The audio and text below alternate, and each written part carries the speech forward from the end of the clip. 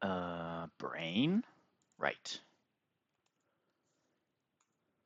Right. Let's get some music going.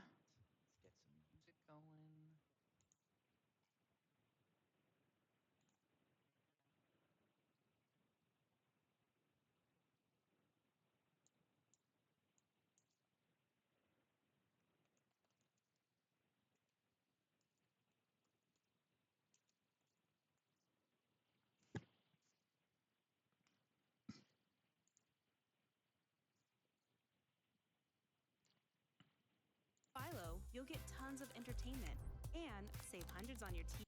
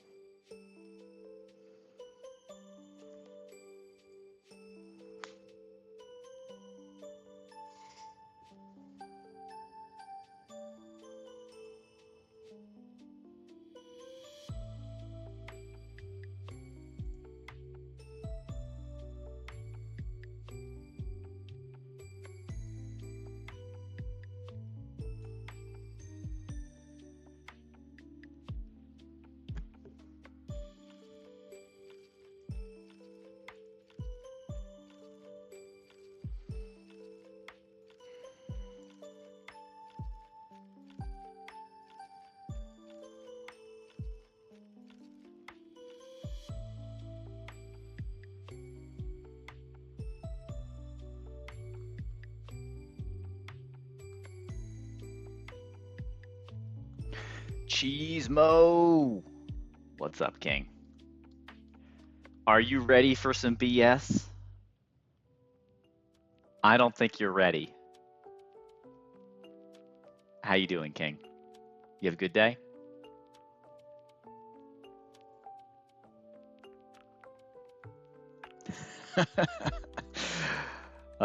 So good, good. I love to hear that.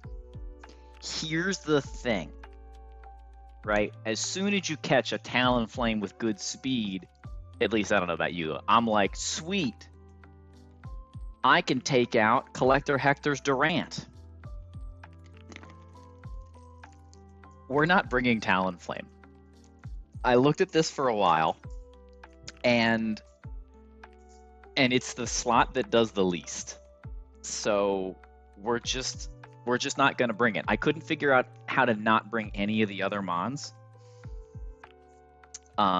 There's risk. I don't know if there's risk on all that many fights, but this is going to be a very IB Wing gauntlet for sure. So here's the squad, which you can probably see in the builder. Got some Masquerain, we got some Steelix, we got Donphan, Drapion, Masquerain, and Weavile. It's going to be great. Double Dark, double Steel. That's what's up. I do need to check one thing. Let me go back over here. Drapion's very good on this gauntlet. Truth be told, every one of the Pokemon I'm bringing are decent for this gauntlet. So while my box overall is not very good, I have tools. It's just like they just don't fit together very well. Like I just have a lot of overlap everywhere. Oh, wrong Durant. I was thinking about this randomly as I was driving to pick up dinner, and I had to check something. Oh, we're cool. Okay, I had the right item. I got it.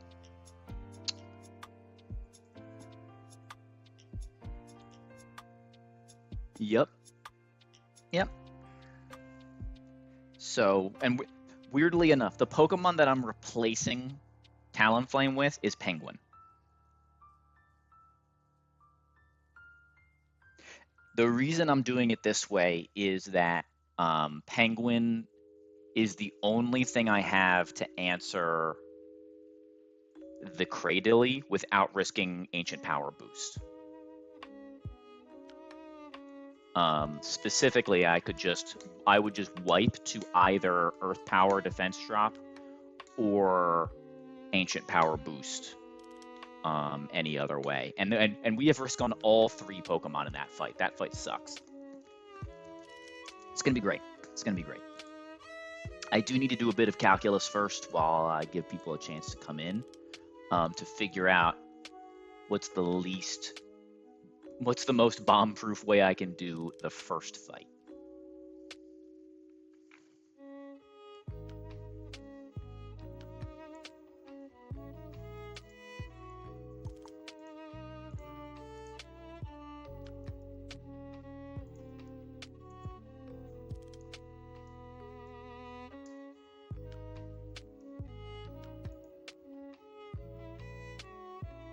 I'm trying to decide if it's Donphan lead or if it's Masquerain Intimidate lead.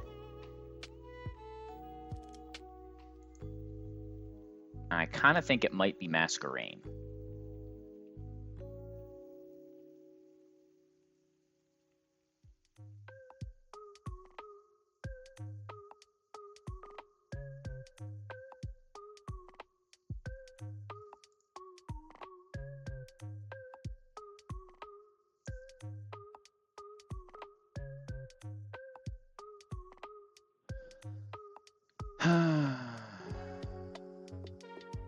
I'm going to do the Donphan.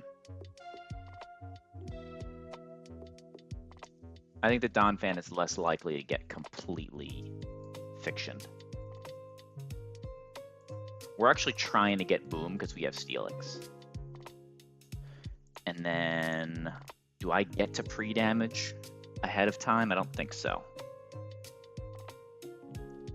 No. Okay. All right. None of the fights are fully cooked. They're all just like, I have the 6 mons that I think are going to work, and so we'll just figure it out as we go. Let me make sure I have all my items.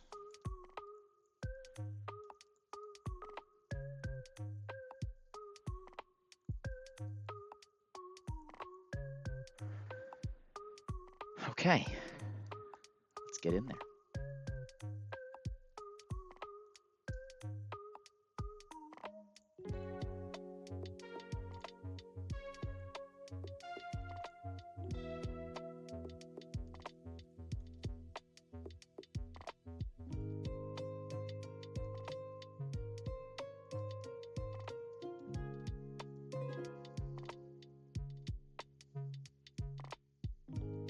What's up, Nick?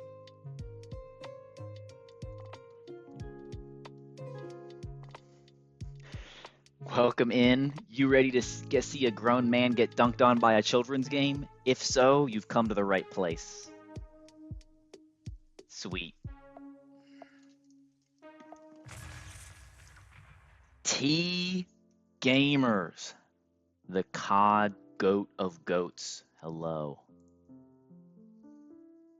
How was your day, friend? All right, we're going in.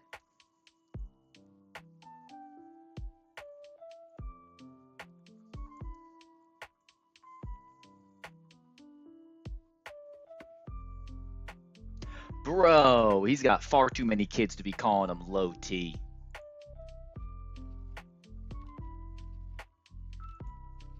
Died on Road 82. I have no idea what that means. I'm guessing that dying is bad, though.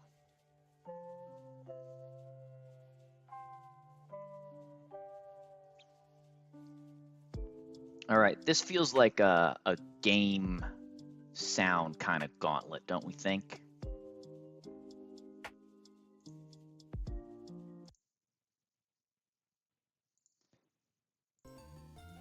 Yo, while I was, doing nothing with all of my time being a parent today, I thought to myself, you know what would be a funny ass redeem?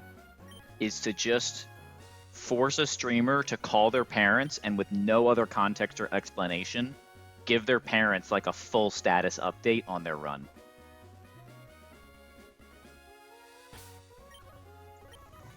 I promise you will not see a 20-turn Blitz score. That said, you're watching an Ivy Wing stream, so there will be some stalling.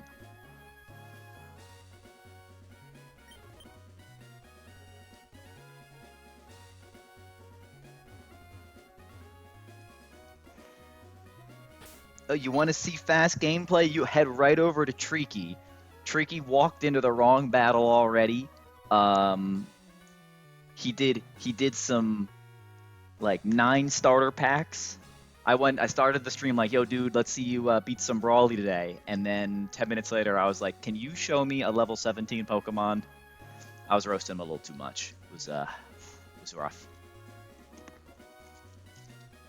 Yeah. Oh, I'm a turtle player through and through, man. You can take the turtle away from the player, but you can't take the turtle away from my gameplay. It just is. All right, do I need damage boost for the Poltegeist? Surely not. Surely not. No. Triggy is the GOAT. He pulled an insane Beedrill and then just walked into Sailor Edmund with his Fisherman Bill fire type as the lead.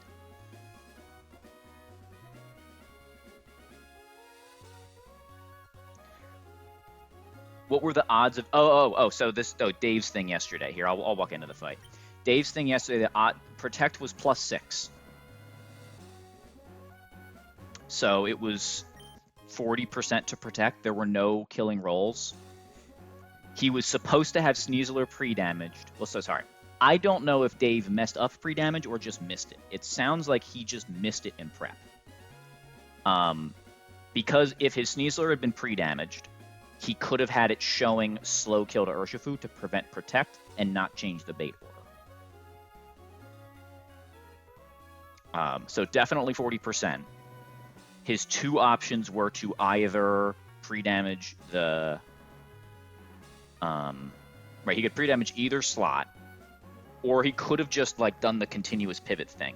He could have done the same thing I did and kind of like just let Sneasler sweep instead of trying to get the double KO, and his line would have turned out the same way. So it was just a misplan. And respect to him for not trying to clause it or not trying to like redo anything. He's just like, no man, I missed it. It's a wipe. Let me show you what's going on with the rest of the cook. I walked away disappointed for him, but respecting him even more.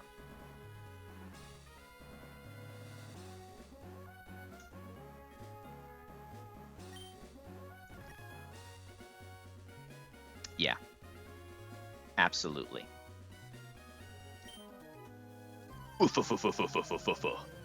All right, so on paper, Steelix is a really good matchup into the Muck. The thing that I'm trying to play around, or to minimize risk of, is Boom, of course. Steelix can take Boom pretty well. It just can't take like a couple of fire punches and a burn and a Boom. And the way around that is to hit Dig, but if I click Dig on the turn he booms, then he get guaranteed Shell Smash Poltegeist, and then I can't switch anything in and beat it. I can beat Shell Smash Poltegeist, I just can't beat it. I can't switch into a boosted attack and take another one. So instead, we're going to do a 2-mon thing on Muck. We've got Aspir Sturdy Donphan, so we can't get frozen, we can't die, so we actually... no problem with Boom on turn 1. Our Muck is slower. so we can't just two-shot this guy through Shuka.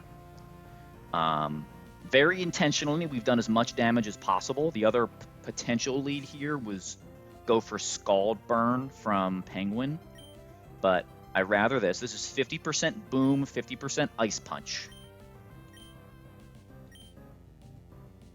Might be 25% Boom. No, it'd be plus 8. Yeah, well, there you go. There's the Boom. That's perfect. What's up, Lowry?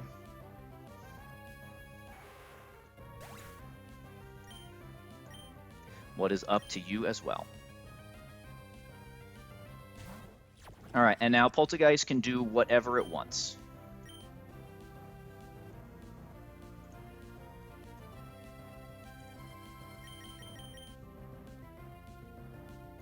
Both Weavile and Drapion just switch into Shell Smash and KO without problem.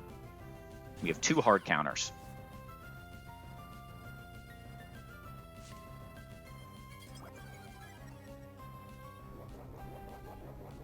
Look, we're on attempt 1 and we haven't lost yet. So, I mean, I think that's as good as I could have hoped for. We have a pretty terrible box, plus a Weavile and a Dream. But we're having a good time scrapping together some absolutely terrible lines. Big Giga Drain damage.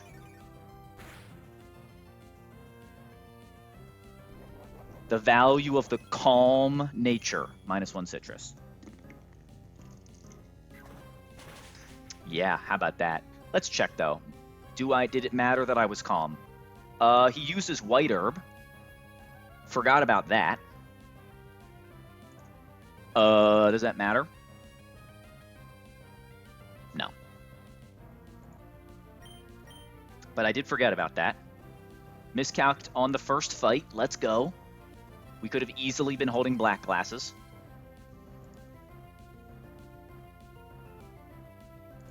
Good thing we brought 2 hard counters. Let's go! Fight 1 throw! That bodes well for the rest of this, right? Right? Guys? Is this good? Am I doing good? All right. He's +2.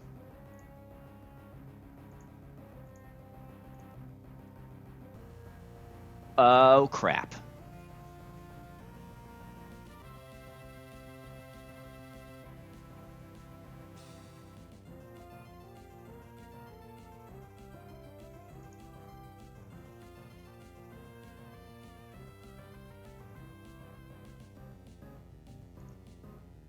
All right. Let's go hit a range. We might just wipe right here, guys.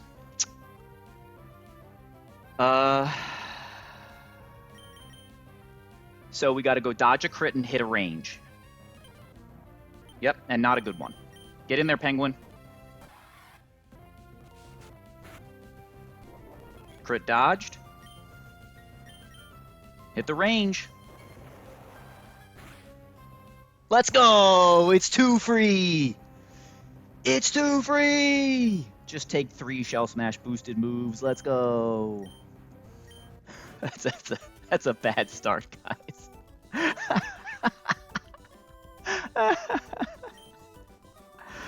I was mad at you yesterday, man. I've never heard the excuse of no one's ever lost a Pokemon that to 4 as a clause. That's like exactly. I can't think of a more truer reason to not clause something than just being bad.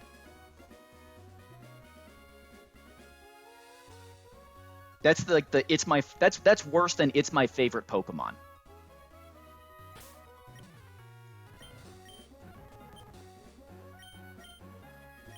Especially, we expect more from this kind of a champ, man.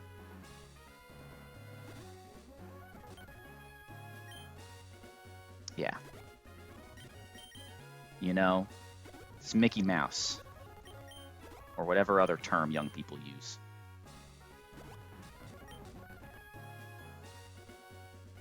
Doesn't matter. You didn't do it. I also meant to KO the Poltergeist in 1 shot. I meant to not lose my Dreadnought yesterday, but I was ass in both cases, and I got punished 1 out of 2. That's life.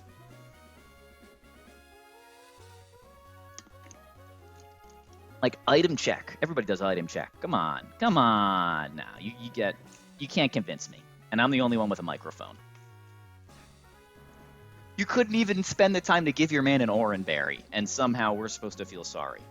Ain't gonna happen. I understand a clause like that in early game. Like like Watson-ish. Maybe even Norman. But post Surf Sim, once you know you've got all the resources, you got all the guys, or you don't. Come on. Come on. He's beaten the game twice. He's good enough not to clause stuff. That's what I'm saying.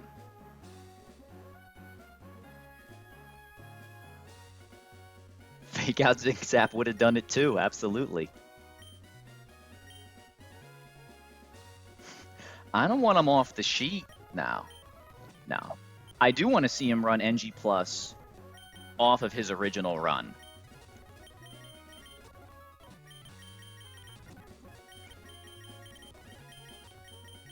Because, I don't know, it doesn't feel like doing it the same way if you're, like, intentionally trying to set up an NG Plus without the risk of it costing you your place as a run and bun champ, right? Like I mean, I routed for NG Plus, y'all know that, right? But doing so made my run riskier. I had the chance to lose because of it.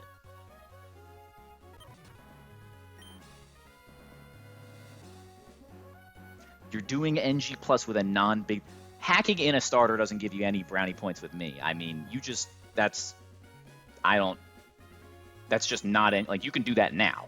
You could just do the Incineroar thing again with either of your two other runs. But that's just one man's opinion. All right. Again, none of this is actually cooked, so I do have to look at this for a sec. Makes it harder by default. Eh?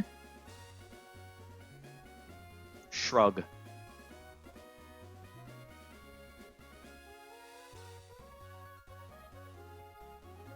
Told you last night in bed.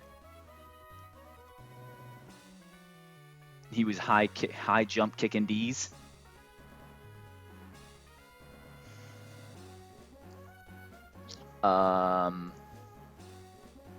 Absolutely. I be hatin'. Virtue police over here. That's me.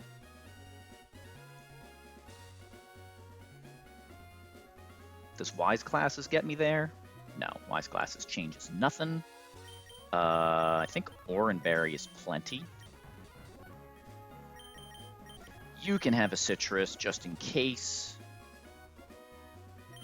We have multiple ways through this one. I guess you can have a citrus and you can have a citrus. Why not? Why not? And then since we tried to throw on the first fight, let's check our range. All right.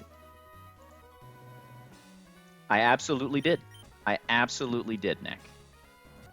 No question about it. And I had one clause that was just forgetting a thing. I am not, and it was weak when I did it too. No question.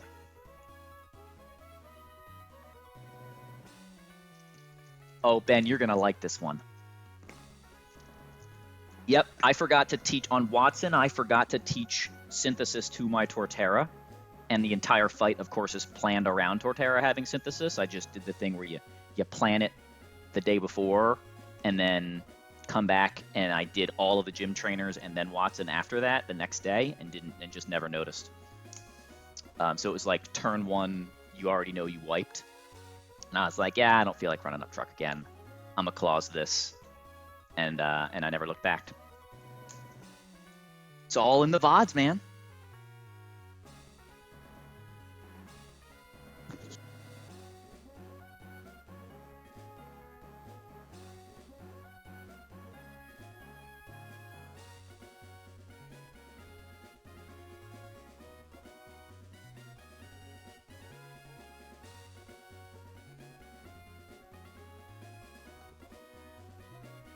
Holy Lowry, holy.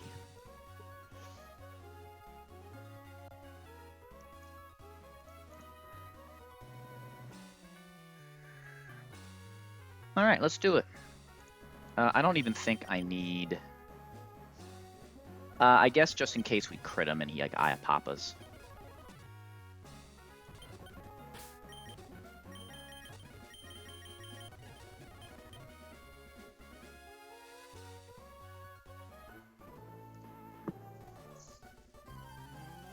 Yeah.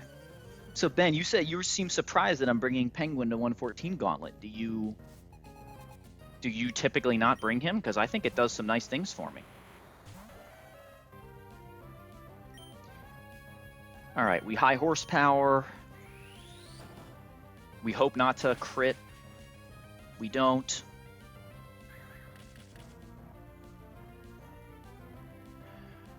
We rapid spin.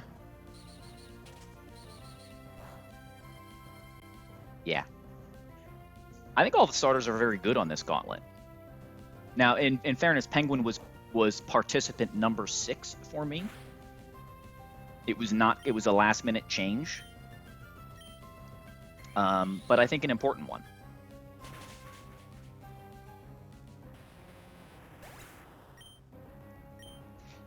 The Pokemon that I left behind to bring Penguin is actually Talonflame, which I find immensely funny.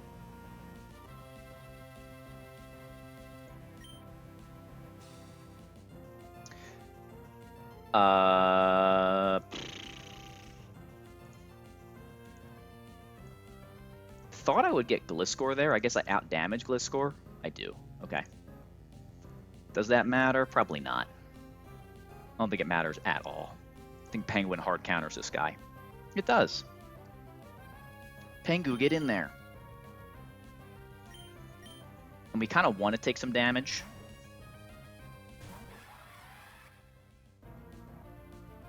Rock polish? Sure, you can polish off those rocks. Doesn't bother me one bit. Alright, we're going to Flash Cannon first, because again, kind of... How much damage? We don't want to take that much damage. So I guess we'll just Scald.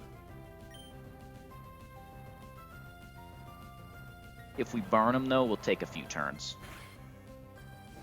There's the burn. He's Lumberry. Never mind. Doesn't matter. But because of Stone Edge potential miss, I am gonna... Well, I guess I'll just Jet, because I do have a range here. Alright, there's some damage. Very nice. Is that enough damage? Probably. I don't need that much. Yeah, it should be fine.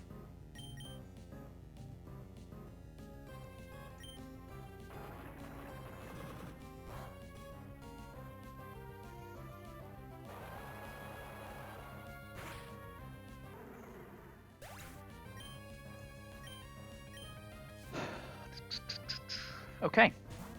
And then we are not scalding the Gliscor, because Weavile switches in on Unburnt Gliscor and just one-shots it.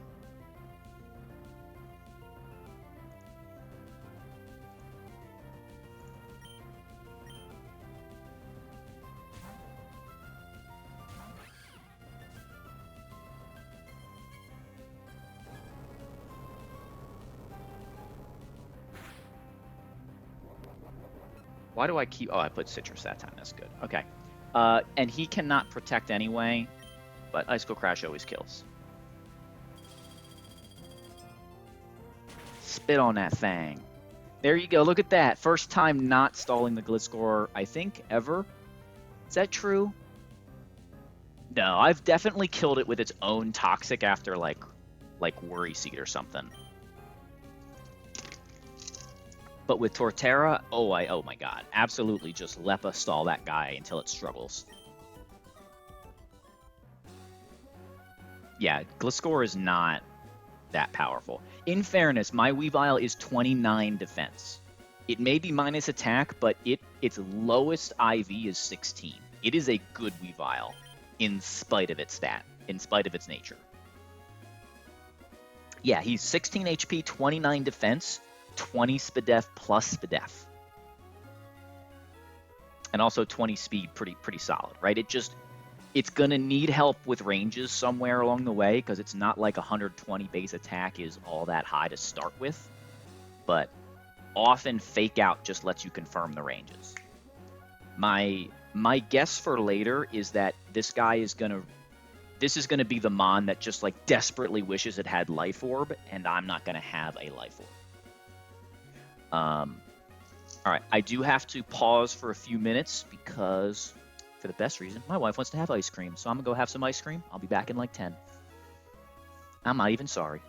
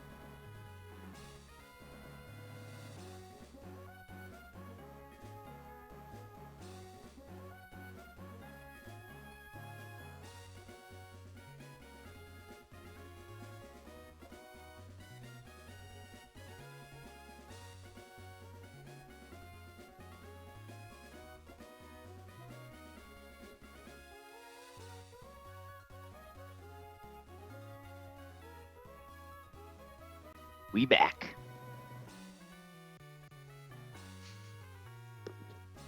This just in, ice cream, delicious. All right, we did the Steelix fight.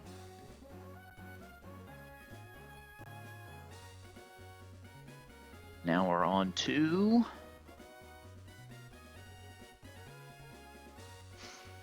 Oh, yeah. Ferrothorn fight. Oh, we have to, like, Lepa Berry check. Oh, man, I haven't done a Gauntlet in a minute.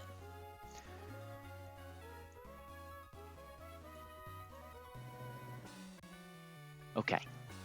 What's the plan here? The plan is to be dead to Earth power when Ferrothorn dies. Right?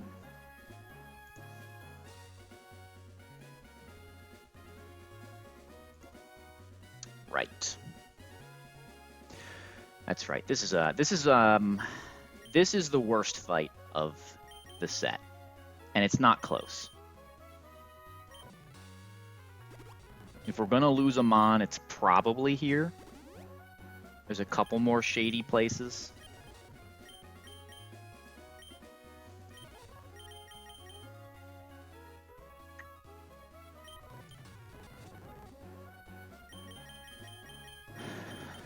You need a cherry.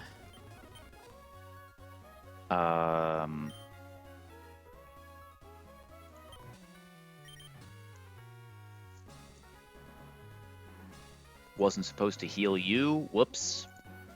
Doing fantastic work.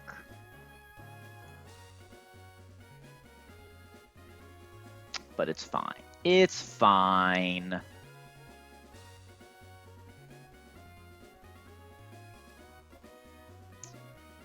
I'm just a bozo.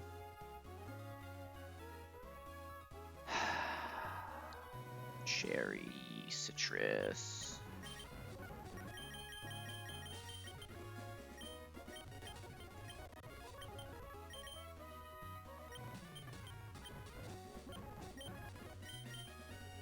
Okay, and do we need...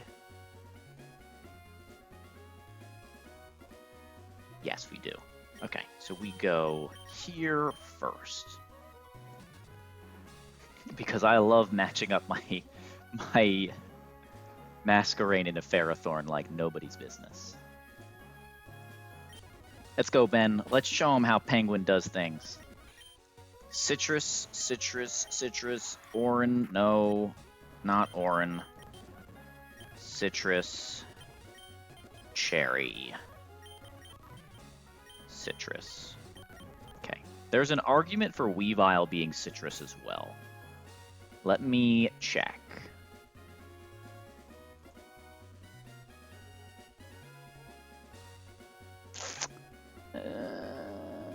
I think I'm going to do cherry on Weavile.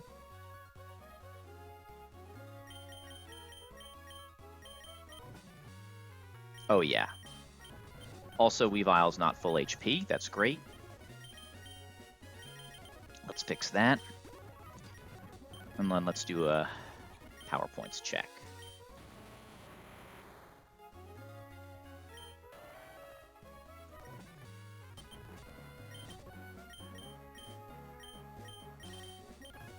Ben, I feel like I haven't seen as much of you recently. I hope you have had a great week. Yeah, we aren't trying to conserve citrus at all. Zero effort put into conservation.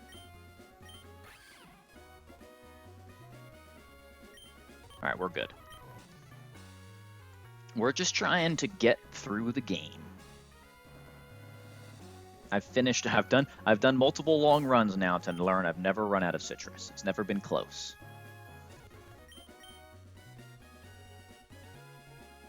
Oh, I'm so jealous. That sounds wonderful.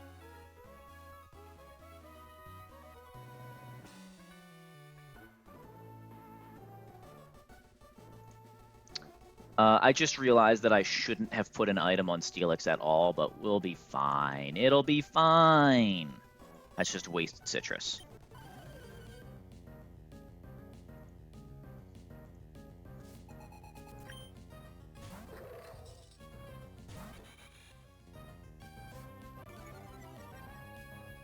Okay. There's an Intimidate. This is most likely to be Thunder Wave anyway, so it's just like, hey, why not get a free Intimidate?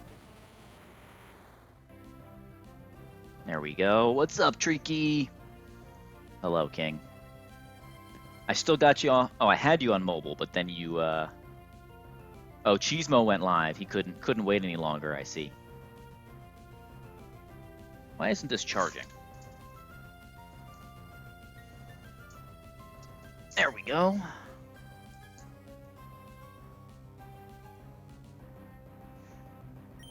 All right, little Sand Tomb action.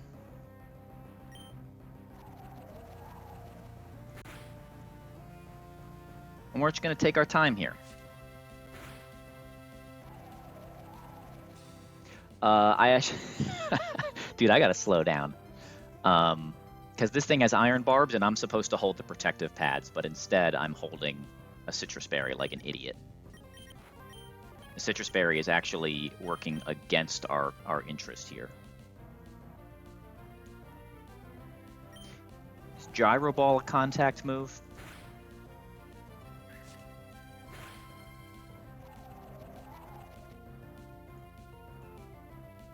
It is. Okay.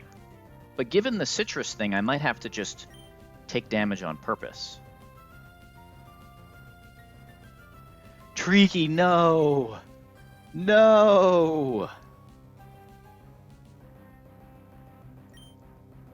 Why must you do this to me?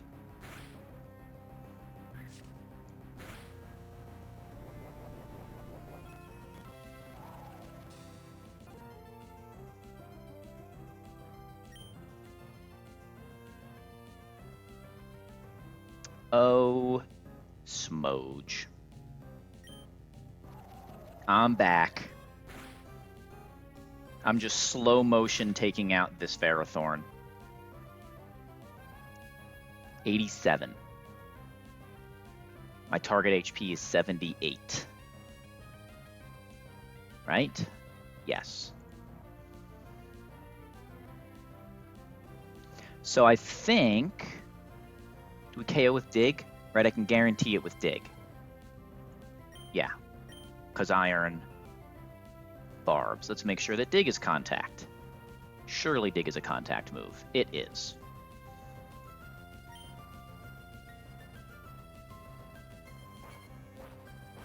Let's go, Steelix. Get in there. If Sheer Force deactivates Iron Barbs, that would be sad, but it should not. Bang! All right. Ice cream was delicious. My wife had one of those, like, adult overload moments. We get so few chances to just spend quality time together. So she jumped at the chance to just chat. All right, we were supposed to pre-damage Penguin, so we were never dead to some rolls of double crit. Now we are. We just did an oopsie. And the oopsie is doubly dumb because it also means that the other guy can set up on us. So low-key, we kind of like want to take a good chunk of damage here, but not die.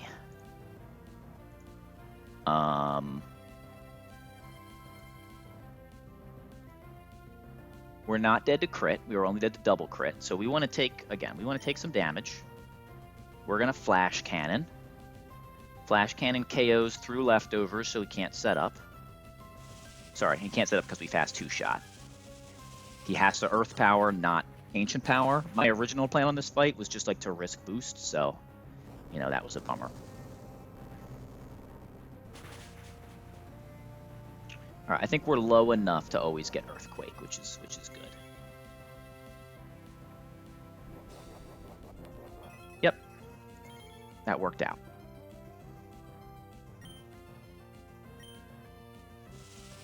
All right, this Cradily is why I brought Penguin. I didn't really need it for any other matchups. In fact, it made a number of my matchups a little bit worse, but it does this really well. And my other 6 couldn't. Now we have Whiscash, and we're going to do a little bit of an oopsie because we're going to switch in our Intimidate Pokemon, but he's oblivious, so the Intimidate doesn't work.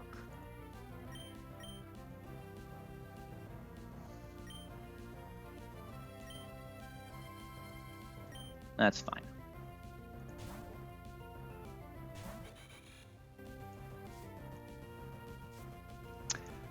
And I realized I made another error because this guy can set up on us.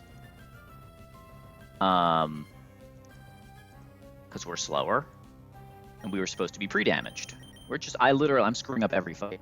So, doing great. If he sets up, Drapion can die, and that ruins kind of everything. So we really want to see bounce here. Nice. Okay. Power Herb bounce hits. This is always Earthquake. We Toxic. We never die to Earthquake. He can also click Dragon Dance here. He doesn't.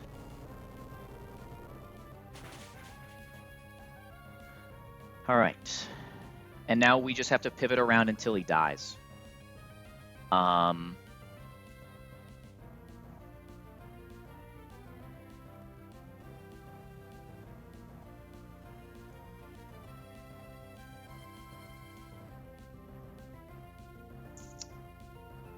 Think about who. I think we go Weavile first, because Weavile can get a fake out and prevent setup.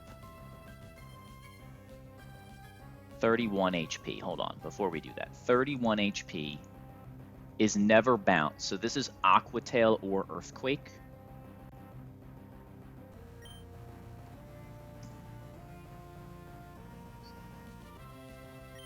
Did we go Cherry here? We did.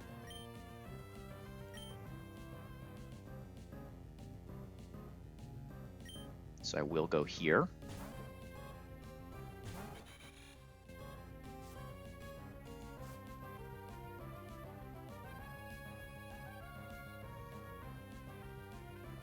Nice.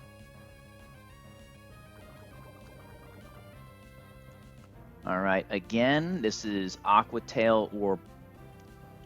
Well, this is we thought this was bounce until T's Gauntlet. So now I think there's a chance that this is Aqua Tail.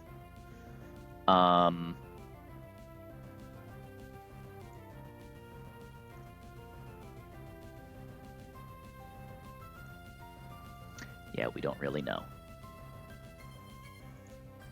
But it's fine. It's fine. It's not Earthquake, so we can go to Penguin, right?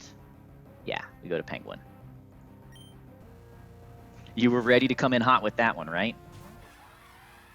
Bounce would be a huge misplay from this guy. All right, he's +1 attack. That's fine. I think he's out of time. This is always Earthquake for KO. We go back to Masquerain.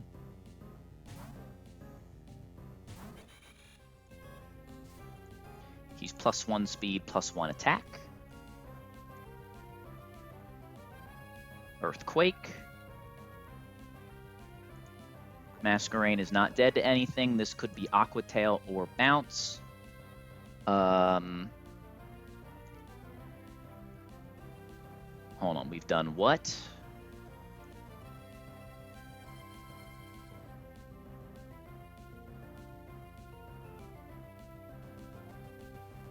Can we just go back to Penguin? I think we can just go back to Penguin. Penguin's at 93 HP. He can Earthquake. Aqua Tail crit is 59. This guy's washed. He doesn't have what it takes. Remember, guys, Toxic is my grass type. I don't have a grass type. I just have Toxic. And then Penguin can just take this, and he'll die. So Penguin's my wish cash counter.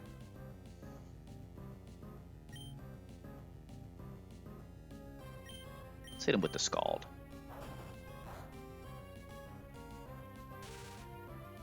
I'll hit through. Oh no, we got paralyzed. We break all the rules. We let the guy set up. We bring Intimidate to the Oblivious Pokemon. Do everything wrong and win. That's the plan. All right. All right. What's next?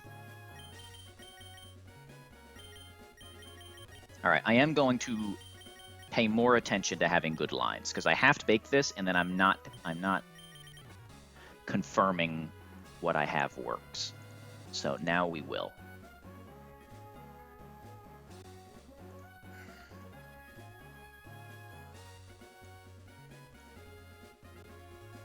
Good, that works. And then we need to do some healing.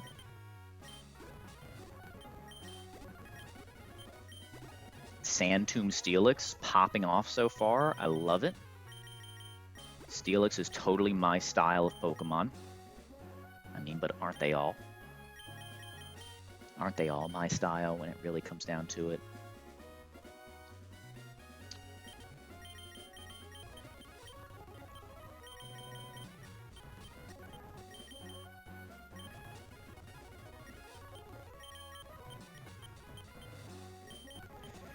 All right. So step 1, go there, win. Step 2, get you. Go here. Yes. Yes.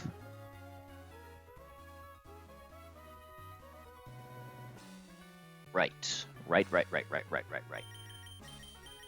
One adjustment.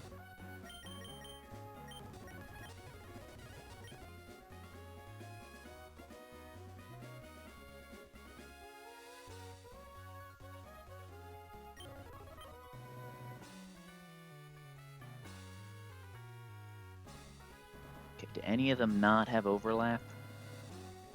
No, they all have overlap. Okay, all right. PP check. Good. Fine. Fine. Fine. Fine.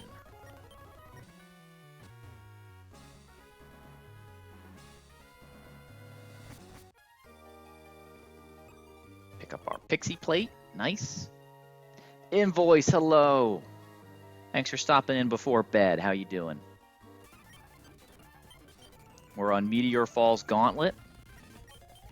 And so far we're misplaying a lot of things, but it hasn't punished us yet. And we think we're finally going to execute a plan properly.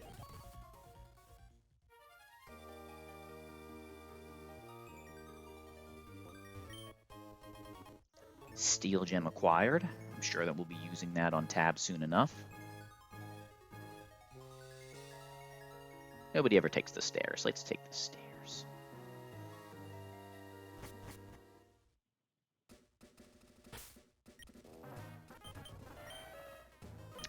Does Citrus do anything on Donphan? Is that a waste? That is an absolute waste. Let's not Citrus you. I don't need an item at all, do I?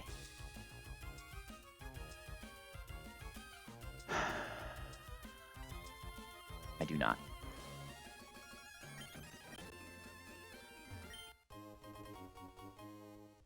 Black belt acquired.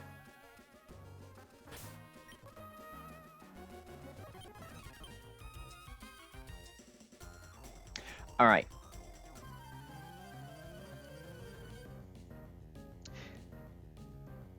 This is one of the places where Sturdy Donphan starts making a case for being better than Shell Armor.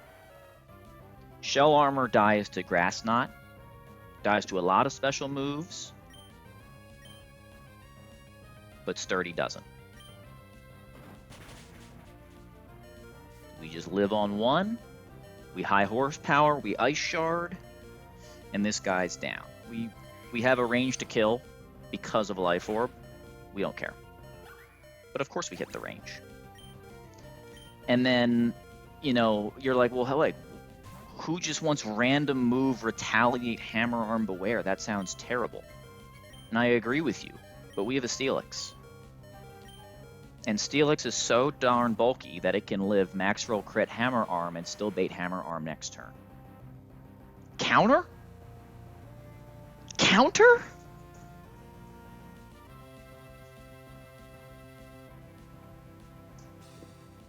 What? Hold up. How the heck? How the heck does it click counter? Over fast kill. Yo, Ben, you gotta clip that, man. Counter over fast kill is insane. Because in the dock,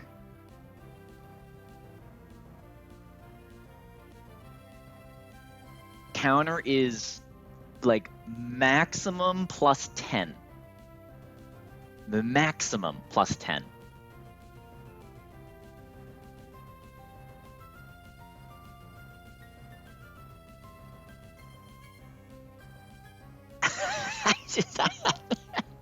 I have no idea. It doesn't matter. Donphan wasn't coming back in. We were always baiting the right moves, and we had a citrus berry. This is hammer arm or counter. Go to Masquerain. That's crazy. Bonkers, even. The only thing that was a little bit scary there was hammer arm crit. This guy's a fraud. All right, he's -1. That's the wrong guy. Guys, I'm at a loss for words. I do not understand what I just saw. I don't even have Hurricane, dog. I'm slower, by the way. Masquerain is slower than Beware. Only my Masquerain, mind you. But slower than Beware. Paralysis is fine. Alright, he's -1. I think the correct play is to just go Drapion right now. He's dying to Toxic.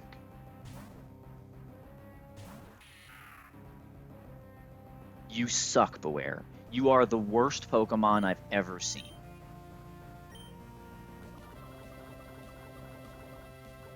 This Beware counters more than any other counter Pokemon I've seen. I wonder if there's like some accidental AI with this particular Pokemon. I don't know how, but as a Torterra guy, this thing clicks counter so much that I've used Torterra to 1v1 the fight. Like, that should not happen. I wonder if, or maybe it saw my sturdy. Like,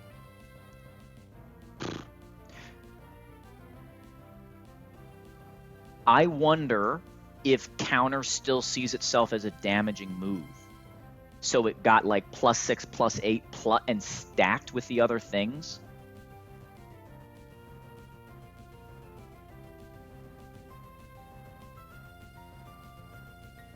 Hold on.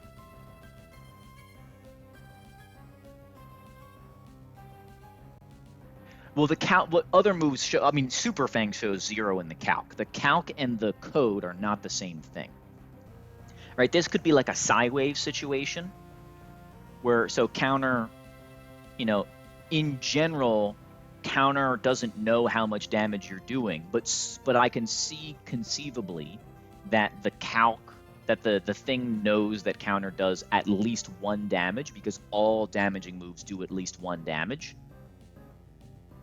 Like, I could see that being possible.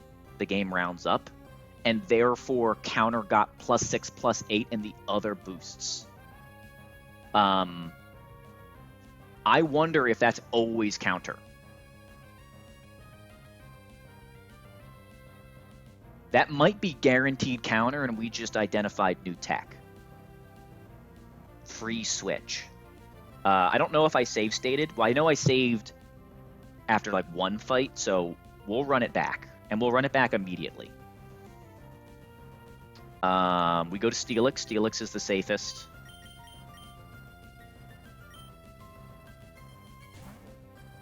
But that's what I think it is. I think it's gonna read counter as highest damage, because counter always kills from 1 HP. And I'll bet if we, like, I don't know if this is true, but I wonder if we give it like an Oran Berry and we're at 11, if it doesn't counter.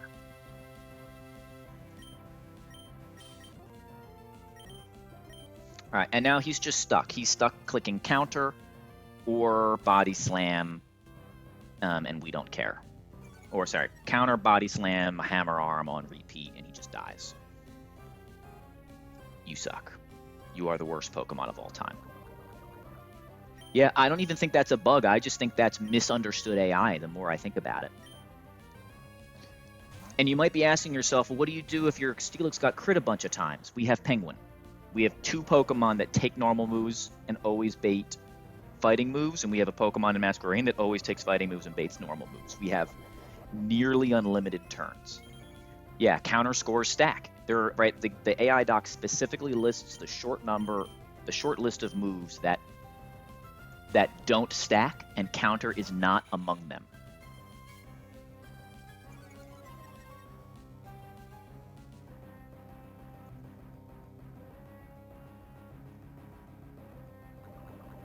But it's not under the damaging moves section, which throws people off, right? Like,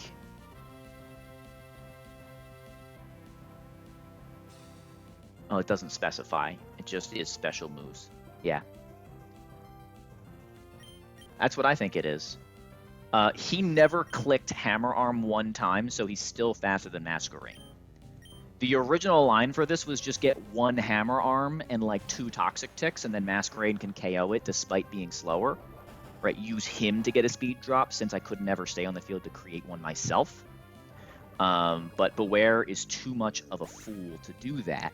So instead we took a total of like 36 HP of damage this fight. All right, I'm going to reset, right? We know we got past this point. I'm going to speed through everything to get back here and then save state and check that a couple of times. I think I have to do like 4 fights. Oh, I have to do all of them. Okay. I thought I saved after 1. But that's fine. I don't care that much. I would rather find out, because that's interesting. And I love still finding out new stuff about the game. Because recently, with more people not just beating the game, but beating NG+, you're starting to hear the term, this game is solved out there, and I couldn't disagree more. I think that is not true.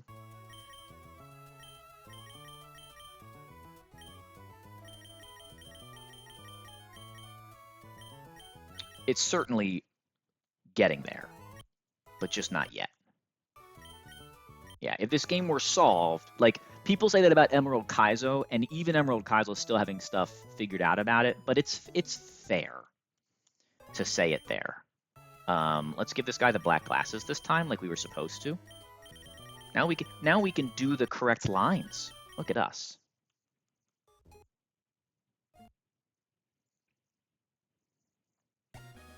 But you're seeing new stuff on this game over and over again.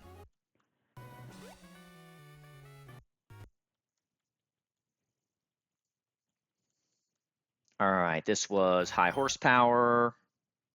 I do think we forgot to go get the rock item. This is 50 boom, so we still will do this. There's the boom. Solve game, pack it up. Exactly. Bop, shell smash, white herb, knockoff, Giga Drain, crits, he dies. Calm nature value! Once again. I forget. I tried to check this before. I want to know. Calm nature Weavile plus 2 Giga Drain.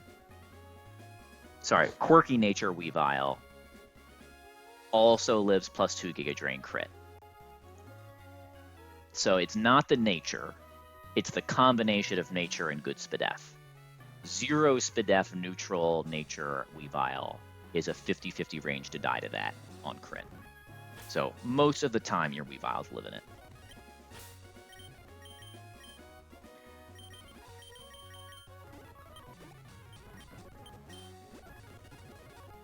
possible to lose. I threw like 3 times on the way to this fight, so I mean, it is possible to lose if you play the way I've been playing. No, Donphan is literally the lead. Speed through, you don't need an item. Do we care about any of this? No. Take that item back. Performing more item checks than Cheesemo does when when I'm rushing. Rapid spin, body press, high horsepower. This is Gliscor this time. That's intriguing. We don't care. We go here. We always live. Icicle Crash always KOs. We go here. Penguin. Scald. Scald. Aqua Jet.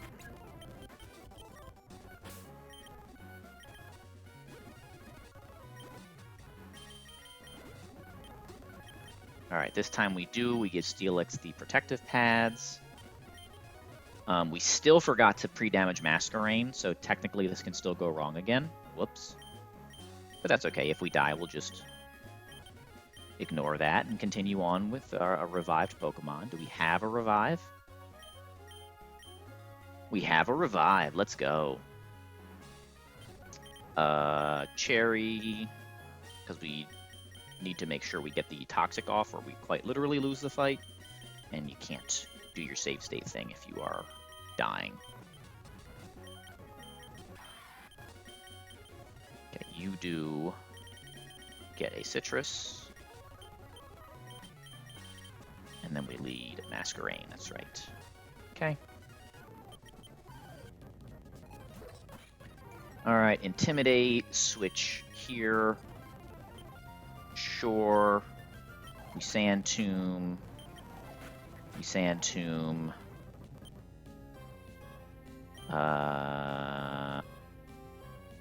We Sand Tomb. We dig. KO. It's always Earth Power. We go to Penguin. We take Earth Power. We hit Flash Cannon. We take another Earth Power. We hit Flash Cannon. We're always dead to Earthquake. We fail to Intimidate. We're Cherry. We Toxic. We never die. He Dragon Dances, and he loses. Slowly, but he loses.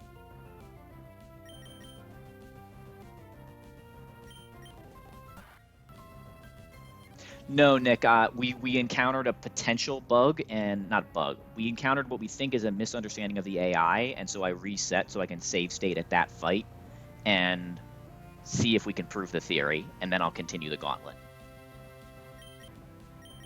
We are deathless and fine. Oh no!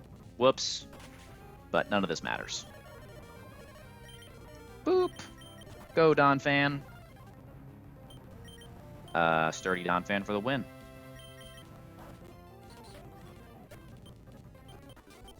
Yeah.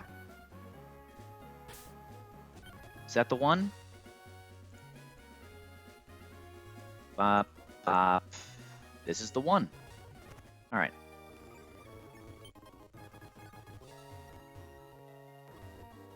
Yeah, so my theory is that Counter and Mirror Coat are treated as damaging moves. And so when you are a 1 HP Pokemon, which I'm going to be because I'm using Sturdy Donphan, I'm going to get guaranteed Counter because it's stacking its regular Counter AI with highest damaging move, since all damaging moves will be treated as doing at least 1 HP of damage.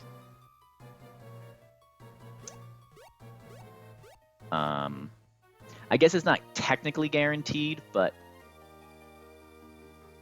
right, Counter is +6 by itself, and then if it's stacked to highest damaging move at +12 and then got a kill bonus, no, it would. It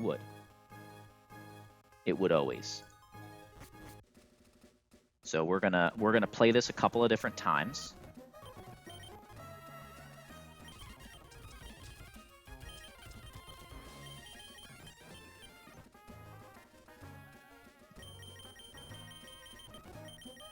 Cherry on you.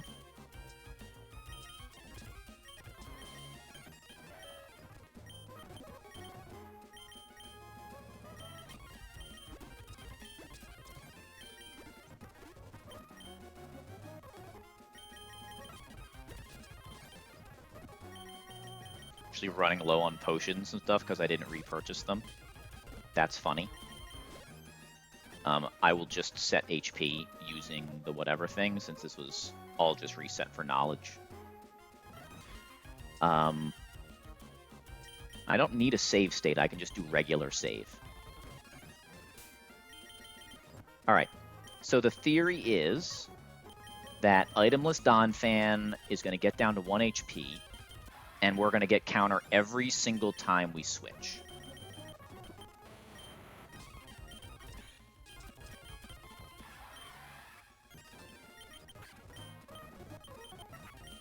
With Donphan, that is. Just with Donphan. Alright. Grass Knot, High Horsepower, Bop, Ice Shard, you're dead. Steelix. Counter.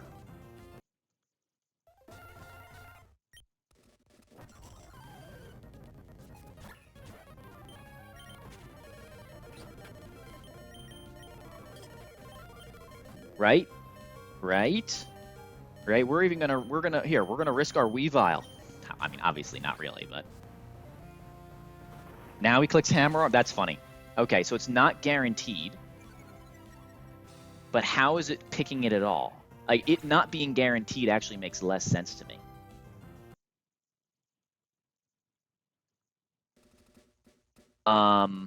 It could be. Or is it the extra things? So my Donphan, here, let me pull up, I'm going to look at the doc. And I know this isn't, that there's a better version of this somewhere, but I don't have it. So I guess there's two versions of this. Version 1 is it's getting highest damage move. I don't think it does. Based on the fact, if it could get highest damage move, then it would always be counter at 1 HP. So that's off the table. But it knows it KOs. Right? It knows that counter KOs because I only have physical moves or whatever. So it's getting +3 from that. So if you say we're +6 base level, +9 for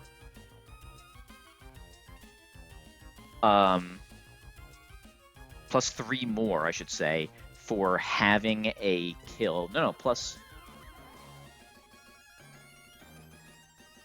Think about this. +6 for fast kill. So +12 total. And then this isn't true. Target cannot KO Aimon and only has moves with the corresponding split. So it's +12 minimum, and then it can get as high as +14. And then have some reductions. So it's not guaranteed. So that's what I think. It's just kill bonus on counter if you're 1 HP.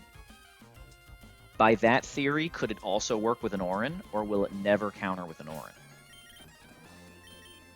It's fascinating.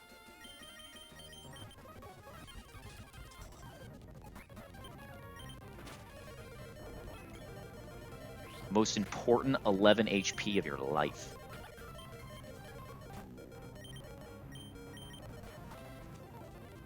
Okay, so he attacked, right? He didn't counter. Let's do it 5 times. If he doesn't counter 5 times on Oranberry, then I'll call that's satisfactory for me, considering that it looks like it's pretty close to a 50-50. Although I have been known to lose a bunch of 50-50s in a row. Primarina, anybody?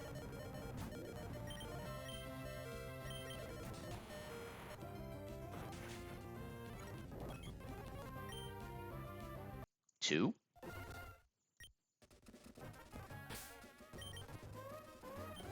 Surely this is considered computer science. I know a little bit of programming. Just a little. Just enough to be annoying to the real programmers at work.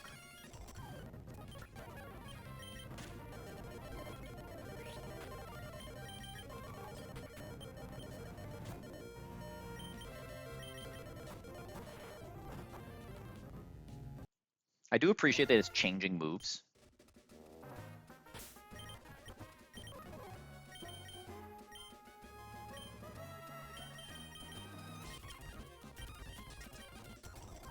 Which I guess means it's really supposed to be like 1 and 4. Right, if it's random move, it's not 50-50 counter in the other things. It's 25%. So I'd probably have to test this a few more times.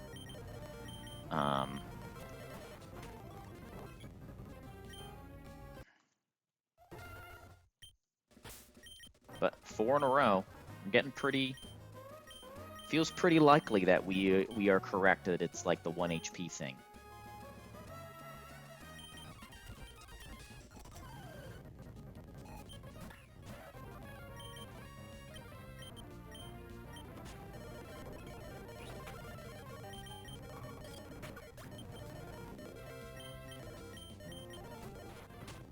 Okay. 5 straight. Now let's go back. I think we're going to get some counters now.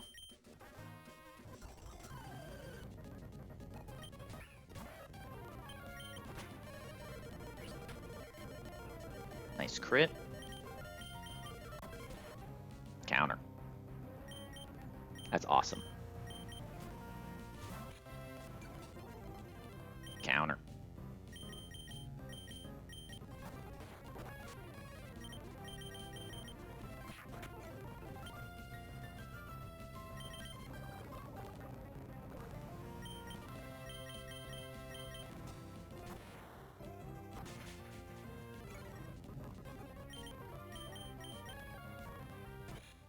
All right, and this time he actually clicked a hammer arm. So I think that Mask gets to kill. Mask does 66 with Air Slash. Is that enough? Well, it doesn't matter because we already beat the fight. So we can run ranges when the fight's already over. Thank you.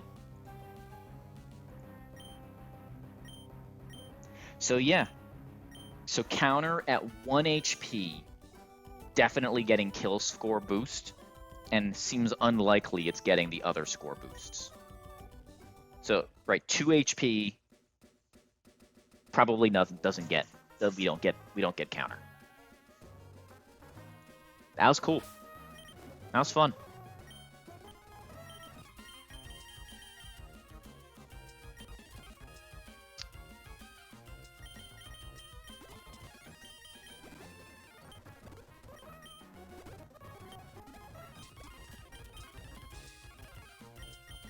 Okay.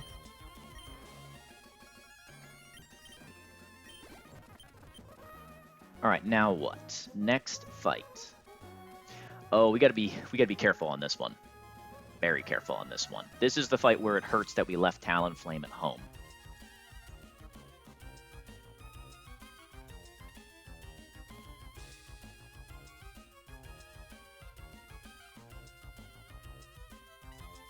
So the plan is yet another toxic.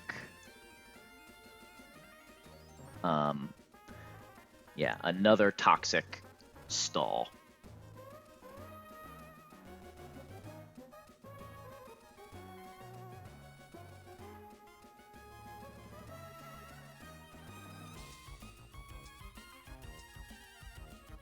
Because we have to do a couple of different things.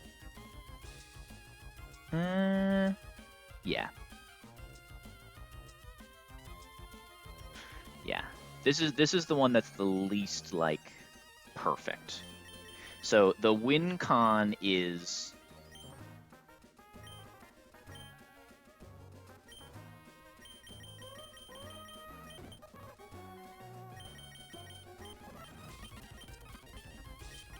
Weavile on the field safely somehow as Hitmontop dies, and Breloom, and then and Breloom still in the back. That's the only way we win. All right.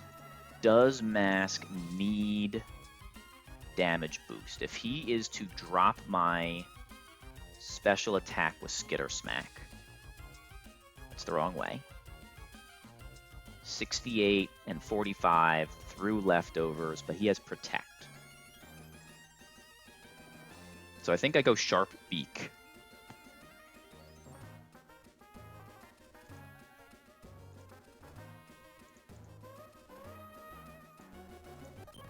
Yeah.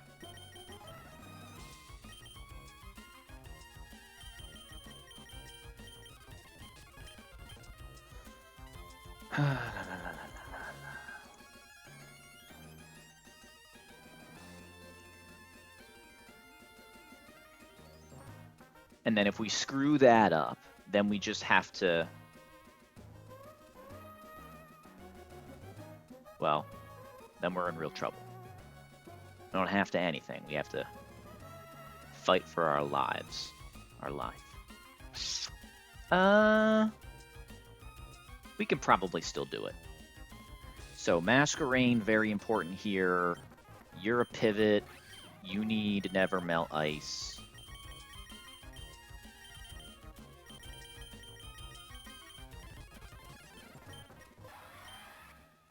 Citrus for you, sure. Donphan. I don't think Donphan's coming, but he's going to hold a Citrus. Why not? Even you. Everybody's, you need a Citrus. You need a Citrus. You need a Citrus. Alright. This is the second scariest fight to me. So we're going to hope for the best.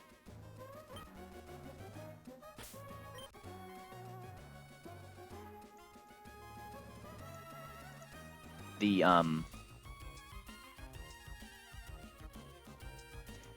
good news is that Breloom doesn't do a lot of damage to us for switching. So we should always get Breloom third. But if I get like Octolock, Double Protect, it might not be. We did go Sharp Beak, right? Yes. I would love to be Citrus on Masquerain, but I don't think I can afford it.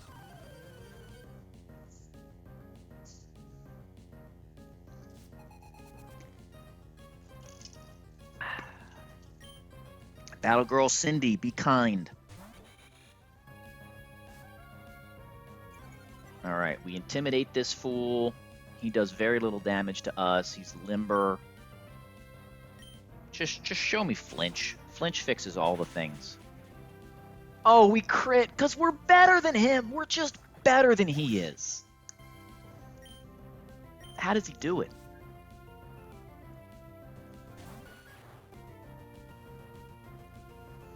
All right. And then we need to do some... We just need some Life Orb chippage.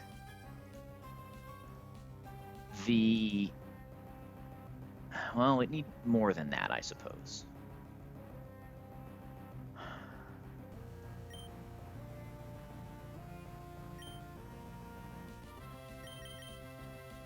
Step 1. Go to Penguin. This is the second place where Penguin is better than everything else. Penguin beat the Cradily for me. It also safely did the whatchamacallit, the Relicanth, because we don't have a functioning grass type. And here it pivots on triple axle and always gets Mach Punch, which is also really valuable. Right, if we were faster than it, eventually we'd show KOs, so it could do other things, right? Like a Bullet Punch, Mach Punch because of priority AI. But now we just get the freest of Intimidates. All right, that's 2 Life Orb ticks. He's taking 12 per. He's -1. I think we do one more set.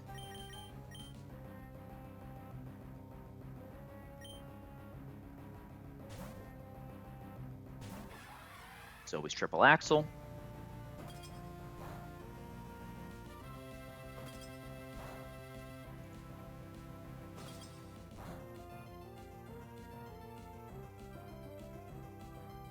Okay. Now this is always Mach Punch. He's -1. Now we go to Drapion.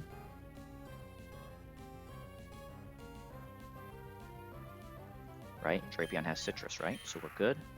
Drapion has Citrus. Right, we can't just use all our HP getting him lower because we have to keep doing damage. Now we fast Toxic.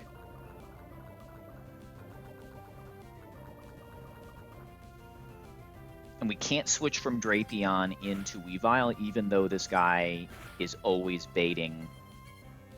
Nice miss. Triple Axle. Because of Priority AI. Now, we only have Leech Life knockoff, so we show 0 KOs right now.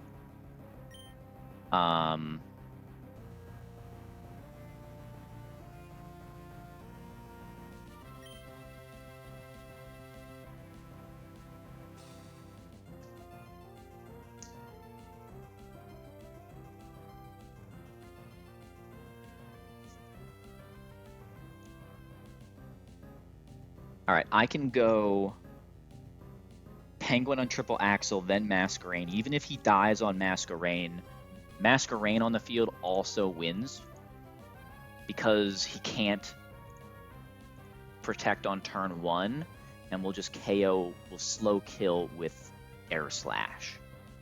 So that equally works. So we just go Penguin, Masquerain, Weavile. Is Weavile... Masquerain's slower than... Yeah. Both Penguin and Masquerain are slower than Hitmontop.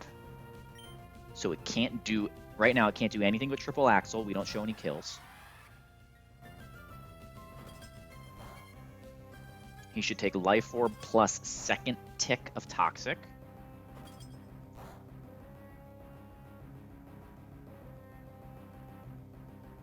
I think he's going to die next turn. Sure looks like it. But this is Mach Punch. So we have to go to Masquerain, and then we never get the Weavile in. This still... I think this worked even if we took... Yeah, this still worked if we took a hit on the other guy. Even if we were low HP, this would still do the same thing, because we also can switch to Weavile on non-boosted Facade. Oh, look at that. Look at that. Calculated. That means that was guaranteed, because we didn't actually deal any damage. Masquerain's slower, so he can't priority. This is just Triple Axle, which is the only move from this guy that Weavile takes.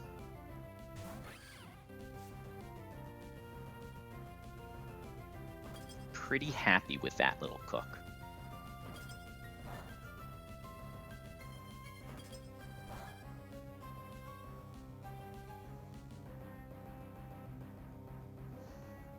You take away my Milotic, you take away my Torterra, and we still KO Pokemon with their own Life Orb.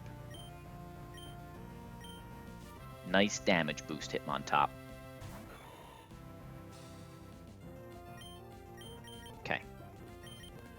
We're Never Melt Ice. Never Melt Ice boosted Icicle Crash, always KOs. He has Drain Punch, not Mach Punch.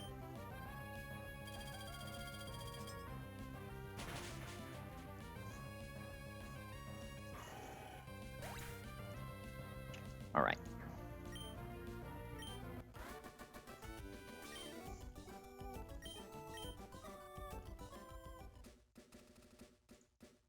Cool. Next fight.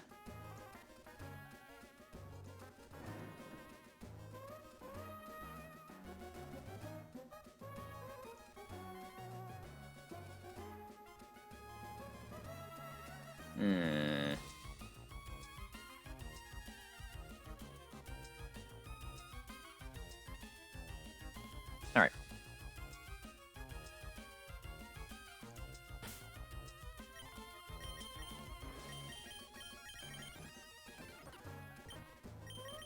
All right, first we lead Black Glass's Weavile. While we're here, let's also check PP. That's fine, fine, fine. I guess because we keep clicking Toxic, we're not actually using up our moves, just high horsepower. We don't need 6 more of those. We are using up our healing items because we didn't repurchase them.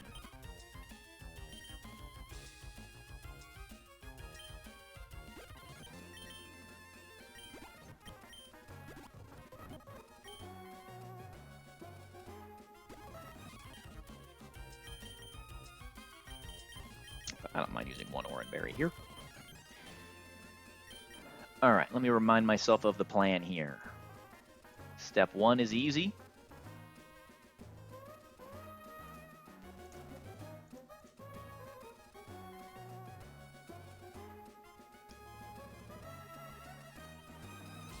Then I think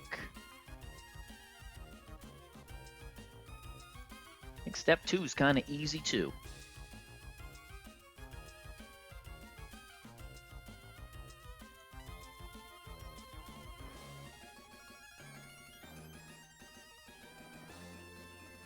Yep.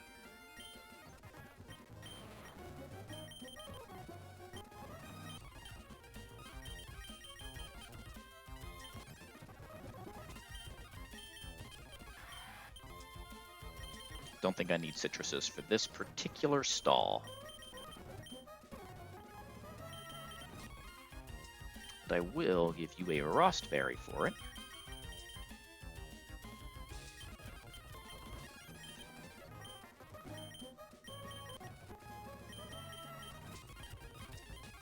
Okay.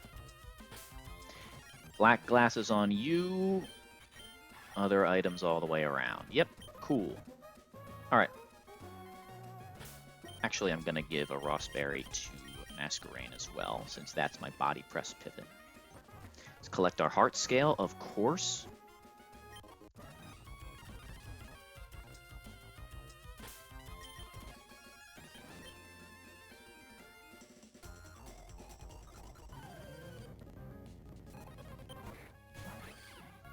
All right. With black glasses, we just KO Mr. Rhyme.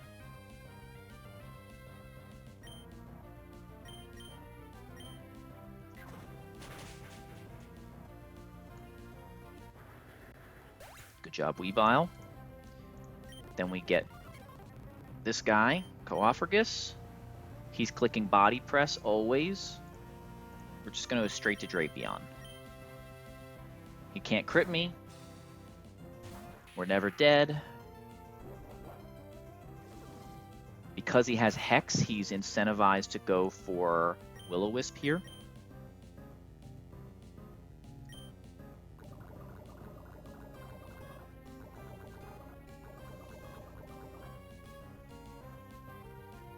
He doesn't. Okay. That's fine.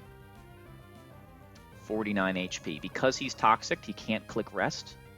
This game, for some reason, makes that a thing. Body press, highest damage is 49. We're dead to body press. It's never Hex.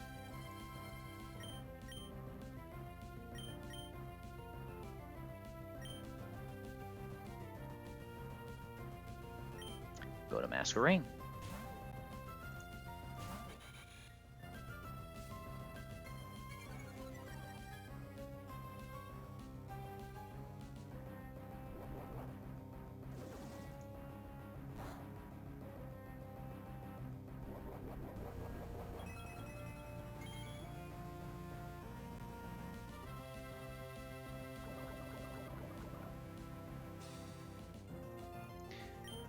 Another toxic stall.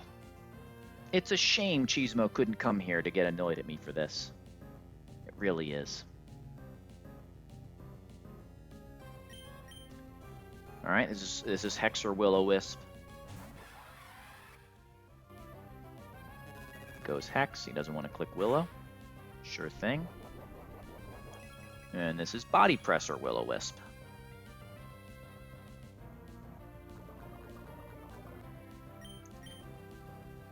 We don't have unlimited time, but we have enough time.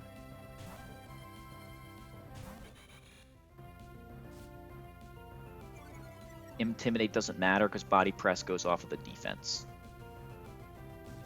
There's the Willow. We're Rost. Get outplayed.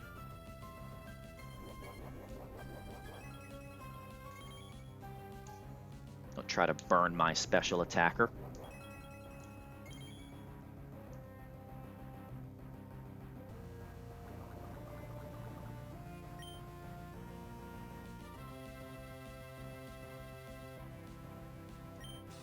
Okay. Go back to Penguin.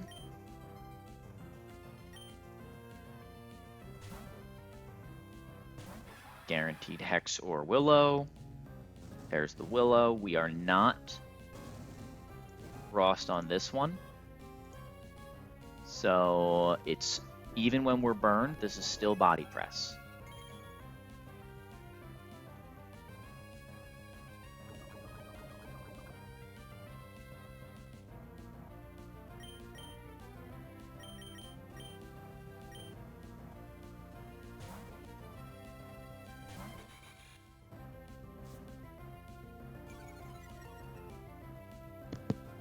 So, slight misplay. We should have had Frost on Penguin,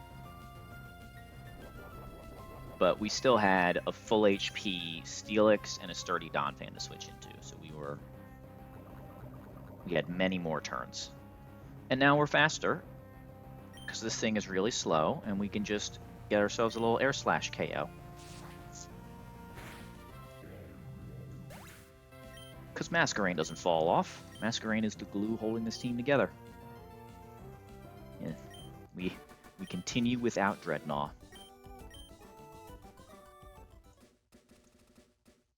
All right, and now we're just on Collector Hector, who's kind of the easiest battle of the gauntlet for us.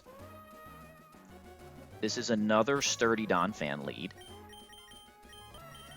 This time, and I think we go itemless again. Yeah.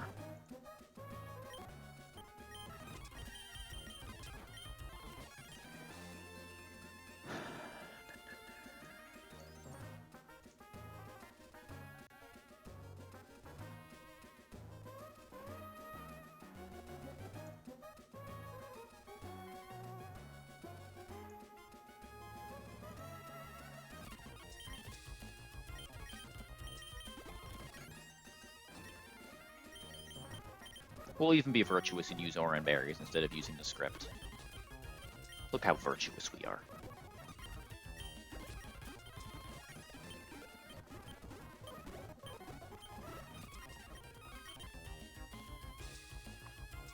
Alright, 1 HP Donphan. You with a Citrus.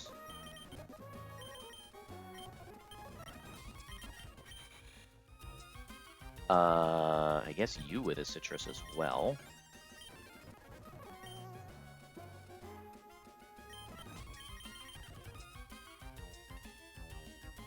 Thank you, dear.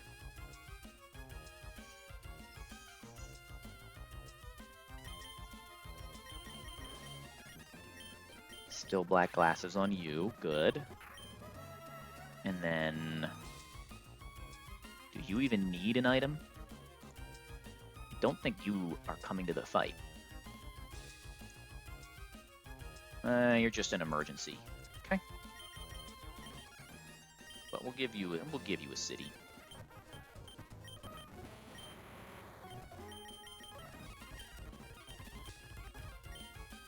Okay. Let me show y'all how to do Collector Hector with no Ape and no fire move. Ben, you there? I hope he's there.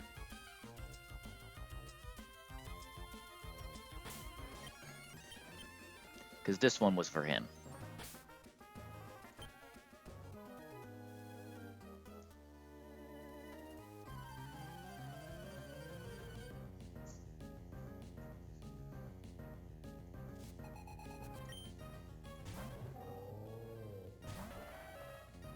All right. Sturdy Donphan, high horsepower.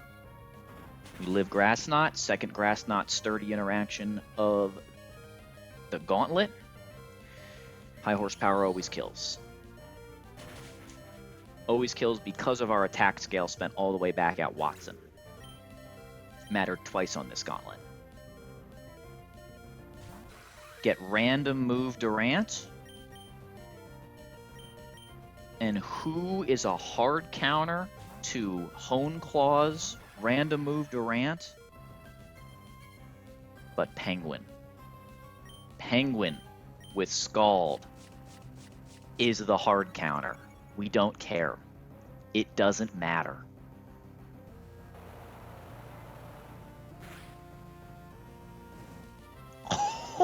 burn him. He's Lumberry, but it feels so good. It feels so good to burn him, doesn't it? Just to assert dominance. Okay, 2 Aqua Jets always KO. We could KO with crit, and that would be nice. So we'll go for it. We don't care about party order on this fight, do we? We do not. That was +1, by the way. +1 X Scissor. All right, and then I think this is going to be the Zangoose character. Yes. Toxic Org Zangoose for close combat is not going to work. This will be our 4th or 5th Toxic Stall of this gauntlet.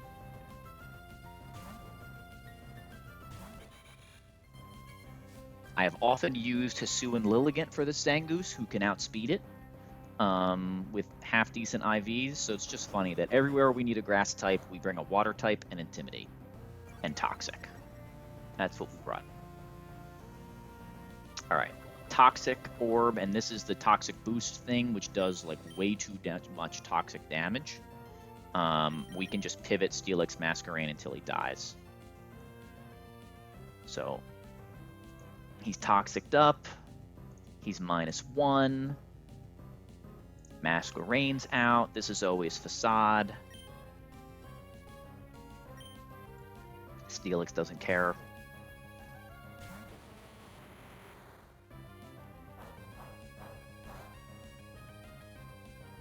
Steelix can almost stay in here and just live a Toxic Boost Facade, or a Toxic Boost crit close combat, which is just kind of insane. We actually live 50% of all rolls. That is crazy. Crazy bulk by Steelix.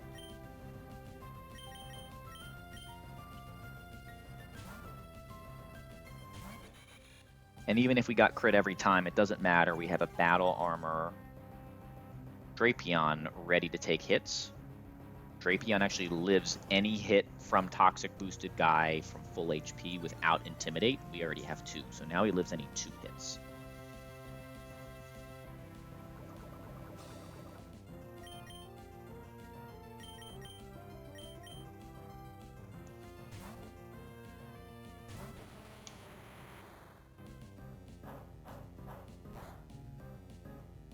Cute damage.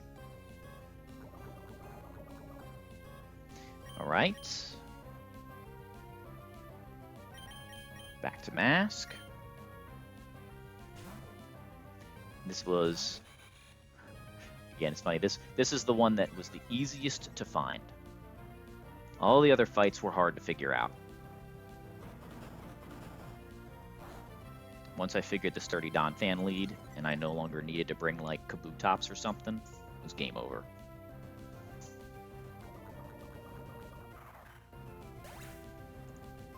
Can Masquerain stay in? I might be able to stay in here and just chain. I guess I don't want to because it's a citrus berry. Right? There's no reason. We just go to Black Glass's Weavile and one-shot him. Right? Yeah, we live random move crit. We're Black Glasses. Should have been a slow bro. Come on, Psychic for the flex. Psychic for the flex. Yes!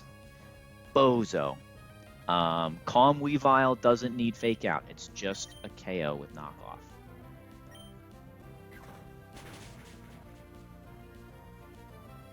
Let's go. Let's go. 114 Gauntlet. No Torterra. No problem. The Penguin character with Scald carries. Flash Cannon Icy Wind does not do it against a Durant. You don't outspeed at -1.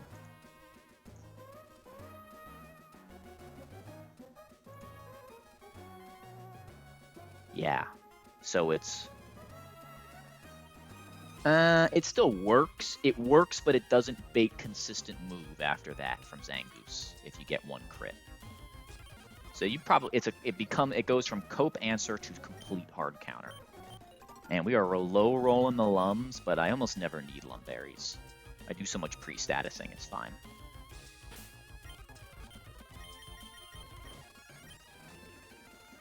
And let's count them. 1, 2, 3, 4, 5. 5 toxic stalls. I think it's important that we go drop into Cheesemo's chat to let him know that we did that just to annoy him.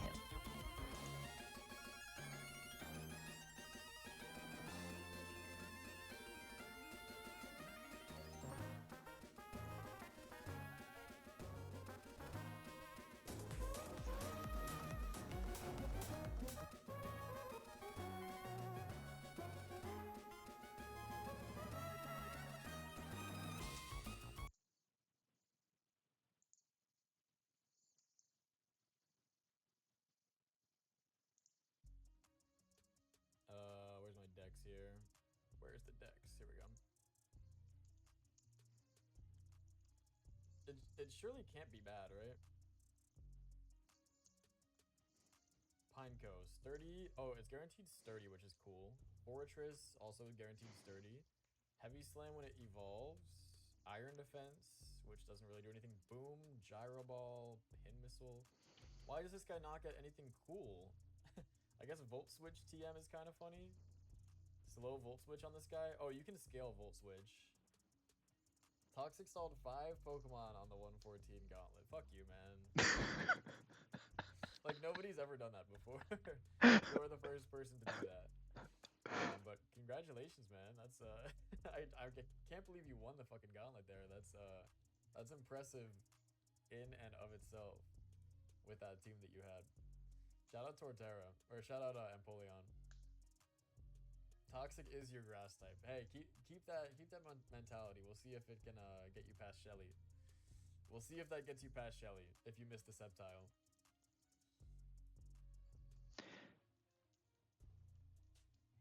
No way, no way, no way. Let's fucking go. Wait, is that a new wing? Or no, oh, that's a Gremmy emote. I thought that was a wing emote. Hmm. Yeah, no, Scald and Polion is good for the Durant. Yeah, it doesn't care about what the Durant clicks at all. And you can get the burn sometimes. The burn is quite potent. The burn is quite potent. You love to see that. Okay, so this guy seems kind of ass, huh? It has sturdy and heavy slam. How heavy is this guy? I don't fucking know.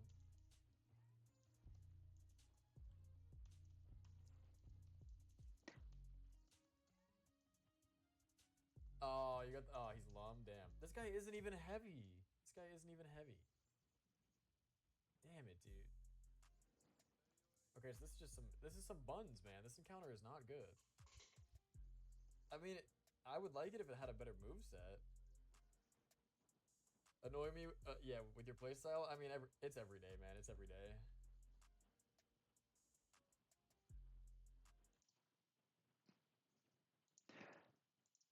That was exactly as satisfying as I hoped it would be. Yes, Tricky, it is too free.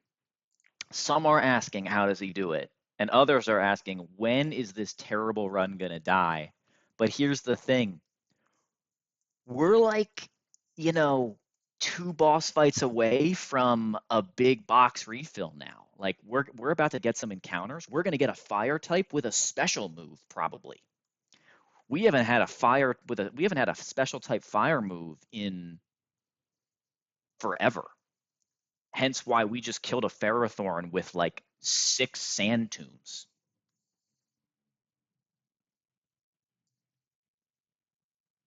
But we're having fun. I mean, this I will say this Penguin is a wild ride. Like I'm used to I clearly have a control style of gameplay, right? I like to account for all the things. I like to know the HPs, and I like to really keep my opponent from having ways to fraud me out. I try to only play into variance when I need variance to help me. Right? I play into good luck. I try not to play into bad luck, I guess is the way to say it. But with Penguin, I've just, so I'm used to controlling everything. You can't get crit. Like I'll pre-burn my Torterra to be more consistent, even though I want to click physical moves. And now I've got Penguin, and it's like, ooh, all right. Well, if I Scald Burn this guy, I won't wipe. Let's try to do that. If I Air Slash flinch him 3 times, I might not lose a Pokemon. Let's do that. It's it's just it's different. It's worse, but it's different. All right, do we want to pull 112 now, or can we just do the double? Let's look at 112 encounters. Okay, so from our run, wow, we have so many dupes. There's no reason not to pull this first. We have Arcanine dupe, Pyroar dupe, Rapidash dupe, and Houndoom dupe, and Coughing, because we decided we're not allowing Kanto Coughing. It did too much for us last run. Even though it was traded for Glizzy, it felt like it was too important as a Weezing to use it as a Weezing in NG+. So this is 5% Camerupt, 5% Salazzle, 10% Centiskorch. I have 25% Lazzle, which would be sick. That's the high roll. And then between Centiskorch and Camerupt, I'm cool. Camerupt is a Torkoal lead. We don't have a Torkoal lead right now. And this Camerupt, I don't think can explode. Yeah. So, and it's a Yawn user. I'm a big believer in the Yawn move.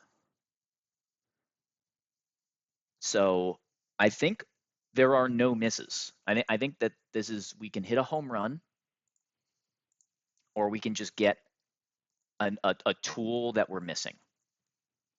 This encounter cannot hurt me. There are no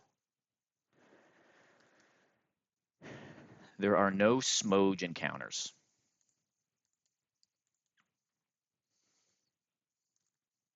All right. We bring Kabutops. We bring Gigalith. Yeah. Could be. It could absolutely be Camel here. And that would be, like a bummer, but not a big one.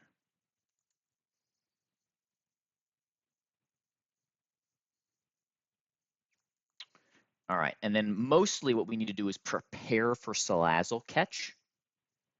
So I need to make sure that somebody here can damage Salazzle, and I think that's going to be Donphan Lee. I think Donphan's my best Salazzle. Oh, I have that guy. How about Earth Power answers? I probably need one more guy that doesn't struggle with Camel. What's Camel's moveset here? He's going to be level 40, I think. So he'll have Rock Slide, Yawn, Lava Plume, Earth Power. Okay, so we had special, fire, and earth. Well, I guess that's just Talonflame. Do I have a secondary?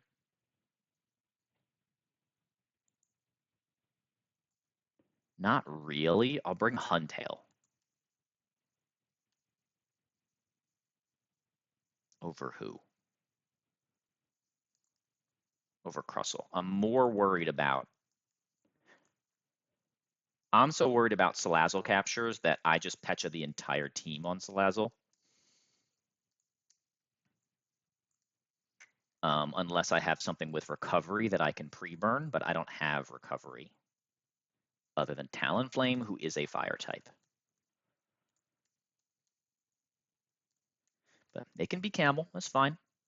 Look, I've never had. This is the fun of NG Plus when you have like high odds of a really good Pokemon. All right. Salazzle is also hard enough to catch that I'll throw a quick ball at it.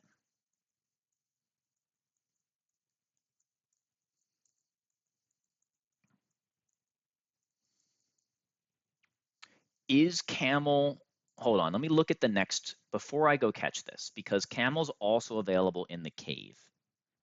Fiery Path, right? That's what it's called. So the question is Camel here better for my box? 30% Camel dupe gives me higher odds of Salazzle. Gives me, it only goes from those 8% better odds of Salazzle. Or I just go for this, and then that would give me higher odds of Turtonator. I think higher odds of Turtonator is low-key better for my run than Salazzle. There's no way that's true, but it's only 8% different. I don't think I delay for. I usually delay this regularly because Salazzle's so good.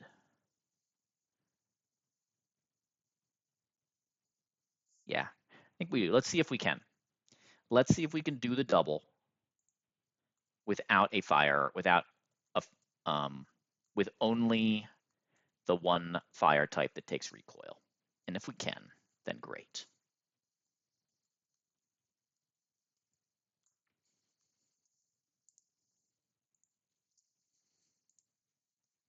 So this is Leafeon, right?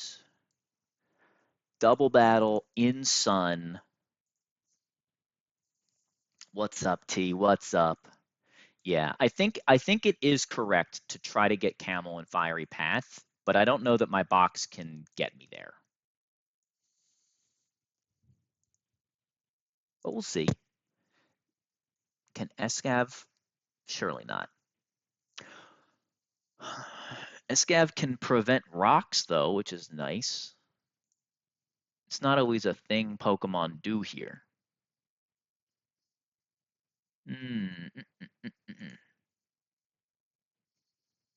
Okay, Stone Edge Gigalith. Holy.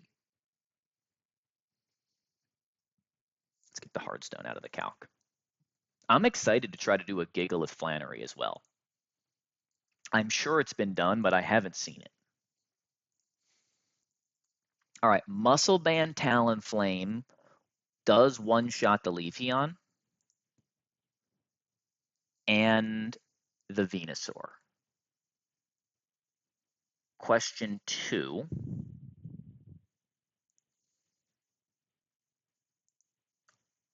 And when we KO the Leafeon, he won't have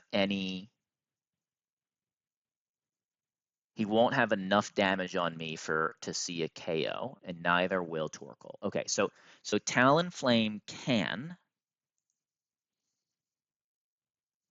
go Muscle Band, Flare Blitz, and sweep the right side, provided that we can keep the Torkoal occupied. And surely we can with like a Caracosta, right? This seems to be like as standard a lead here as a guy can do. We are even naturally the same speed as Torkoal, which means he thinks he's faster. We don't even need the Iron Ball. We can just pre-damage to 78. 78.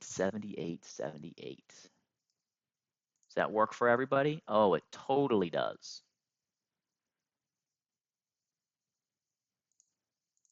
Petal Blizzard.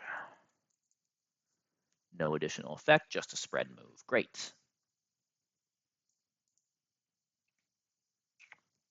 So,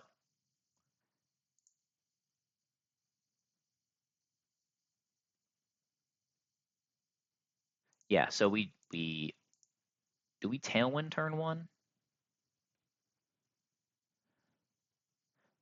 No, I don't think we do.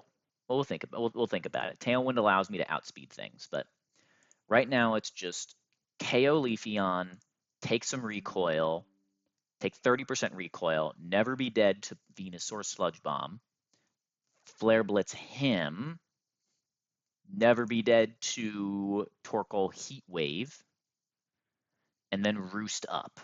Rocks will be on the field, but who cares? Caracosta, so we need something to take Scorching Sands, Body Press, Petal Blizzard.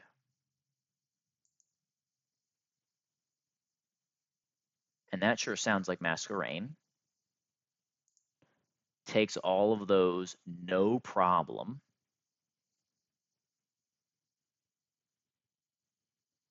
Oh, this is nice. This is really nice.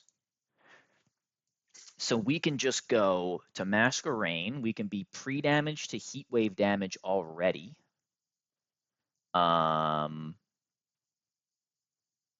His Torkoal is in slot 1, so it shouldn't see Spread Bug. It shouldn't see left guy. He should be on the right.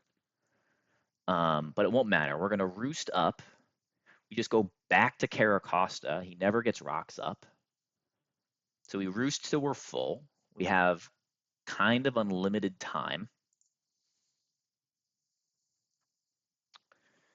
And then we just position Frostberry, Kabutops, and Tailwind and win. I think this is as free as it gets.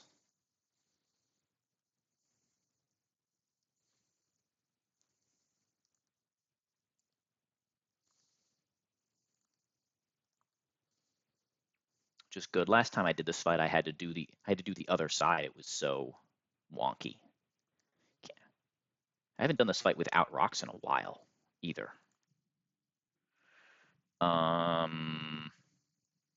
Big thunderstorms here. Not sure if you can hear it. I guess we'll bring Big Gig as a potential pivot.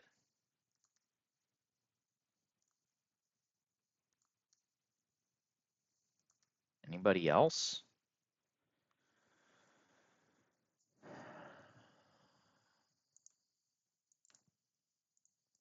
I mean, Kabutop switches in on random move. We don't even need all the extra positioning. I guess we do for damage. We're gonna have to damage down the Torkoal with Talonflame, which is gonna take a hot minute.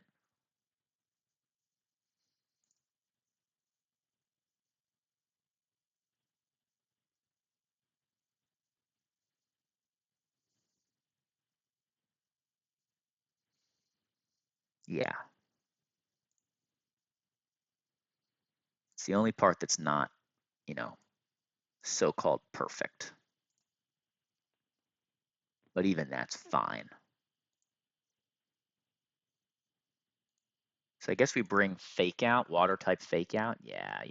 All right, we're good. Let's bring Floatzel, and we're totally fine. All right, the easy fights are totally the ones where you try to forget pre-damage.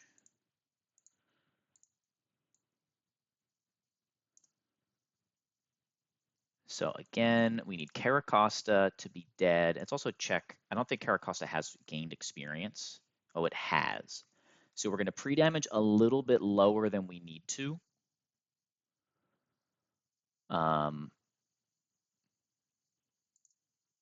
Scorching Sands min roll is 78. So let's just pre-damage to like 70. Or maybe let's just, hold on. Let's do this. If we level up, we gain 3 HP, and minimum roll is 76. So if we're 73, we're cool.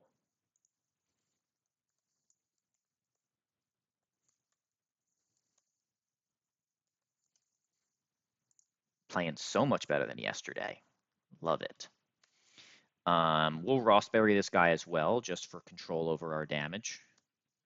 We're not worried about getting too low. We're just worried about sitting on the field and getting burnt. You must be muscle banned. That would be the one with.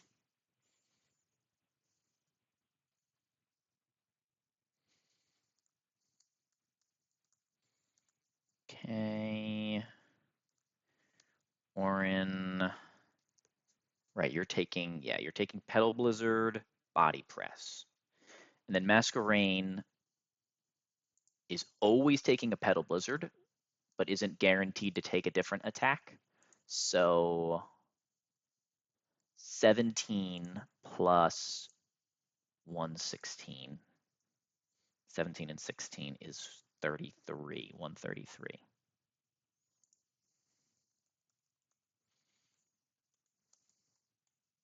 And Masquerain is faster than Torkoal, but at that point we don't care. Torkoal has no KOs on Talonflame. Rocks can only be clicked over it early in the battle. Frost for you. I guess we can just frost all these fools. And then Floatzel can have an Oran Berry because it can't get burned.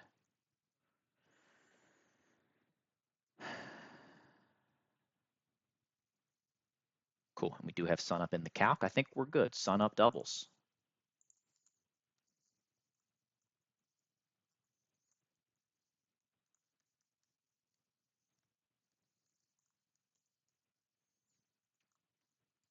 Oh, and let's add, we can also think about Meteor Falls encounter. I just forgot to try and pull it.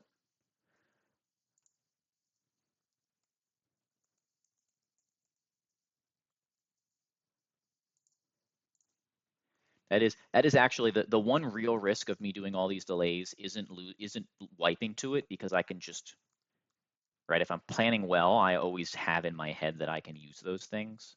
The real risk is just forgetting that I delayed an encounter at all and then not considering it at a pivotal moment. I will admit I once lost a run to that, or at least potentially lost a run to that on Shell when I forgot I could pull 115 for Crawdon.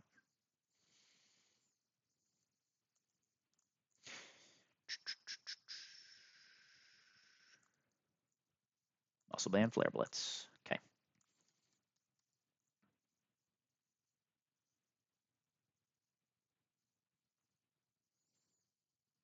I have no music of any kind, no game. It's just my voice. We got to fix that. Here we go.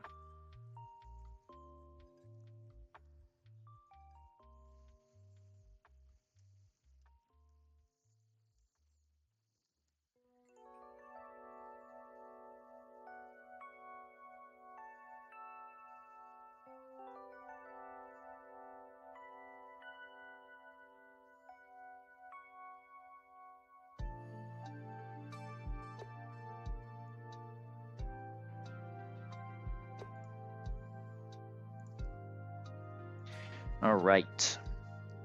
Aroma Lady Shayla. Drought goes up. Torkoal is dead, fast KO'd by things on the field. Leafeon is dead to Muscle Band Flare Blitz.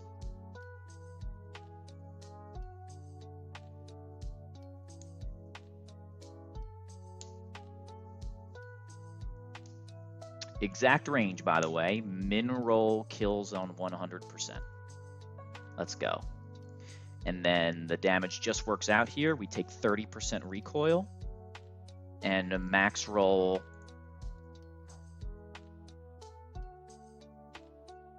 Max roll on Talonflame of Sludge Bomb from Venusaur is 67%. So we're never dead to Venusaur. This is always Petal Blizzard. We're slower. We switch to Mask. We Flare Blitz again and obliterate Life Orb Venusaur.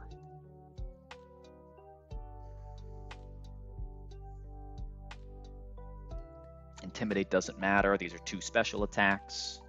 It shouldn't be Earthquake. There's your Petal Blizzard. Does minimal damage to resistances.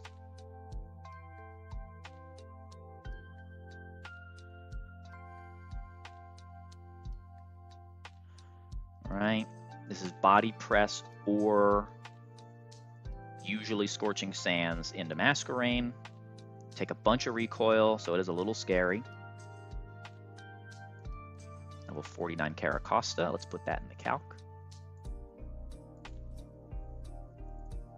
Expected. He clicks the Scorching Sands button. That's why we pre-damaged. 123. Doesn't seem like enough.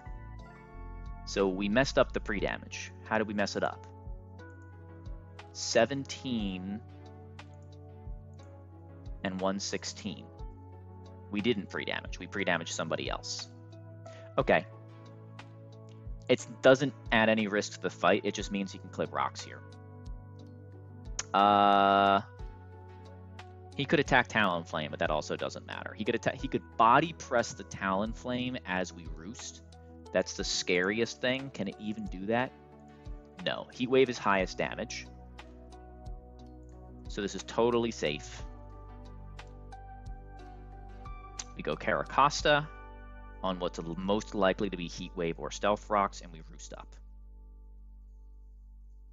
Is Talonflame ever dead to Heatwave? No. Heatwave is 45 max roll, so again, guaranteed HP ranges. We're feeling good.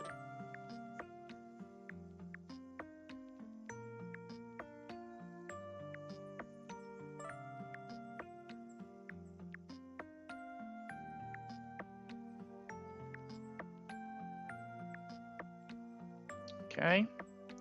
Now Caracosta's baiting the same moves it baited before. Protect, and we roost one more time. This roost is a little bit of overkill, but that's all right. We have kind of infinite time.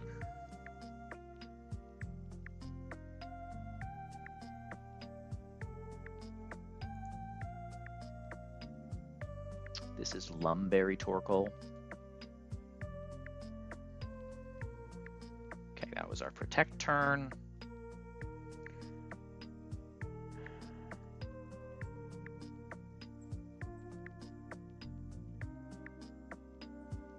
Go to Masquerain again. And I guess start clicking Flare Blitz. Yeah. We can crit this guy, but we healed all the way up, so we're not really worried about taking damage. Another Intimidate doesn't matter. We're just going to take our time setting up the final Pokemon. Which is what? Which is Tailwind up, and we do 38%. Alright, this is good. This means guaranteed Heat Wave, still no rocks.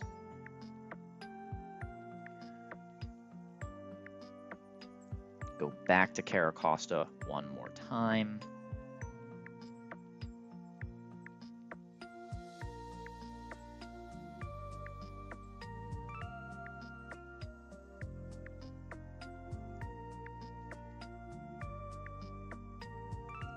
This is Heat Wave. Oh no, whatever will we do? Okay. 33 HP. Do we die to Heat Wave yet? No, 25 HP. Even random move would be fine though. And remember, we had the Rossberry. We protect.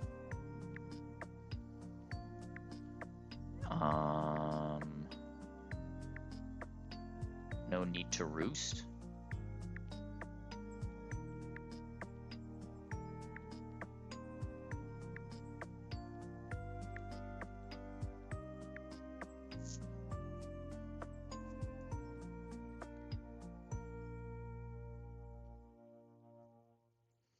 Okay, final check. Battle Armor Kabutops is never dead to random move and can't be crit. So we can just go straight to Kabu. This should be Dreadnought, but we got our Dreadnought killed.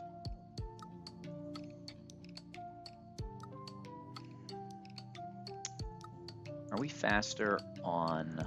We are. We're faster with Talonflame, so order doesn't even matter here. We will Acro this turn. Go, Glalie, get in there.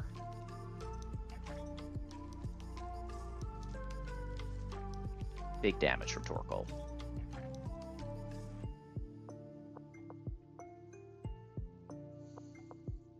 Okay.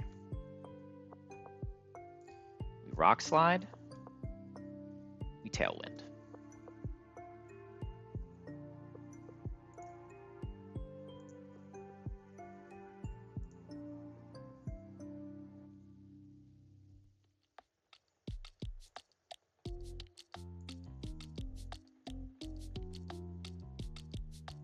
Okay, and then Charizard just dies to Kabutops.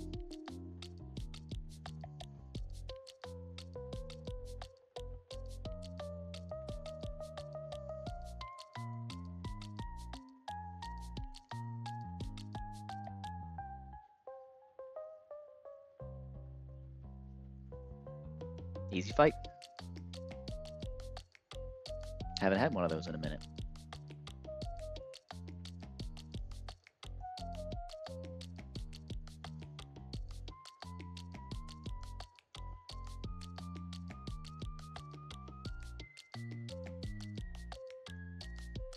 All right, let's get some more citrus berries.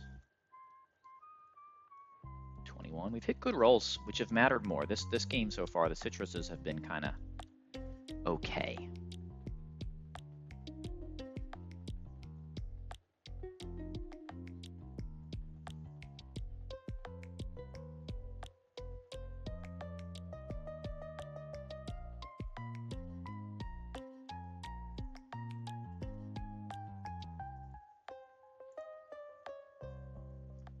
All right.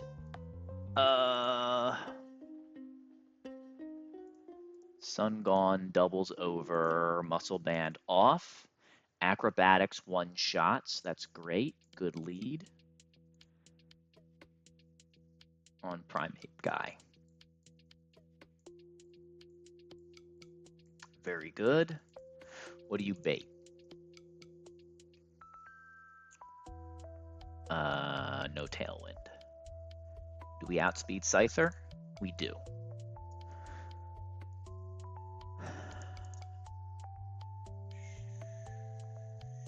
Okay. So Talonflame baits Drapion for slow kill.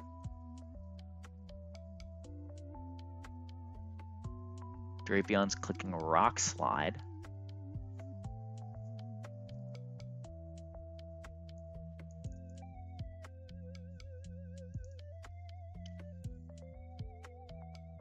Go to Donphan with Soft Sand. Okay.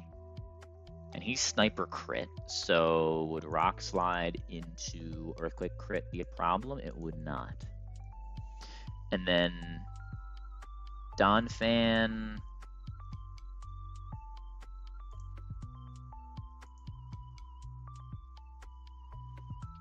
We probably have to pre-damage a little bit to get ourselves Horn Leech here.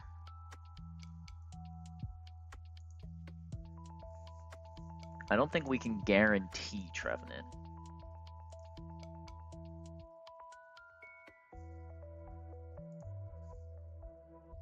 My dark types are a little on the frail side, unfortunately.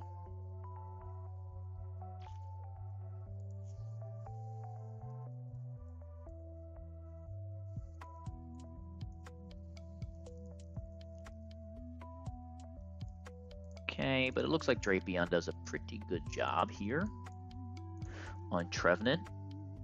Right, just hit him with like one leech life. Although if we knock off the citrus, then he doesn't take as much damage. But we always do 50%, and eventually he's got to attack us. All right, and he can't get. No, he could fraud us here a little bit. Okay, so that's not consistent yet. If it's not consistent yet, do I just want to hit him with the old toxic play? Maybe.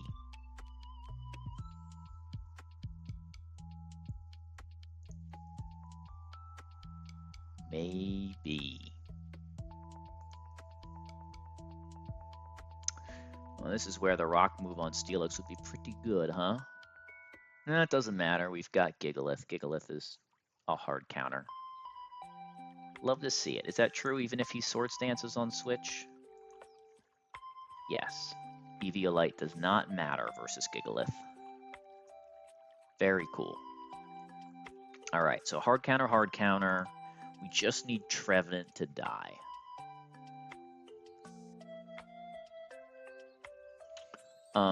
So I think the answer to that is like pre-burnt Masquerain on Horn Leech.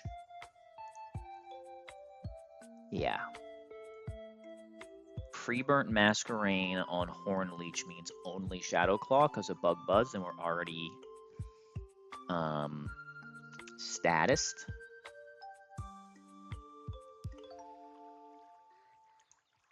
And if we get that, we can just go to Zoroark and click Foul Play for the win. And then we've got a full Drapion to back us up if Zoroark doesn't work out. What's the only concern there? The concern would be somehow he gets sub up. If he gets sub up,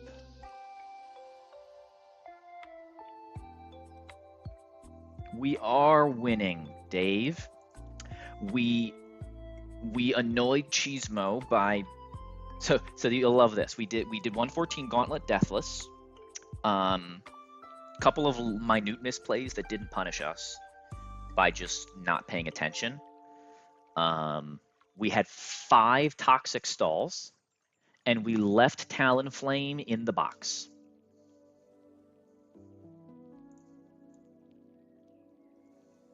We brought Masquerain and Empoleon instead. How you doing, Dave? Good morning to you, sir. And then we're about to do some encounters, I think. Yeah, well, we didn't have a grass type, so we don't have a grass type or a fire type, so we had to do some unique.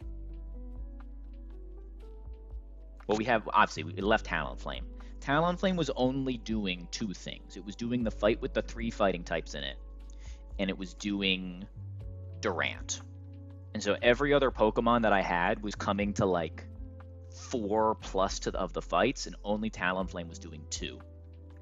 So I was like, basically I was risking my first version that had Talonflame was risking either what was it? Earth Power crit or Spidef drop led to a potential Ancient Power boost like Wipe Angle. It still wasn't that terrible for the Cradily because I would have been clicking Weavile Icicle Crash, which has a 30% flinch chance, but that's still like that. Don't play into Ancient Power if you don't have to. So I'm like, okay, what can I do to hard counter that? The answer was exactly a pre-damaged Penguin. And so then I said, okay, if I want to bring Penguin, what can I drop? What's doing the least? It was Talonflame, and it just meant I had to do like all these crazy Intimidate, Drapion, toxic things. It was cool. It was cool. I wouldn't recommend watching the VOD. Oh, and we found some new AI, undocumented AI. I wouldn't call it a bug. If you are 1 HP, then the game calculates counter as having the KO boost. So I used Sturdy Donphan on Mienshao, baited Beware, and Beware clicked counter, even though every single move KO'd. It didn't always. I did a save state and I replayed it. So it didn't always click counter, and so from the limited testing I did, I think that counter gets a KO boost at exactly 1 HP. If I had an Oran Berry and healed to 11, I could not get it to click counter. So that feels abusable. I don't think it's going to come up all that often, but in my case, like in this fight, it made my odds better, even though it was almost always going to be a win. Don't know about that, but it should. The way that the AI works, well, I mean, again, it's undocumented AI, so I don't know how to answer that.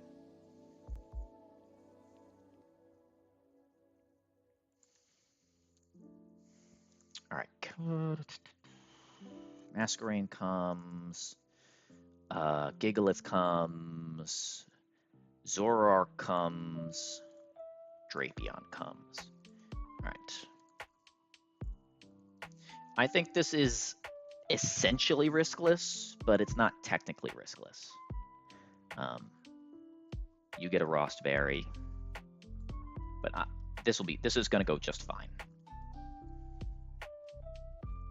Oranberry, it's pre-burn Masquerain.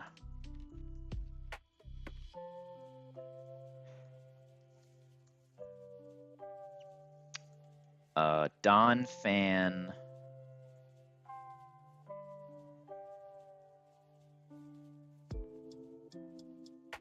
Don Fan can have an Orin, I guess. Right? Yeah, Orin Don Fan is fine. It's 162 divided by 2. No, it's not. No berry on you. All right. So we're taking. It is weird. I have Flare Blitz now, so it's less weird now. But for the first, right, ever since Rapidash died at Watson to this point, it's mattered a lot that I just had Talonflame.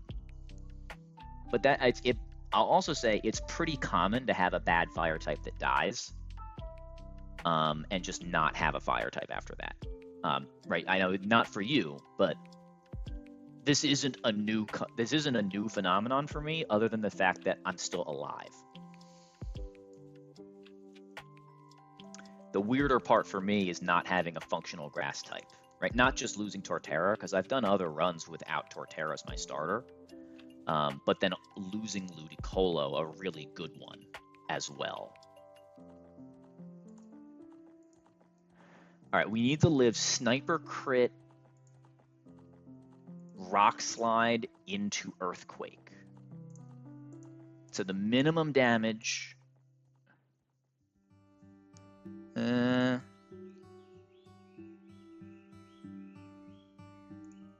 let's do it this way. If I take min rolls, let's start here. I want 86 plus 11 plus 30. What's that?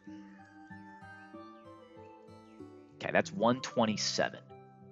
If I am at 127, do I live? Yes.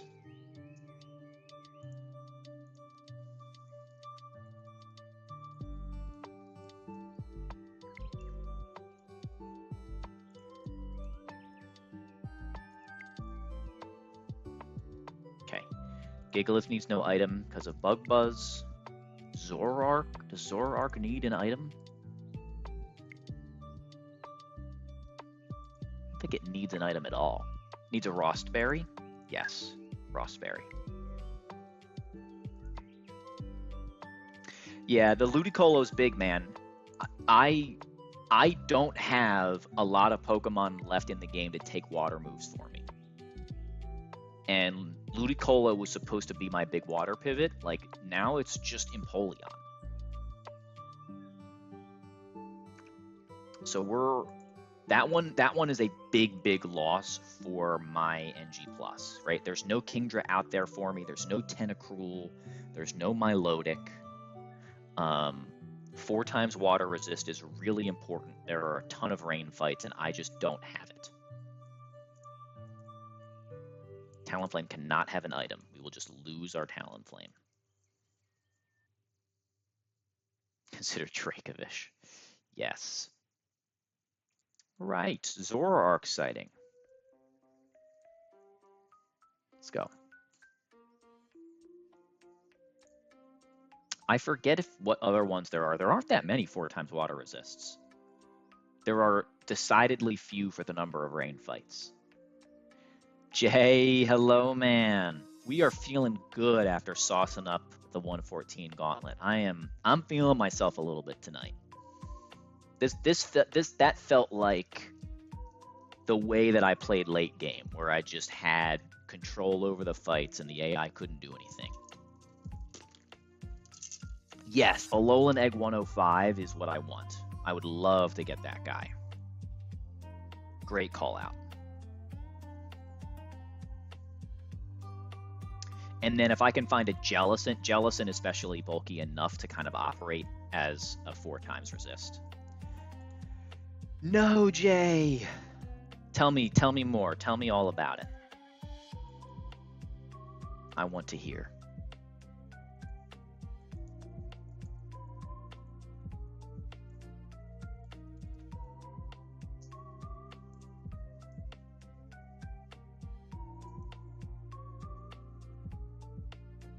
You were there indeed, Dave. He has not gone live again while you were asleep. you got to keep in mind, Jay, for Dave, it's tomorrow, right? He went to bed after you played Watson, and then he woke up again. You can't be expected to know that you didn't play more.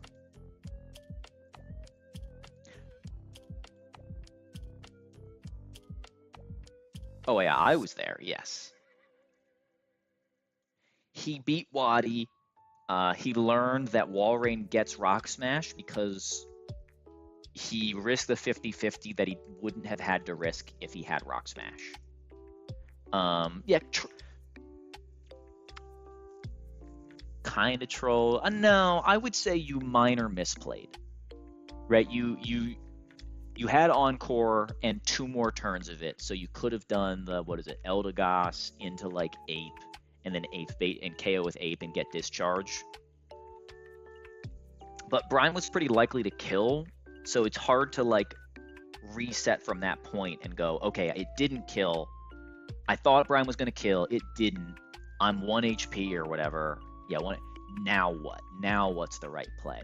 Like, yeah, we're going to give you a hard time because that's what we do. But the truth is, it wasn't a big, like, that wasn't a massive misplay. It was just, but I will say those little ways to like play around a risk, right? Because that's a pretty big one, 50% risk. Those little like micro improvements are the ones that let you just survive the run and survive the run and survive the run.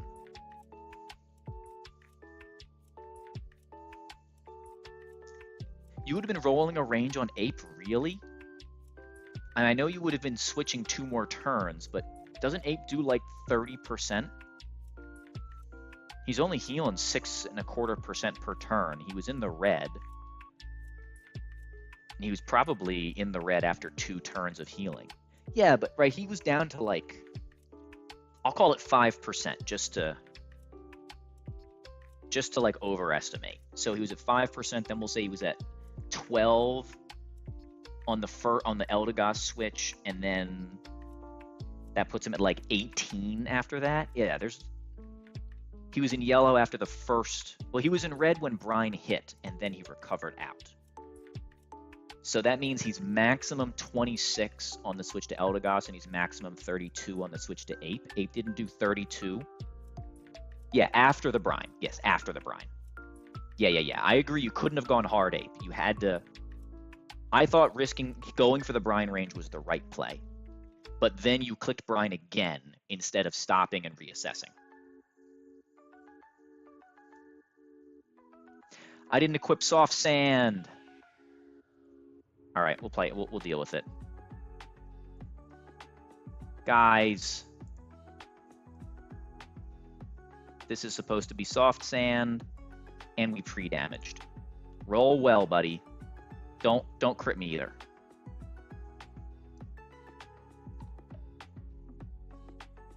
I did not roll well.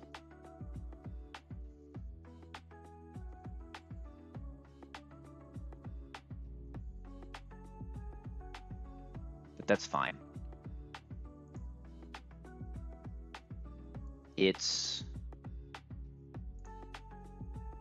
I continue to miss items. I'm not usually... Item check is not my typical problem. I'm forget to teach moves guy. That's my mistake. All right, we're above 40%. This is never pursuit. So we can just go back to Talonflame.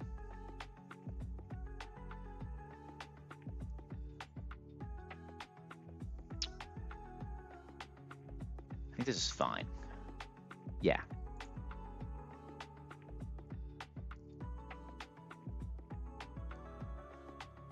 Yeah, I think it's easy with all the guys we watch to just to think that being fast is a skill, and it's not. Being fast and right is a skill that comes with time. But I only go, you see me slow down a lot. I only go as fast as I can consider all my options.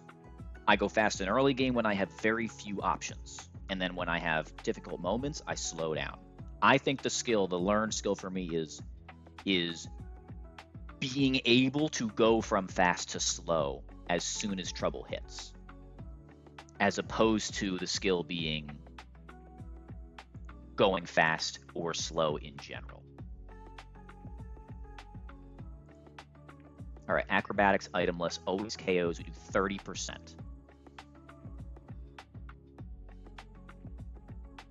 Cool. This is going to bait a different order than we expected, so it's a good thing we have backup.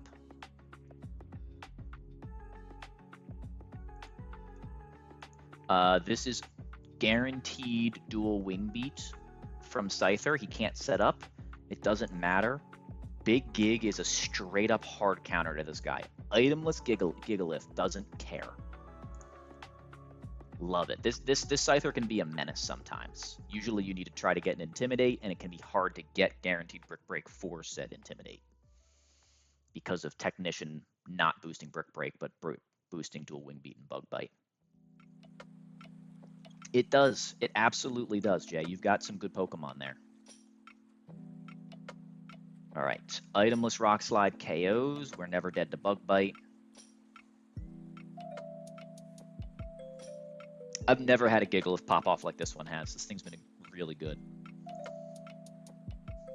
We're barely even dead to Horn Leech crit right now, which is just feels like it's cheating almost. All right. This can substitute, which is annoying. It is Horn Leech or substitute.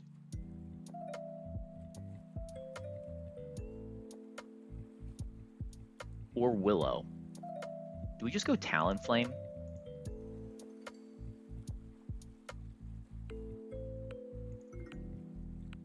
I prefer to do Zoroark just because it's cool.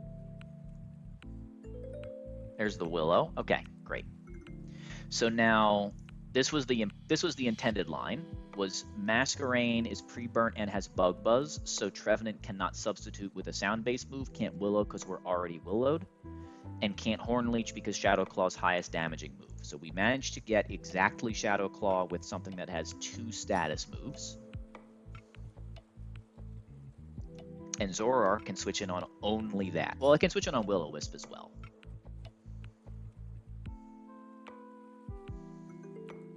And of course, that's Illusion. Super scary, but ain't no way Drapion gets crit.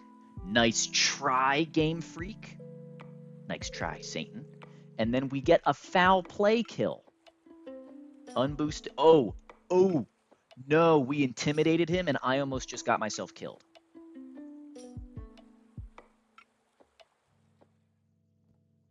That's why we don't play on speed up, Jay.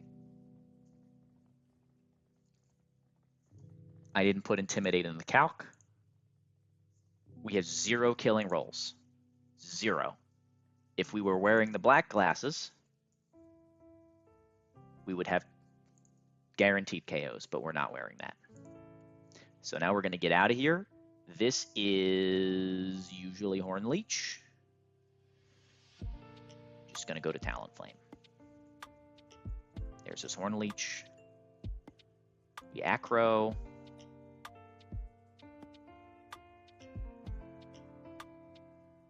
There's his double Citrus. And Acrobatics doesn't guarantee KO, but Flare Blitz does.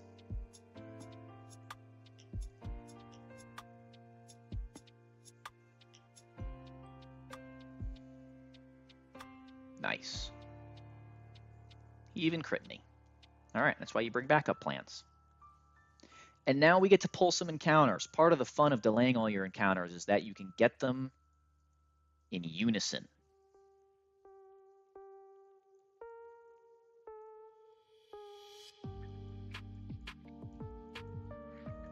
So here's the deal. We have Meteor Falls, which I'm intrigued to look at because everything else is super delay, right? These are like level 95 situations and for not good Pokemon. And then, yeah. Okay. So we really shouldn't delay unless we want to do Surf delay for our Maldo Cradily, which also seems pretty pretty bad for more rock types. Well, Cradily for 50% grass type actually doesn't sound terrible. But we are probably getting a Cradily later in the run. It's nearly guaranteed. So I think it's a misplay. I think we pull Meteor Falls floor 1. We have a lot of dupes. Importantly, we have dupes for everything that has explosion, I think. We have, yeah. Gigalith doesn't have explosion yet. Steelix would have self-destruct. So what's good here? What do we want here?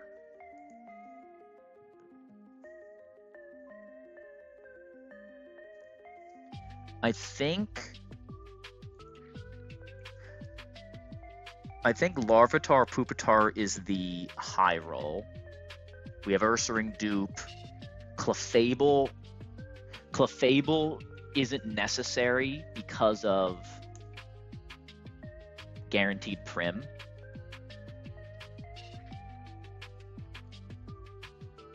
Aurorus is good, but we already have a very good ice type.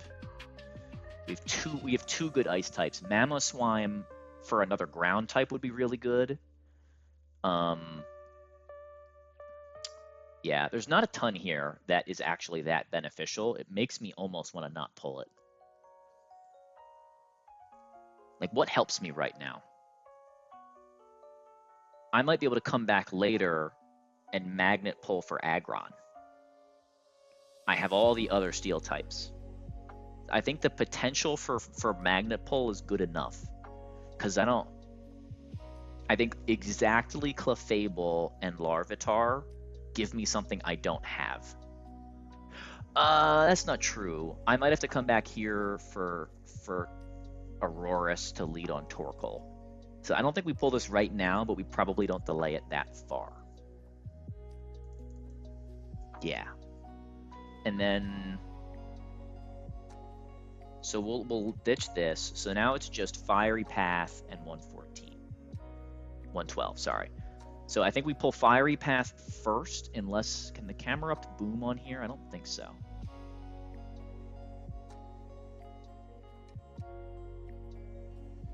All right, and we decided no coughing. Coughing is off limits. So this is Camerupt, Turtonator, Magby.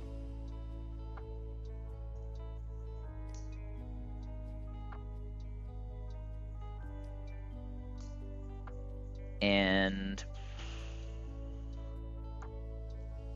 kind of really want Slazzle. It's weird because Turtonator specifically makes Tabitha better. And Tabitha looks pretty terrible for us at the moment. Victory Bell specifically.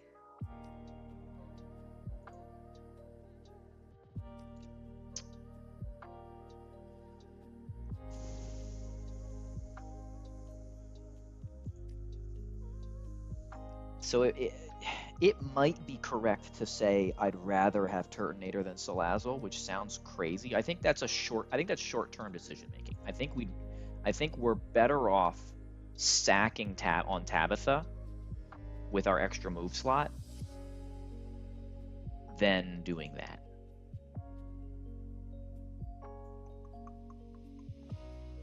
Yeah. Let's check something first. Let's just look at Tabitha, because that tells us what the correct order here is. Specifically, Victory Bell. I love Turtonator. Love Turtonator. But I think we can both agree that Salazzle is probably better than Turtonator, especially on a run that can't have a Beedrill. Like, Salazzle might be the best Winona Pokemon left in the game outside of Slowking, which I think is guaranteed. And I already have a physically bulky Rapid Spinner and a specially bulky Defog user, so I'm like I have just enough hazard removal, and then I can also scale spin on Sand Slash if I need it. Yes. Yeah, I don't do bout. I don't consider alternate divergent or variant lines duped.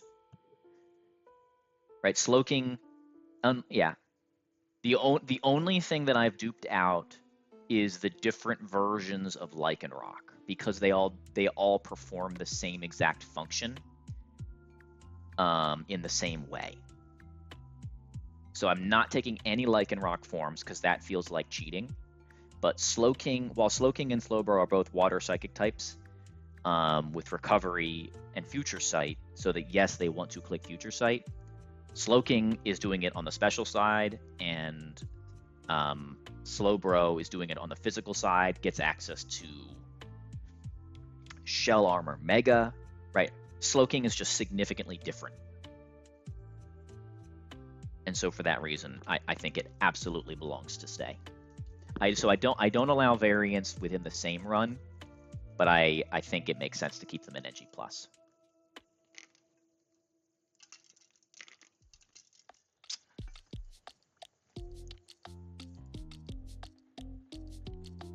All right, so how do we beat the Victory Bell?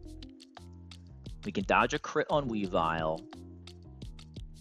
No, we can't, right? Because Sun will be up. Sun will be up. So Weavile's just dead. High horsepower Ice Shard actually does it. So we can sack into Donphan if there are no rocks up and win. That's an unusual counter. Right, oh no, that's Soft Sand. Right? Chestoberry. Still does it. High horsepower and Ice Shard always KOs. So, alright. That's cool. I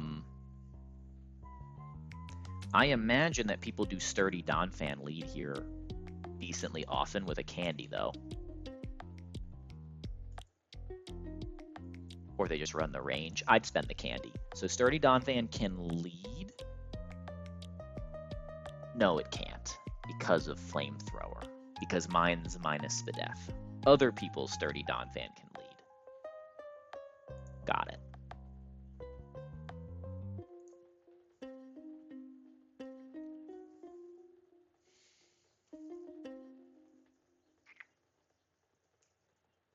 Interesting.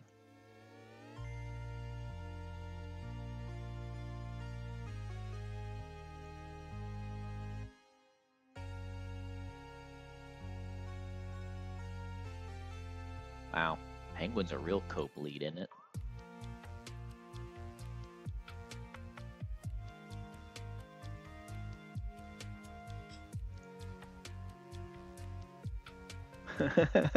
Silk Scarf Explosion, anyone? Except I die, but that's hilarious. Power Gem Costa. Doesn't even do it. Okay. So I don't really have a lead at all.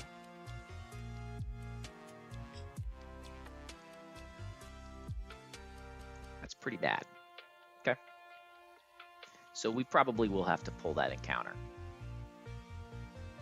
Yeah, I mean, this Torkoal's just like that, right? That's kind of life.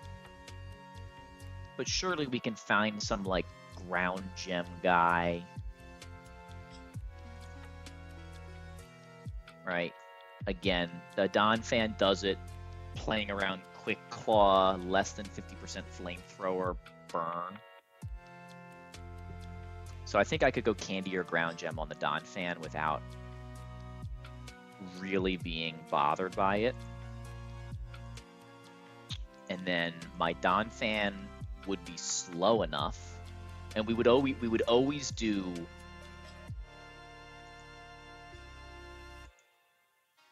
Brain. We would always do the knockoff high horsepower play, because that would guarantee us no Armaldo rocks. We just get Armaldo second. And do what with him? Can we KO with Flash Cannon? Not really. Do people just stall this guy out? Can I stall him out? Is that a thing? Probably have to... No, I can't stall him out of Earthquakes, right? Is this Steel Gem Empoleon second?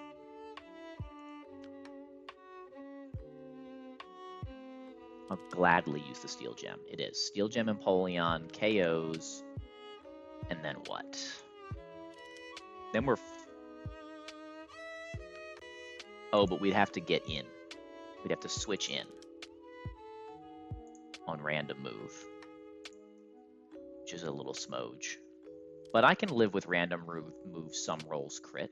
I mean, that's this is tab we're talking about. Then it gets inconsistent.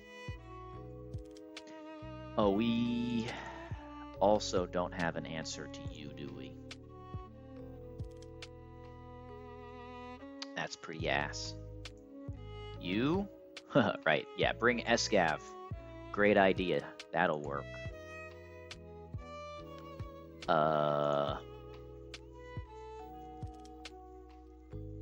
With all our sturdy guys, we can definitely do this fight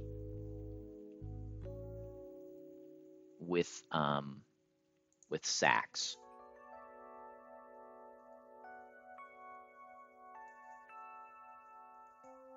I mean, specifically, not that it ever works out this way, but if I could get Absol before Victory Bell, which will not happen, Crustle could leech life almost back to full and then click Rock Tomb. Can I get a scary face? No shot, right? Because I'm minus the death. I'd have to get an Intimidate 2, get an Intimidate pivot on a Weather Ball. So I think that Tabitha is doable, but looks like right now it looks like 2 deaths and not riskless, if I had to bet.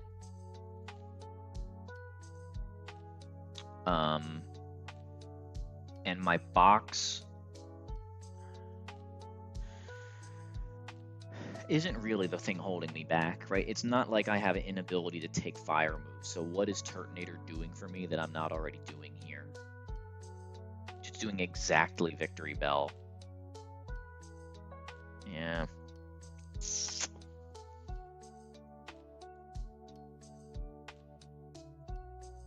All this for order on location. Fiery Path or 112. Fiery Path or 112. I think that 112 helps me no matter what. Does Fiery Path? No. So Fiery Path can hit a big whiff, so we pull Fiery Path first, simply because it has low rolls. Even though we'd rather have the Turtonator, I think I'd rather have the Turtonator than the 8% higher chance at Salazzle in a vacuum. I still think this is just correct.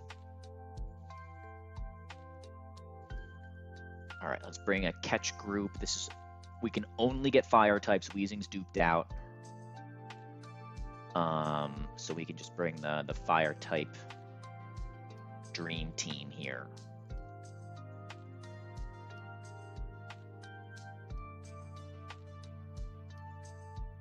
But we do, I think it was you. We need to consider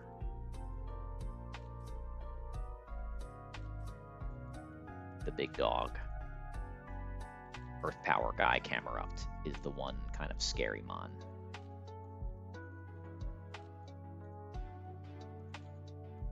Okay, and you get Leppa.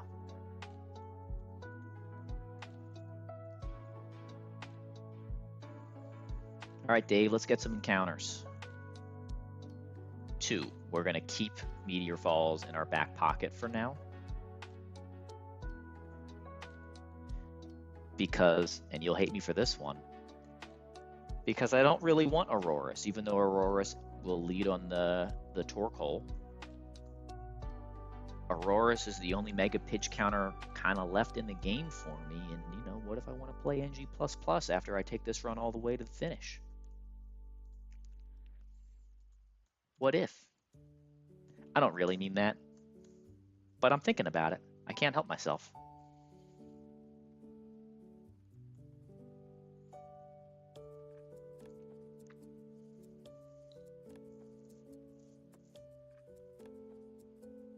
Oh, we can just walk for our items.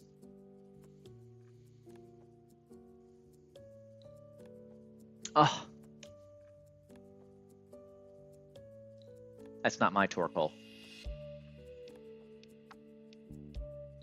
Expected. That's fair. It is expected for me.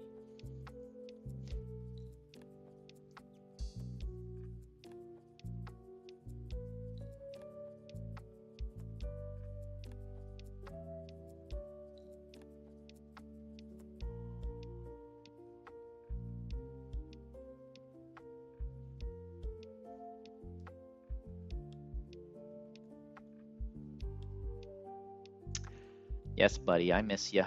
I do. I miss you so much. You are my favorite turtle. I think I might even like Torkoal more than I like Torterra. Because you choose Torterra, but you need to get lucky to get a Torkoal. Nah, I still like Torterra better. I just like my one Torkoal better. Oh, he hits the 5% Magby. And this is why we didn't pull the other one first.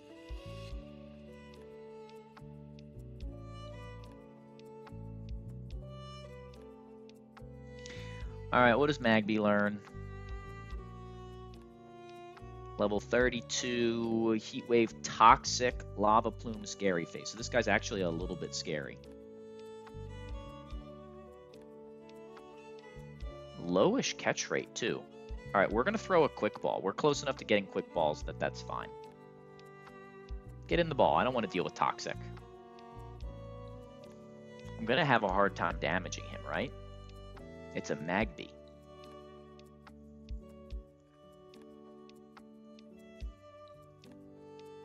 $32 Magby.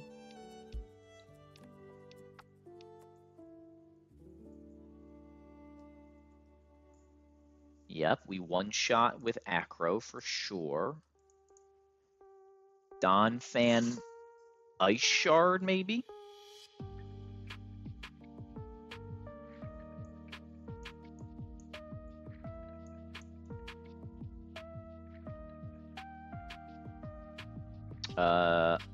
Minus to fetch nature means that we could KO. Yeah.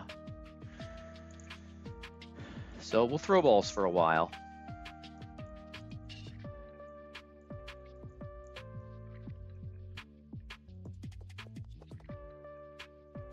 There's the Toxic.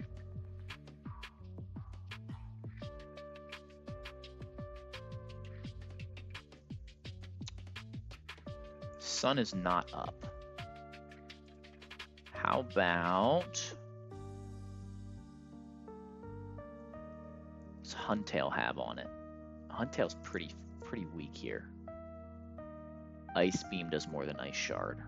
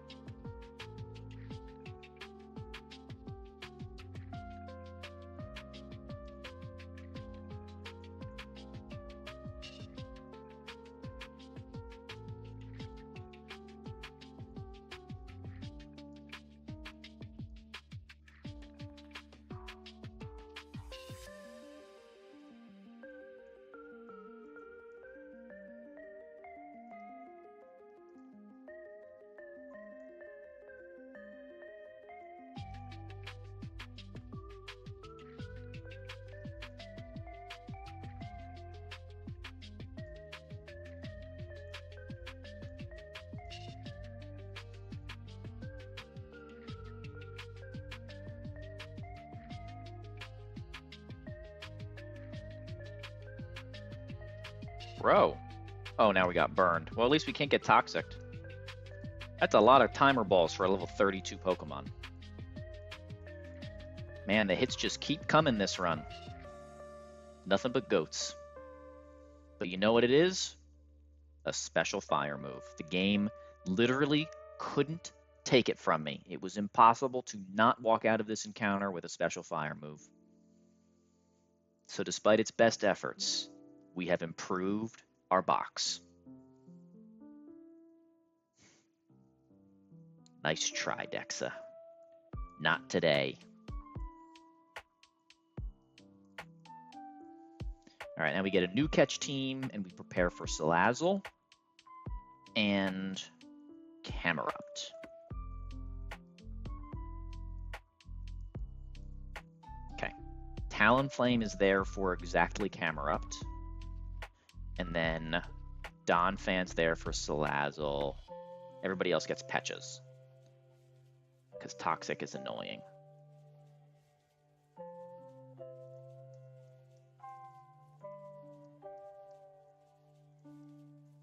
And then we lead Donphan because we want Donphan to damage him if we can. Huntail probably also can with Ice Beam. All right, I don't know if I saved after the Magby.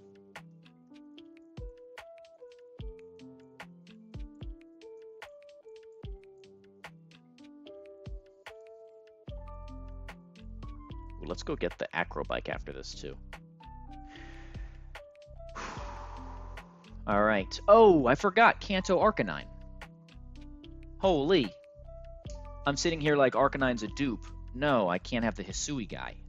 But I am allowing this. Cool. That's totally fine. Right, another Intimidator. Powerful Flare Blitz, Extreme Speed. Surely this is good. Arcanine, level 40. Forgot about that. 112. Arcanine has...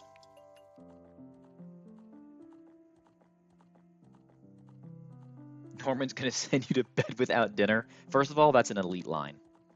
I love that. That is a dad-approved line right there. Trying to think about your... I don't have... You don't stream as often, and now I don't just, like, remember what you have. You have Serena. Is your Serena Queenly Majesty? Yes, it is, which kind of sucks, because then you can't get Aqua Jet on the Azu. That's a bummer. It lets you switch in for free and drop his attack with Trop Kick, though. So if you don't have Hammy either, though. Bummer. So you have to get in on like exactly Waterfall and dodge a crit on him. Ass. No, oh, you lost Serena. Right. No Azu guy. That's pretty dire. There aren't that many Azu guys.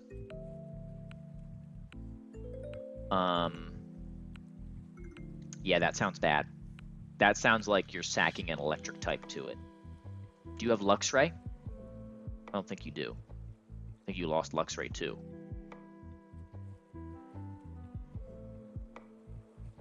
Or maybe you didn't have Luxray at all. I don't remember.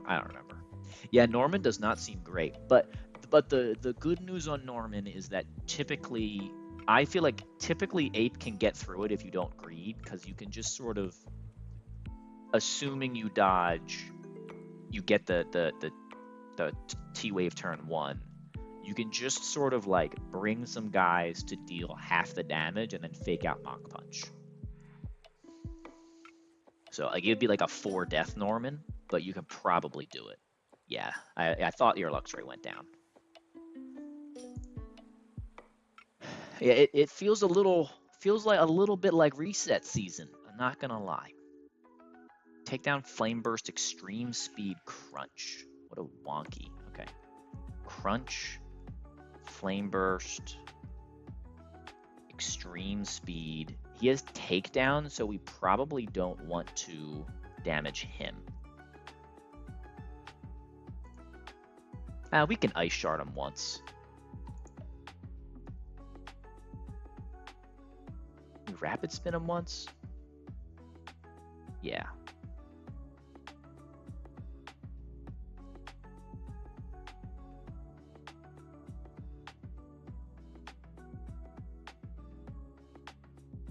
Ooh.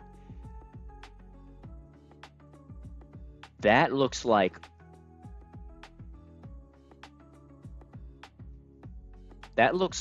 plus defense Arcanine.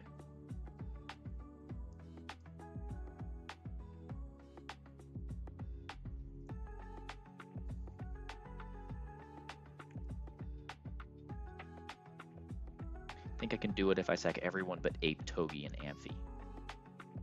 Oh yeah, you have to sack into the bird. You got Togi. Yeah. Can see that.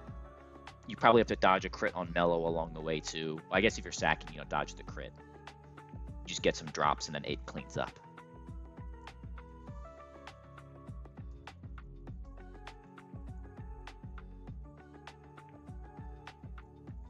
Okay, take an E-Speed. We could be dead to crit now, so we switch out. Gigalith kind of walls this. Let's go there. We'll only switch out a Gigalith if we lose a ton of HP or get dropped. Doesn't matter. Yeah. Well, Jay, if you are ever at a loss but you feel like your box has it, that's when you can ask me to stop trolling you for a second and be real. I will always try to help. Chuzmo's the same way. When you're up, we'll knock you down, but when you need the homies, we will step up for you.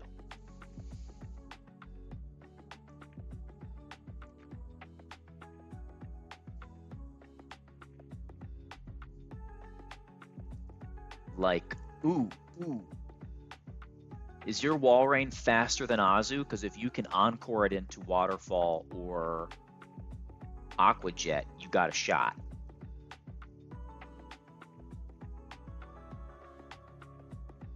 It's speed. That they do. Spend the candy. Hey man, I've never had a fast Walrein. I've been playing for I found out I haven't been playing for 2 years. I've been playing for a year and like 4 months. I had been counting the time since I started following Run and Bun, but I didn't start playing right away. I just watched. No candies? Bummer. All right. I mean, he's the GOAT, but he's not. Why is he minus special attack? Why do you get Guy V's on your Magby? Bro, 5% Magby. Well, in fairness, 2 dupes first. Torkoal, Magby, Adamant. Bro, come on. This run is just cursed, dude. Cursed. Base 95 attack Magmortar. 125 special. The good news is it's still going to hit pretty hard. It's just insulting. But this is slack off Will-O-Wisp guy. Sorry, what ability? I didn't notice. Flame Body. I feel like Flame Body is better than Vital Spirit. Vital Spirit is just like nichely really useful. But come on. I've been getting minus attack guys all game. I finally get a special attacker. And he's minus. I kid you not. I have caught 3 Pokemon that are special attackers. Carnivine. I'm going to call Rapidash a special attacker. It's not really, but it's an overheat guy for after Norman. So functionally, it's a special attacker in my mind. When I pick up a Rapidash, I want it to be fast and I want it to have good special. And this. All 3 were adamant. All 3 were adamant. Crazy.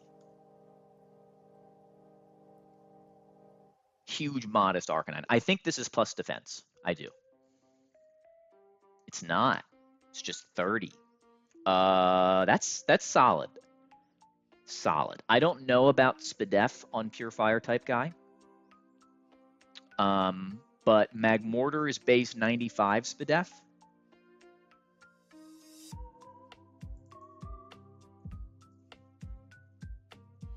And they're roughly the same speed and bulkiness.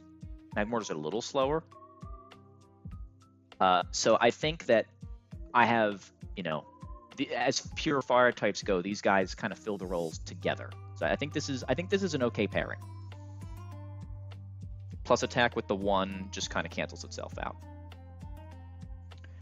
Low key, I think we need to not level these up quite yet because we don't currently have a lead for Flannery, and I leveled everyone up. Let me peek at that after I hit the save button.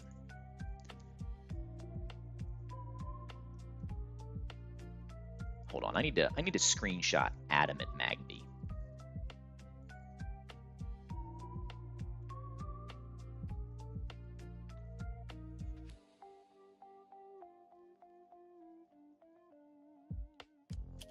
All right, and where do my screenshots go? Because the last time I took a screenshot, I couldn't find it. Old man problems.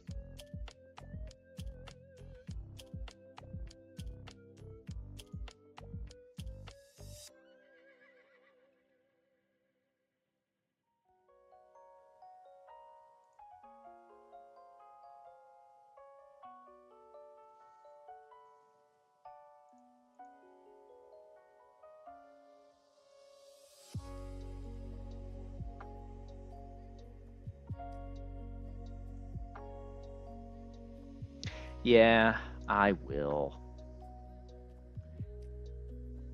I just don't like to. When there's a button right there, you want it to work.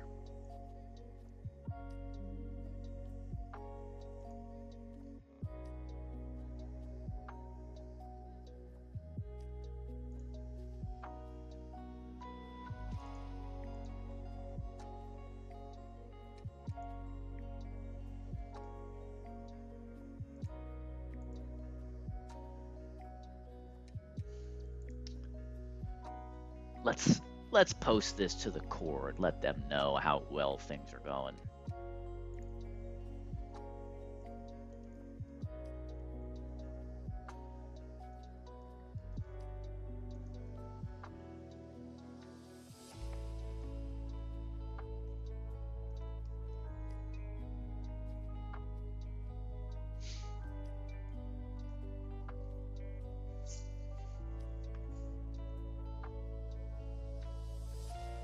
Awesome.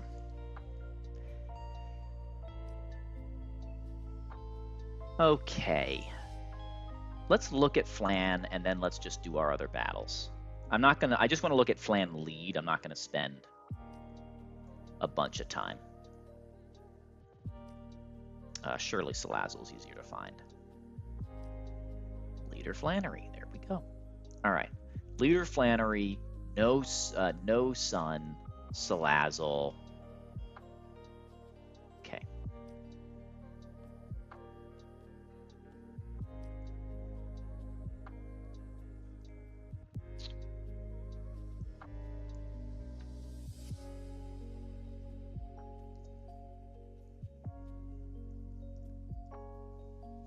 Should have left Huntail under-leveled.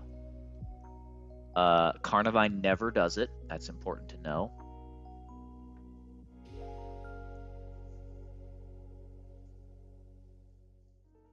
Hold on, doubles. Does Carnivine never do it in doubles?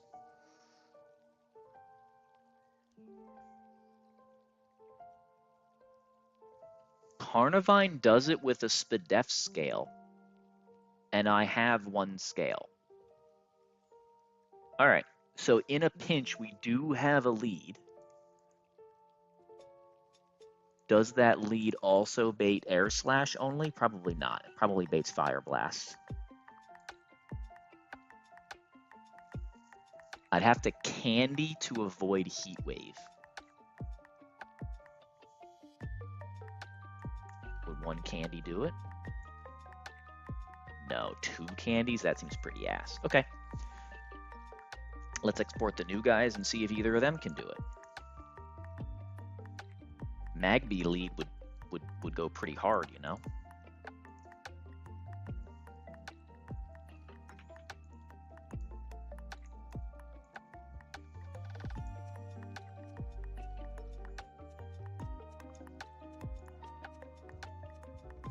Okay.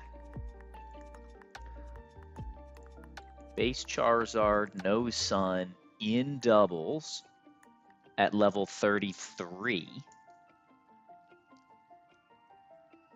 Bates Air Slash Fire Blast or Solar Beam. At level 36, it baits Fire Blast Air Slash.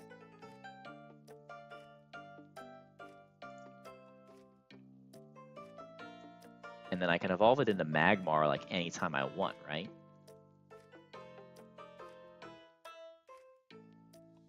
Level 30, yeah. All right, so let's look at Magmar.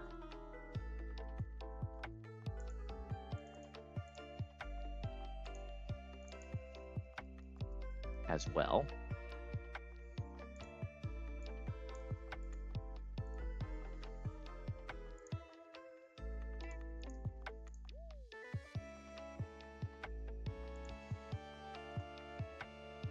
All right, level 33 Magmar gets only Air Slash and only Sludge Bomb.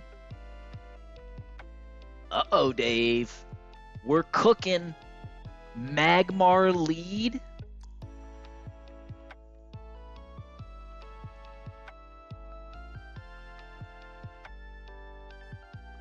Magmar lead, set up a Tailwind. I don't think Tailwind matters, but we can think about it.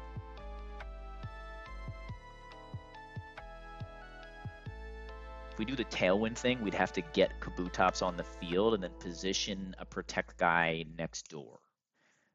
That's a lot. And the Kabutops would have to take Sludge Bomb plus Air Slash, which it doesn't even do. Come on! That's tech! That's tech! How does the Arcanine do at level 40?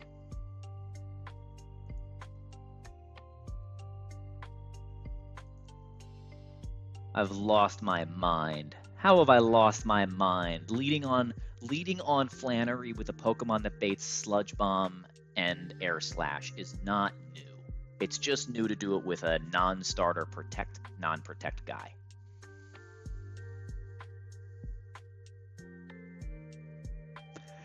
It's time to go to bed. Guys, this is what the game is forcing me to do, okay? I get these garbage-ass Pokemon, and I need to bend them to my will to fit. All right? This is it. This is what I have. I am trash-locking the hardest Nuzlocke ever created. What more do you want from me? Adamant Magby. We are keeping him under level. Magby is officially more exciting to me than Kabutops is. F that guy. We're in the same age bracket. Yes, we are in the same age bracket in terms of chronological time, and yet I'm old and you're not, and that's okay. I don't think that's an insult to either one of us. I have been old since I was young. I was thinking semi-related, not really about age, just about style. I was thinking about my unique play style and realized or applied it to other stuff in my life. So I know I've talked a bunch before. I used to be big into really any sport, but rock climbing, beach volleyball, and swimming were the biggest that I did.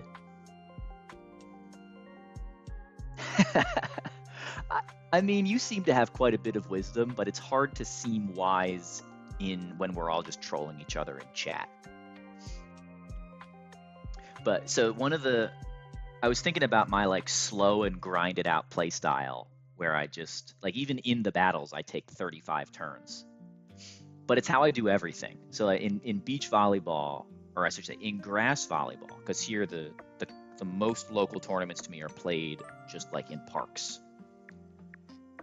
they have what's called old school or side out scoring, where you only get a point if you serve. If the other team serves, you don't win a point, you just get the ball and the chance to serve.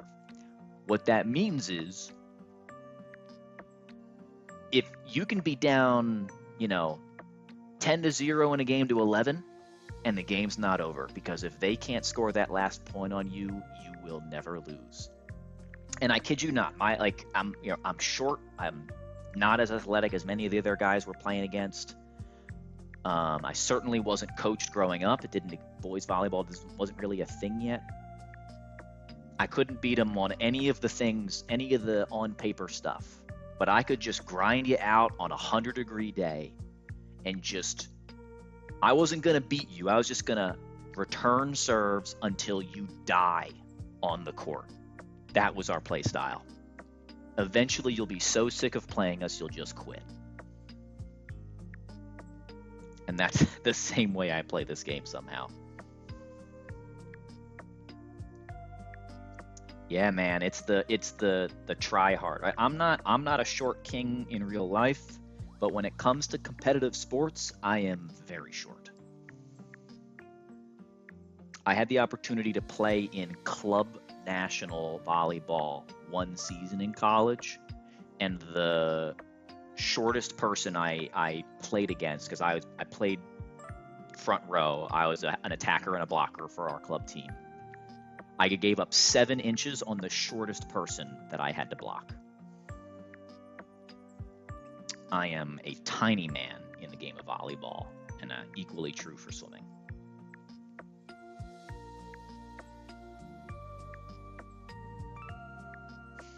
But it makes it fun. It also means that, now I'm not broken and old.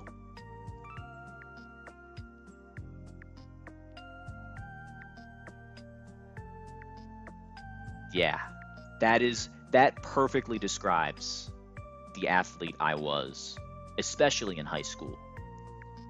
I've been blessed with a lot of free time prior to becoming a parent, and so I really got to put in the work for both rock climbing and volleyball as an adult, and was able to get to a pretty high level.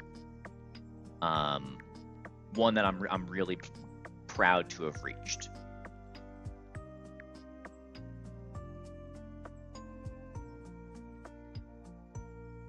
Oh, I legit almost died swimming, so I'm right there with you. A story for another day, but I gave that sport up for safety reasons, not because I was done swimming. Thunderfang, Crunch. There's no way I'm clicking takedown.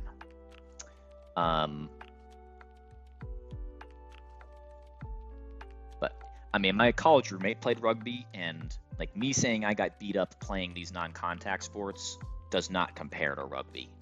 I mean, you get, especially if you're like being a tryhard in rugby where you're already just getting bludgeoned. I can only imagine, dude. That's respect for playing that game. I'm not. I'm right where I belong on the sideline.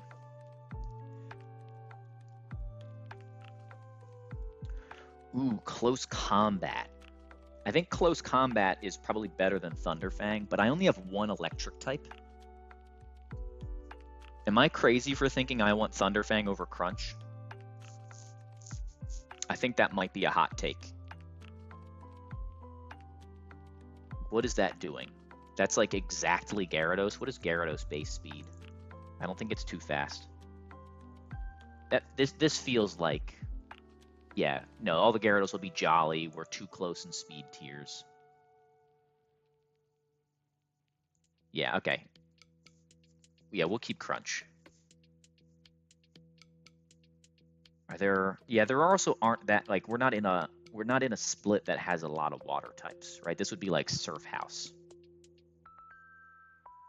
Thunderfang will one-shot a Gyarados if it doesn't have the berry. But I think I'm going to be slower.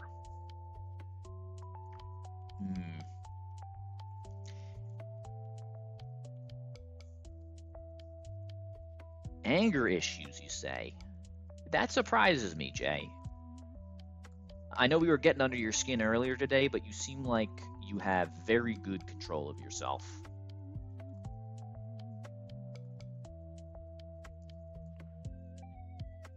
I use a very, very angry teenager, and have definitely outgrown my testosterone.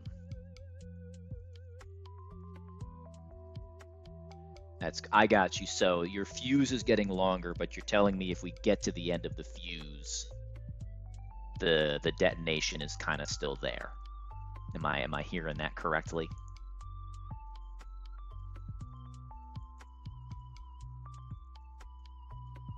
Understood. Everybody has their limit.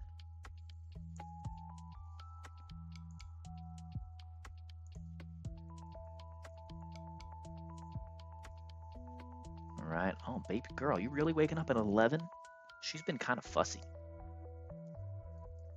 She went 7 hours last night, so I officially never know when she's going to wake up because she eats every 3 hours during the day. And so, like, all of a sudden I'm dropping off stream when I think I've got a lot of time left. We'll see. We'll see.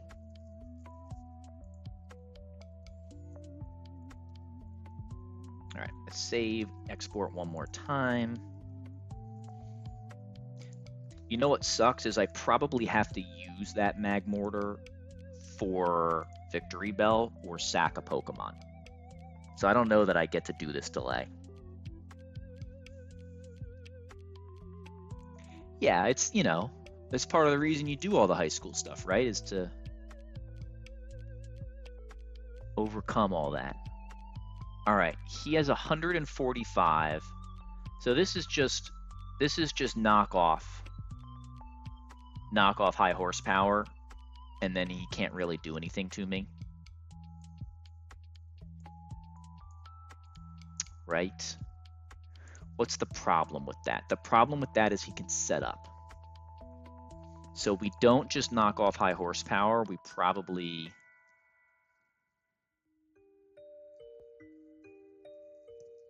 Yep. I can remember being a kid that like punched the floor when I got a bad call in volleyball and like nearly broke my hand. Conveniently didn't. But I remember that happening on more than one occasion and not being proud of it.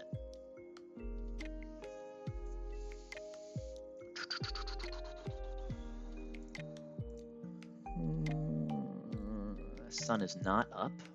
Okay.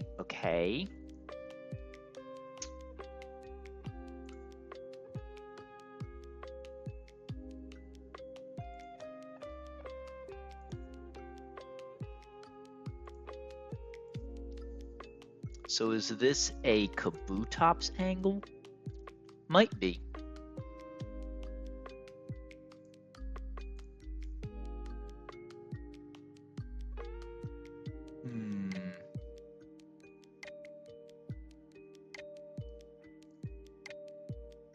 Holy Diggersby. You're not supposed to be KOing Steelix. Steelix is supposed to take any hit whenever he wants. What do you...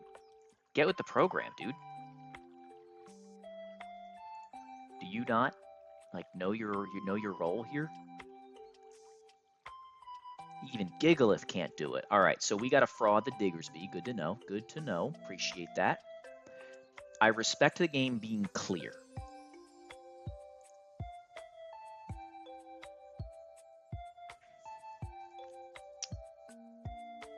Chungus is too nice. Yeah, this is usually one of those fights where it's like, hey, Gyarados isn't that good, and then Gyarados is so good in some of these just random places.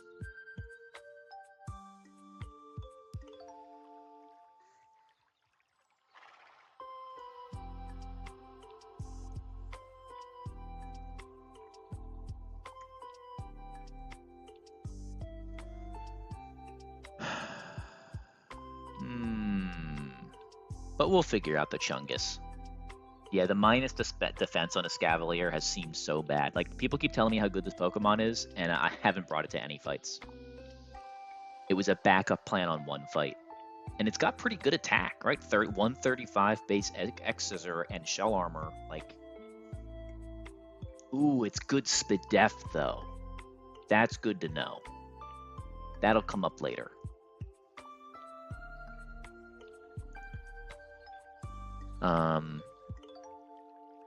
We're faster than the Chungus by 1. That's nice. So we can take a body slam and then either get guaranteed high horsepower if it, sorry, we get guaranteed quick attack if it crits, or get guaranteed high horsepower if it doesn't.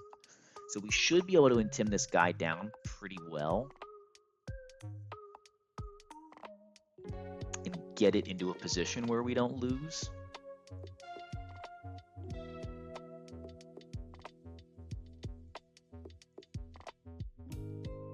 Because Weavile with the right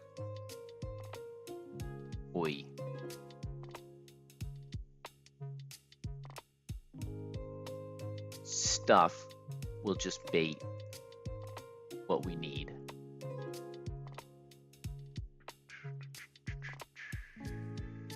And Floatzel is a hard counter to this guy, right? Even if he sets up, we'll just outspeed him KO. And we're, yeah, okay. So we bring Floatzel for you, and Floatzel prevents setup from Diggersby. So we're kind of in business.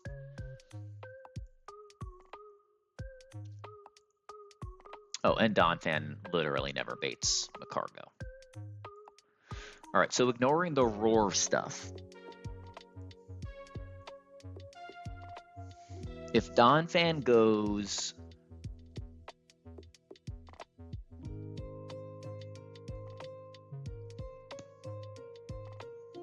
interesting. There's two ways this can go for Donphan. Way one is that he never clicks Roar, and so we'll go knock off Rapid Spin, high horsepower. And then we'll get Diggersby for no setup. I think that's the best option. But then we're still getting Diggersby for probably high horsepower, sometimes body slam. The overlap is awful, and overlap into crits just an L. And Steelix can't even take max roll crit high horsepower.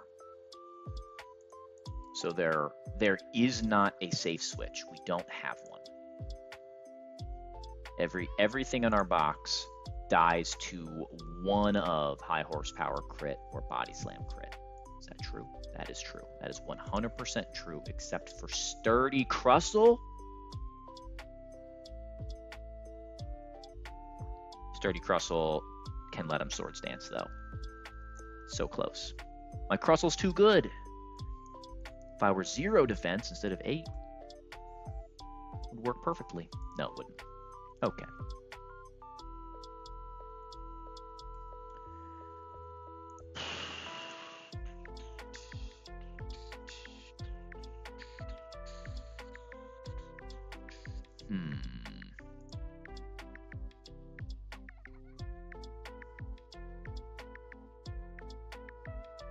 All right. How do we do anything to this guy without Intimidate if he's just going to KO the whole team?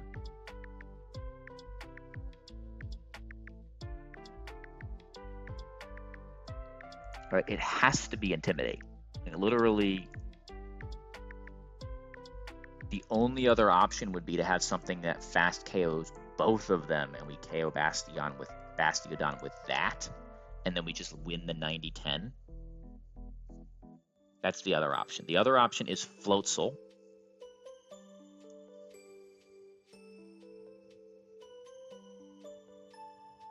Floatzel win the 90-10 Liquidation Aqua Jet, because Floatzel will just sweep. That might be my best option. Just risk Floatzel. Yikes. And that requires a bunch of setup against Metal Burst stuff. Right? We can't toxic the steel type. Ooh, and it's doubles. I'm looking at doubles damage.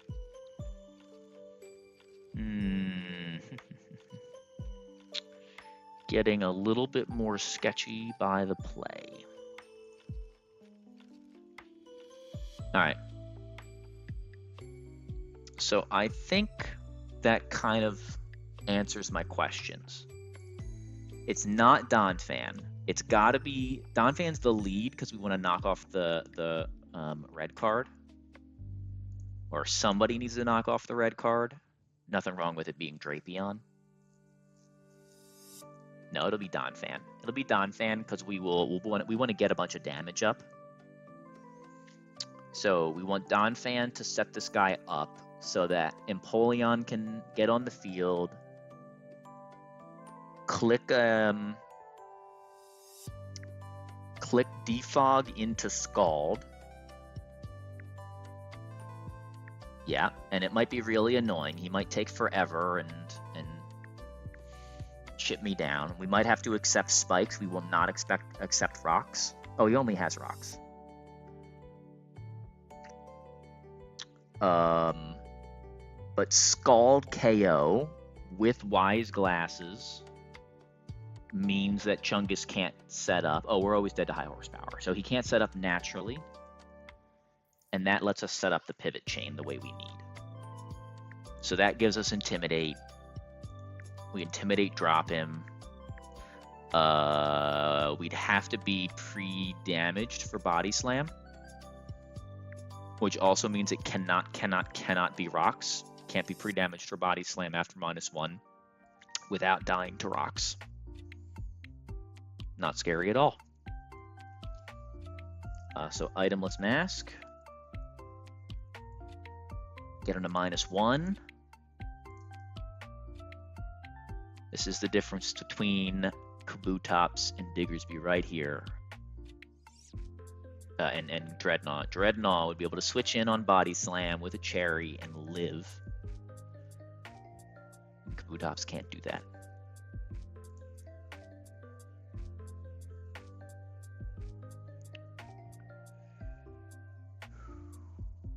Okay. But presumably Sand Slash can switch in on -1 Body Slam. With Nevermelt Ice, we can show a KO. No, we don't. We don't show a KO with Nevermelt.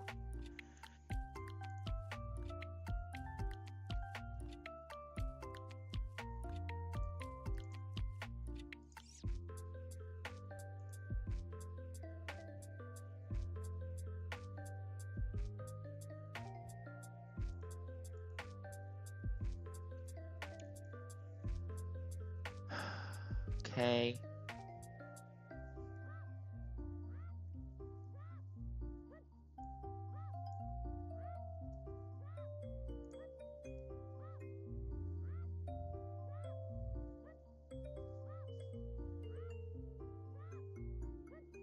Hold up. Hold up.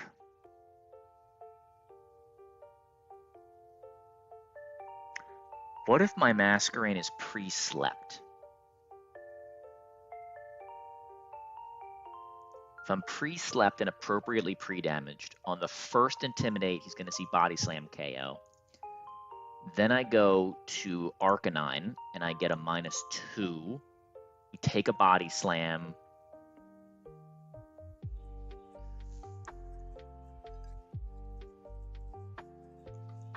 We're probably pre-frozen on him, but we fast 2-shot.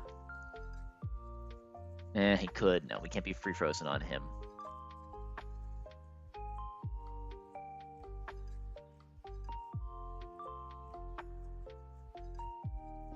It's fine. It's fine. We do that.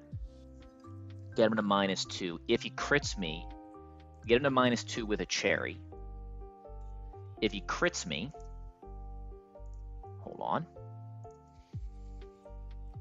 Body Slam crit doesn't always put me in range. But I can pre-damage, so it does. I can pre-damage 10. No, I still wouldn't always be in range. It's not quite there, but it's pretty close. Who are my shell armor guys? I've got Drapion and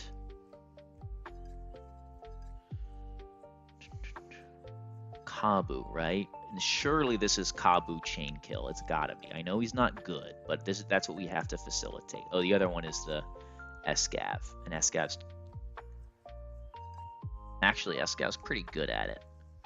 -2 is enough for Escav to win with Silver Powder, and Macargo can't click a move on me.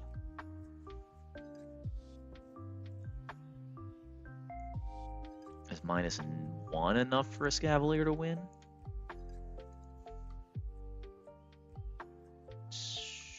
No.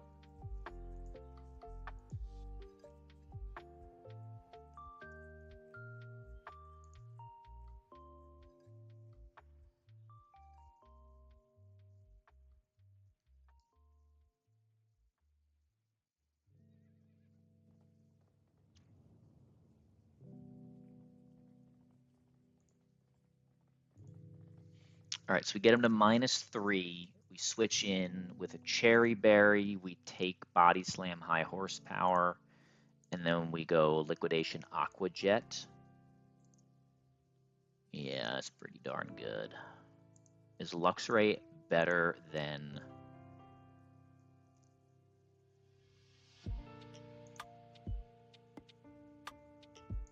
Arcanine here?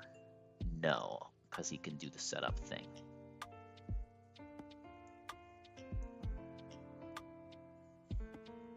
Is it better not doing Arcanine for the double Intimidate and just taking our time, right? Masquerain just needs consistency. Do we have a normal resist that has KOs into Diggersby?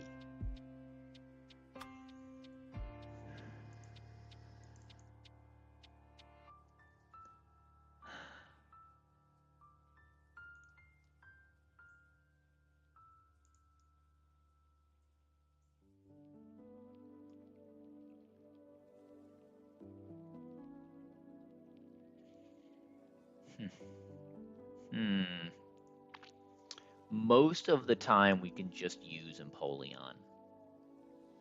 And we'll just give him the Wise Glasses so that we always have killing rolls. So we've got a bonus pivot. So we'll bring Arcanine 2. I think the short answer is we have enough to win with those 5.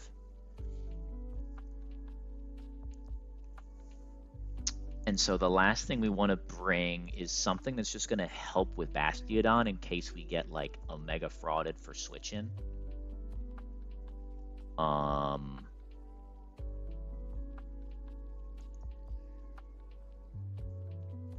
Preferably something that still baits a consistent move from Diggersby.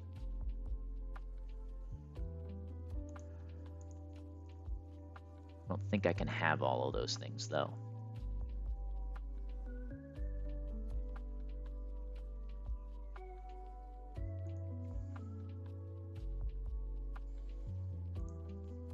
I actually think it's Luxray, because Luxray... No, it's not Luxray. In fact, we might just want to bring 5 Pokemon. Because you can literally never give it a chance to click Roar when rocks are up with Masquerain pre-damaged. That is a loss in and of itself.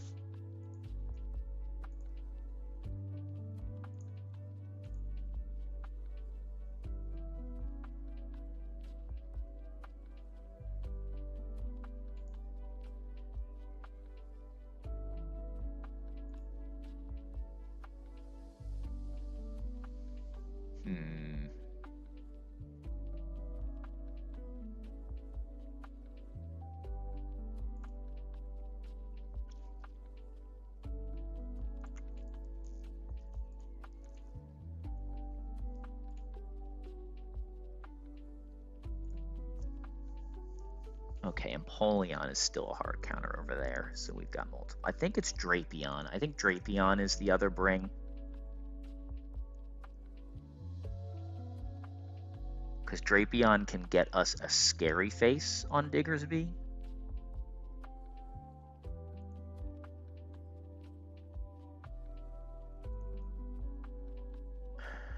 or a toxic or something.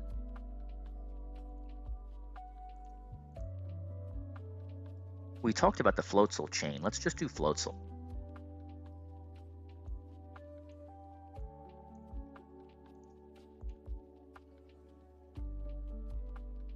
Yeah, let's do Floatzel.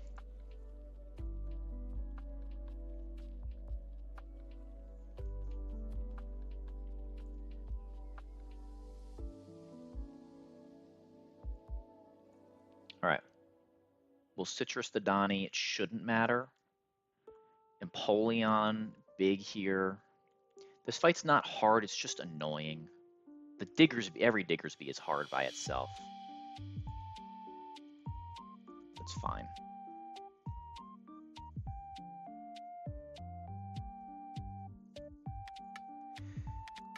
Be a lot easier with Dreadnought, sadly. It shouldn't make that much of a difference. They are similar Pokemon. It's just my version of it is kind of exactly opposite of what you're looking for. What else is new? Oh, woe is... I turned into a real streamer, man. Oh, woe is me. My encounters are so bad. How do I do it? Ugh.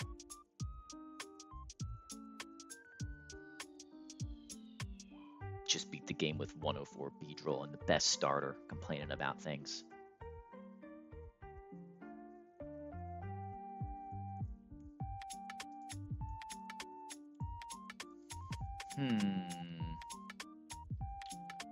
Masquerain. No item, right? Because we need the pre-damage situation. And then you're going to get a Cherry Berry.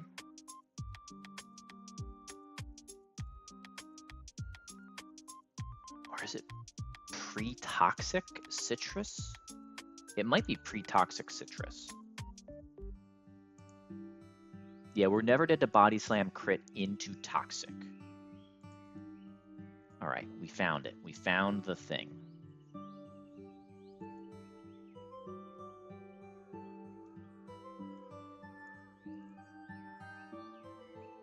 You get a cherry.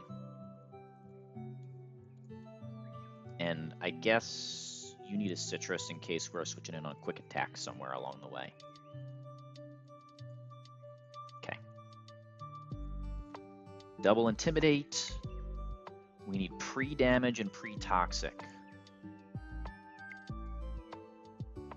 Oh, and we need healing items before we can do the pre-toxic. Forgot to buy those when we reset for knowledge.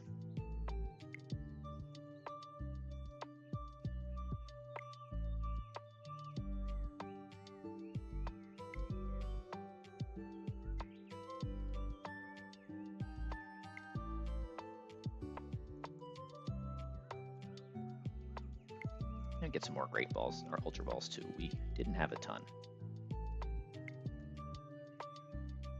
The fact that I don't need to buy King's Rocks in advance of Greninja makes me a little bit nostalgic. I miss that guy.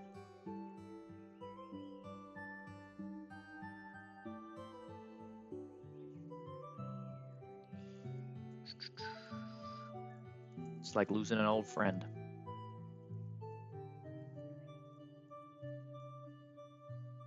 Okay, Masquerain pre-damage is precise to -1 Diggersby, or do we want to go to -3 Diggersby?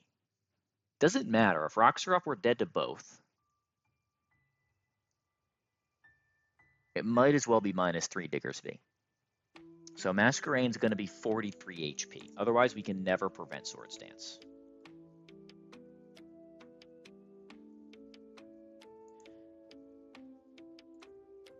So pre-toxic you. Let's get one step away.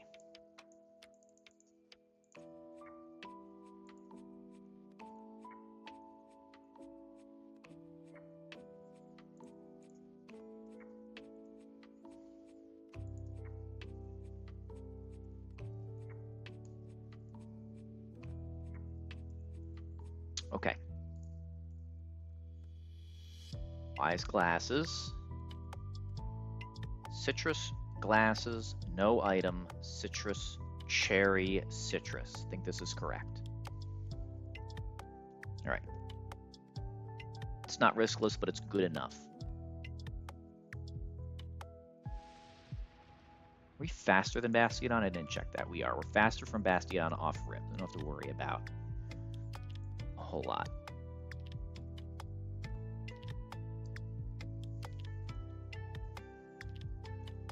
All right, we knock off. We should not be dead to Metal Burst even if we crit there. He rocks. Actually, not sure he can Metal Burst there at all. Probably can. We'll spin them away. This is good chance of being Roar. I think Roar's +7 here.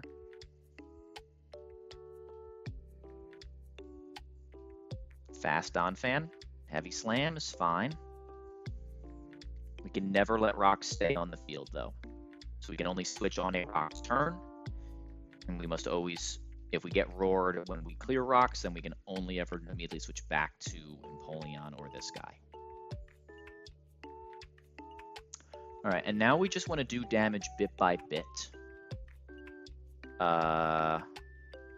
We can Rapid Spin KO and then KO, but we get inconsistent Diggersby attack, which is just kind of game over. Yeah. So we're just going to damage this guy down bit by bit. I think another knockoff is correct. How much damage do we do with knockoff? 35. And then he's basically hitting me with a knockoff sniper crit is how I should think about it, right? If I'm doing 35, I'm doing 52 on crit. Metal Burst is 1.5. So I'm taking 70, call it 77 damage, which is totally fine. Oh, it's even less than that. He doesn't have the red card anymore. This is fine. This is safe. That did nothing. It did 13. Whoa. Oh, he can't. If Metal Burst is falling under counter and stuff, he can't even click it. Because we have KO. Deprioritized, right? Okay. No rocks any of these turns is kind of wild, but fine. We go Penguin.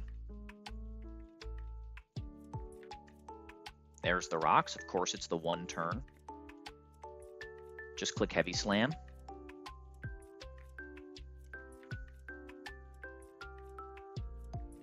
That's my little fraud, Bastiodon. Thank you for behaving. This Bastiodon is so annoying. It's not hard, it's annoying. All right, more Scald value. Not that we couldn't have gotten the HP range we needed with other means. All right, no rocks. Chungus, consistent move. This is always high horsepower.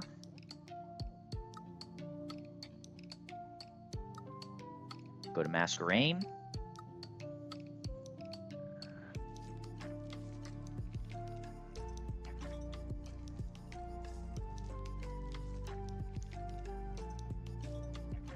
Got him. -1. Always KOs Masquerain.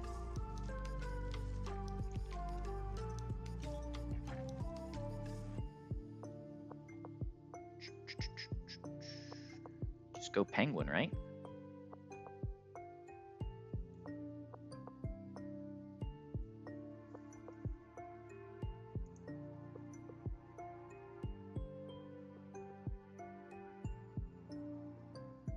Always high horsepower.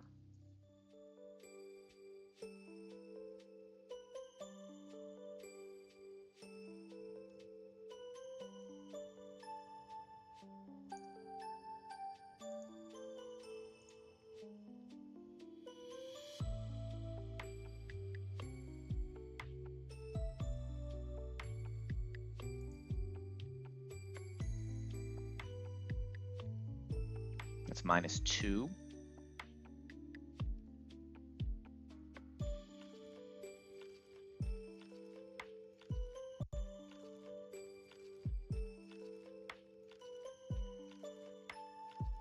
There's the crit, doesn't matter.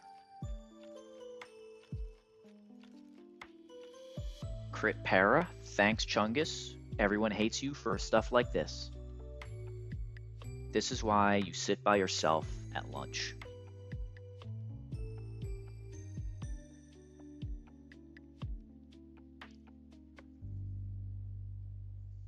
All right, -3 Chungus finally allows our pathetic little minus defense shell armor Kabutops to do the job. Dreadnought, we miss you. Come back. Guy hits all 2 out of 3 paras, but doesn't matter.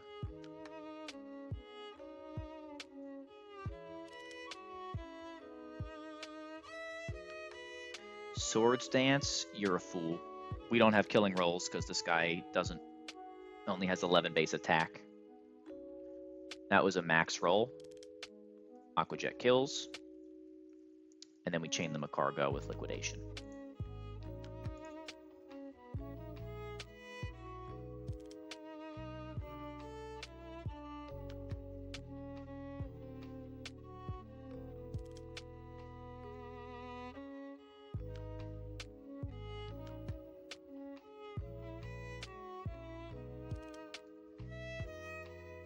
Our cargo always looked fun to use in EK. Okay, now what?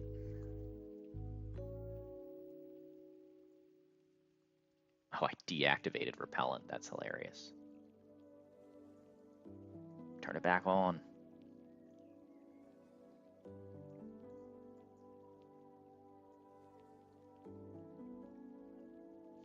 Chungus was in fact not nice enough.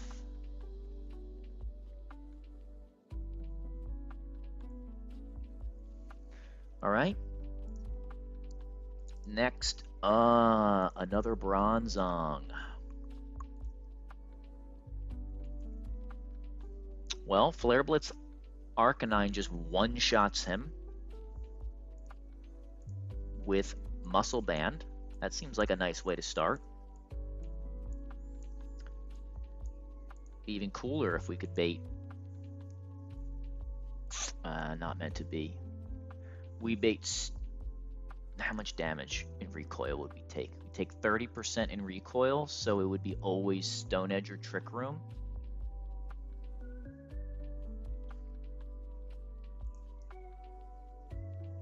Okay.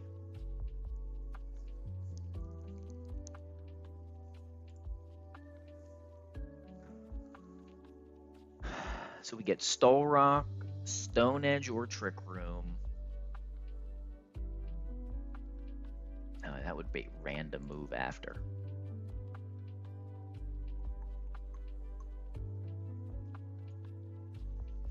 This fight's so easy with Torterra too.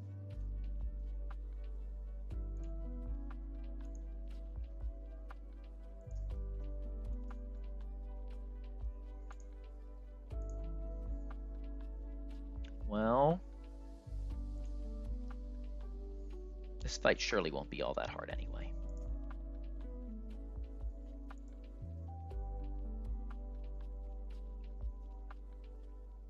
I still think KO him turn 1 is the right play.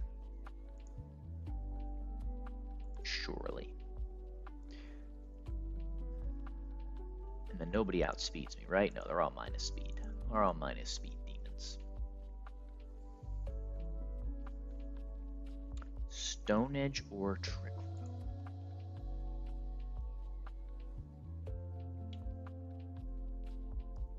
Leech Life? Oh, excuse me. Oh, you're minus defense! You bum.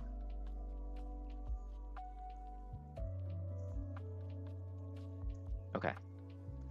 And you're 1 HP off. Come on, Escavalier. This is like you're made for this. Trick Room's gonna be up. You can't KO? It's fine. It's fine. I'm not mad about it. I'm mad about it.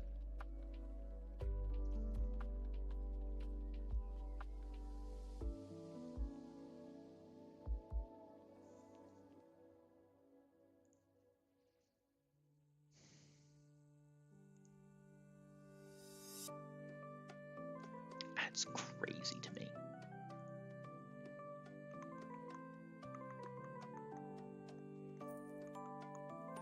Whatever. Whatever. It's fine. We'll just go Citrus Mienshao. We'll click the fake out button.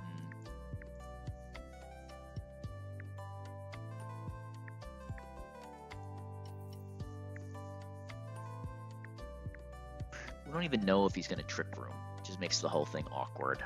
So we need some guaranteed pivoty guys. Do we have anybody that just beats Camerupt regardless of stuff? No.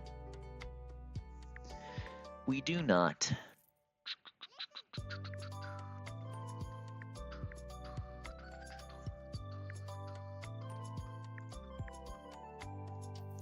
Well, we do have a level 49 Caracosta. Is 1 speed point slower, but doesn't quite KO with Razor Shell.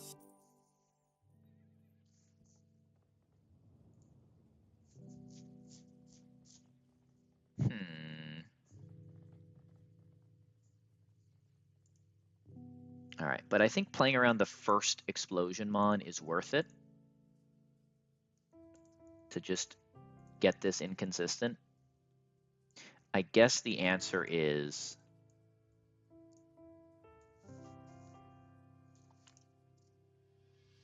Let's just play it both ways. Let's just say we switch in Steelix on Solrock. And he Trick Rooms. If he Trick Rooms, then we're going to get Earthquake. And Trick Room is up. And we can stall out said Trick Room.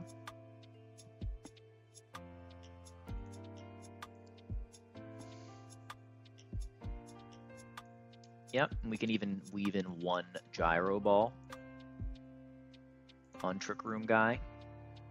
And then KO with Bug Buzz. And if we do that, then we're going to get kind of the same situation with you, right? No, we won't get you next. We'll get Camerupt, who doesn't have Trick Room. Camerupt would be clicking entirely random.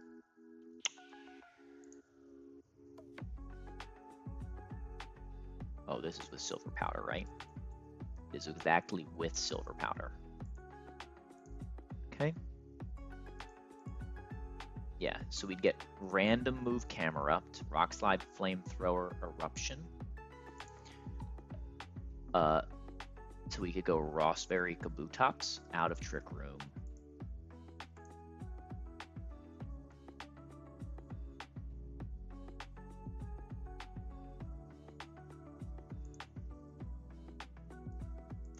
$44 plus 66. Not quite, okay. Okay.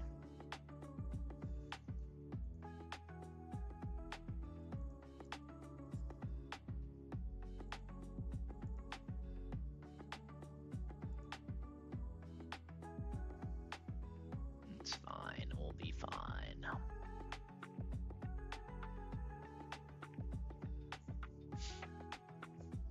Okay. Then on the Earth Power, we go where?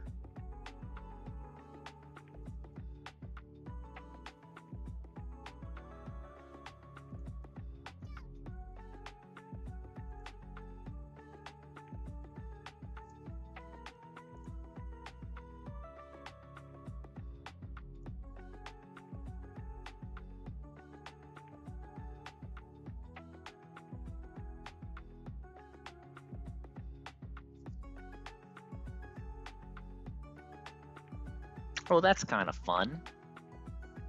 It doesn't work, right? It's Flamethrower Burn. Can almost do Sturdy Don Fan.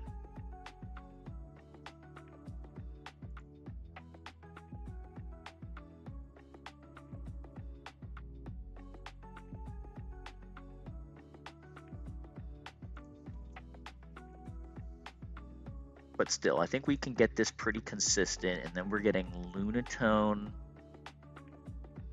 for usually Psychic, sometimes Power Gem. Weavile can KO it if we don't have Trick Room up and we don't get Power Gem. That's pretty specific.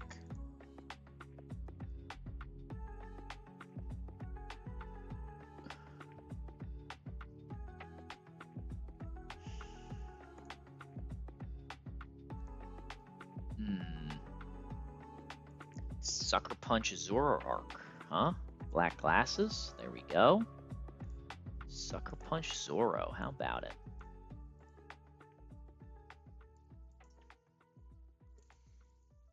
Or we can switch in Escav and also do it. All right. Is this consistent though? Turn 1. So we have 2 lines. We have to do this if he does or doesn't click Trick Room with Solrock. Let's do Trick Room line first because that's the most likely. That means we'll get Arcanine Flare Blitz.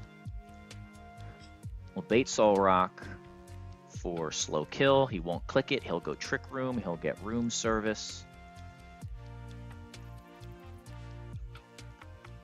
As he goes Trick Room, we go Steelix for free. Steelix based always Earthquake on the Trick Room turn. We need 4 more. We go Mask for free. We need 3 more. We go Steelix. We need 2 more. We go Mask. We need 1 more. We go Steelix. That's not quite it, because now we don't have any chip damage, right? Masquerain. Oh no, Masquerain has the Silver Powder, so we are cool. Tumor. What about Tumor? We KO Solrock.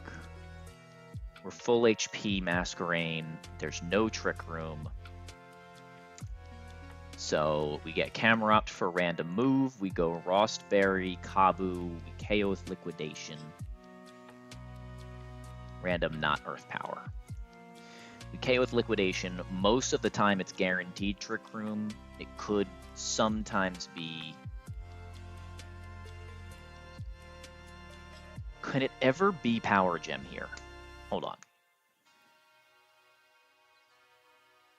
I don't think so.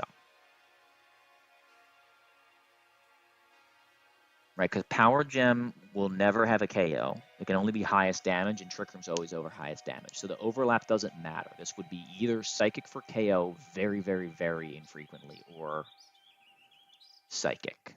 Trick Room or Psychic. So we can just go Zoroark and win. All right, so that's 5 Mon if he clicks Trick Room. Totally safe. Zoroark cannot Trick Room on the Steelix because the Steelix is slower. All right. That's not true if Steelix, if he's already clicked Trick Room before, but that should not matter. All right. Version 2, we KO with Arcanine.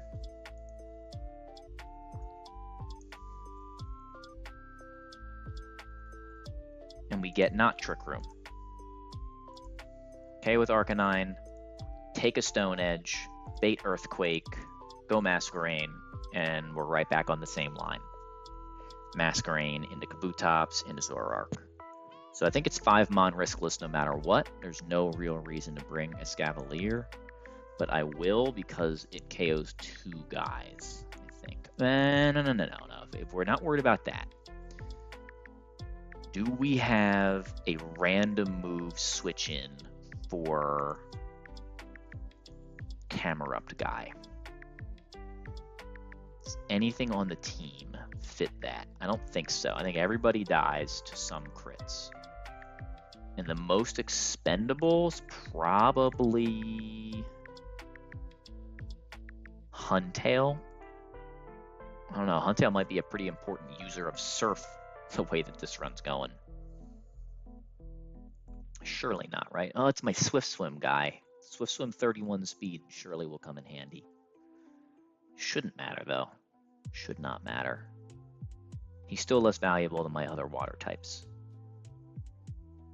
Yeah. Sure. One more time on the Trick Room line.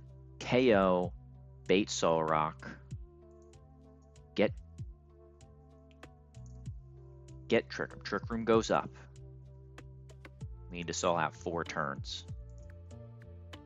We go Mask.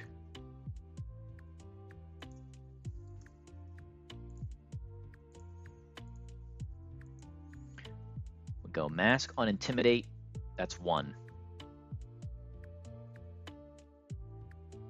We go Steelix. That's 2. We go Mask. That's 3. We go Steelix. That's 4. And then he's just going to Trick Room again. So that doesn't work. We'll have to stall a turn, which we can do. So if he Trick Rooms, we go Steelix.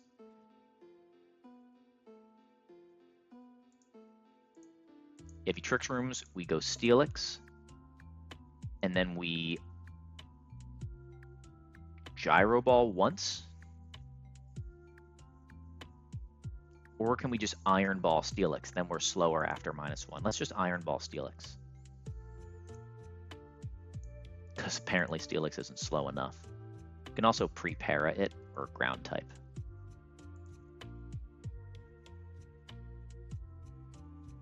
It's an interesting question. Are there wild Pokemon that... There's a wild Pokemon that knows Glare, right?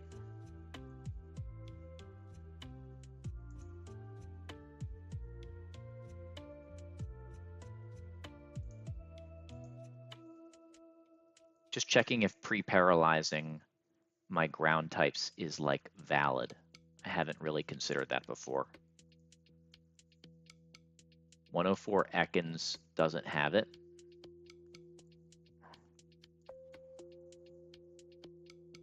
No.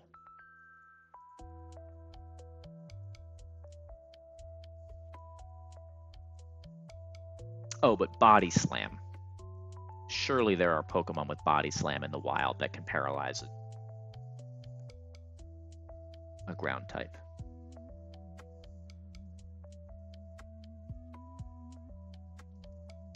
Yeah.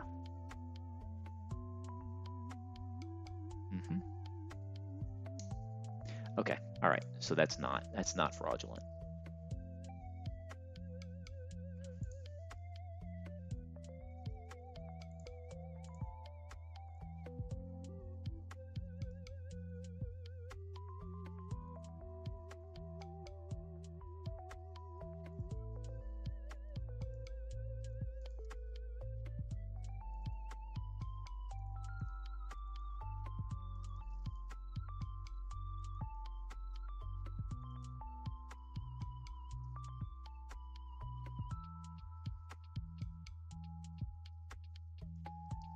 Don't need you.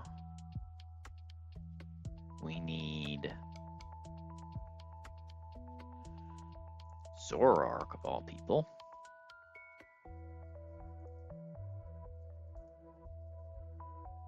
Steelix. All right. 1, 2, 3, 4, 5, 6. No pre-damage. Items. We go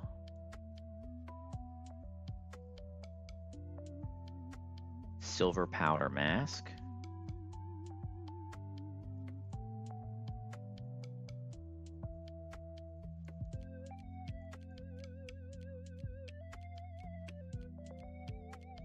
Muscle Band Arcanine.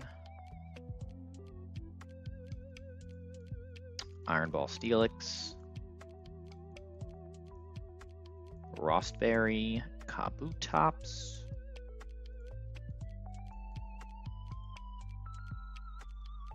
I guess Rostberry Huntail, and Black Glasses Zoroark.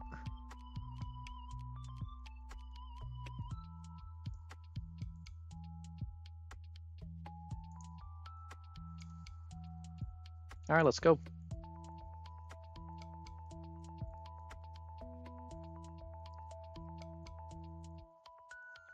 It's really easy to forget that this Arcanine takes recoil damage. We're going to try not to screw that up this run.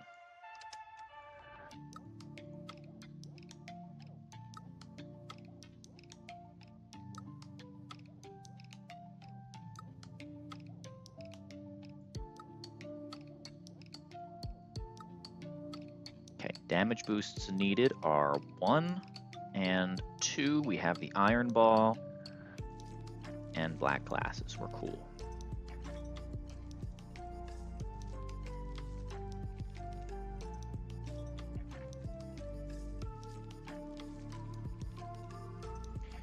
Flare Blitz Arcanine, one-shots. Cobra Berry does not protect you. Soul Rock. This is high crit AI, so it's likelier to click Stone Edge than usual Trick Room setups. Shouldn't matter here. There's the Stone Edge. Okay. So we just have a level.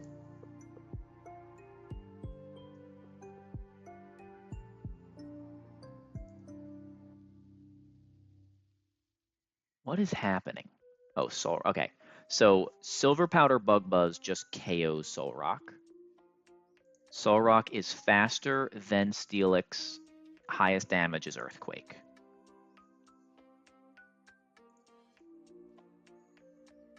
The calc's being really weird,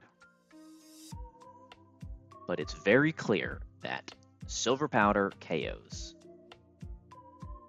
Silver Powder Bug Buzz.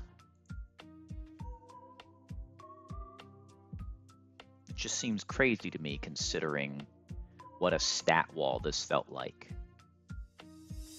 in Flannery's, not Flannery's gym, right? I don't have like Choice Band or anything crazy on, right? Not Flannery, Roxanne. This doesn't KO, I'm clausing it. It is so we're showing the calc. I don't know why I don't believe it. 100%, nothing special on. We're not Dynamax. We're just better than he is.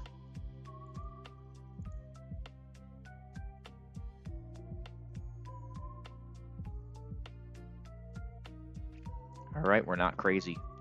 That blows my mind because you do like 50% on Gym 2. I know he's low Spadef, but still. All right, Camerupt for not Earth Power. Can be anything else. But you know what I mean? That just like doesn't make sense. How is that? How can you barely do half? Oh, I didn't have Bug Buzz. That's true. We had like Struggle Bug. Good point. I'm an idiot. Thanks, Dave. Liquidation KOs.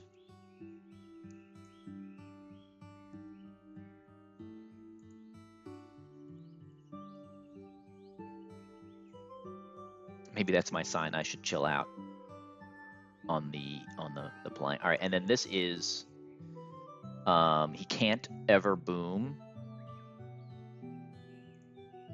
Do we just stay in? He can't boom. He has no killing rolls. I think we just Liquidation Aqua Jet.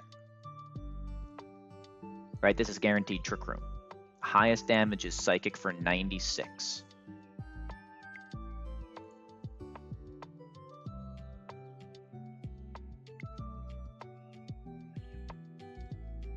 Oh my god.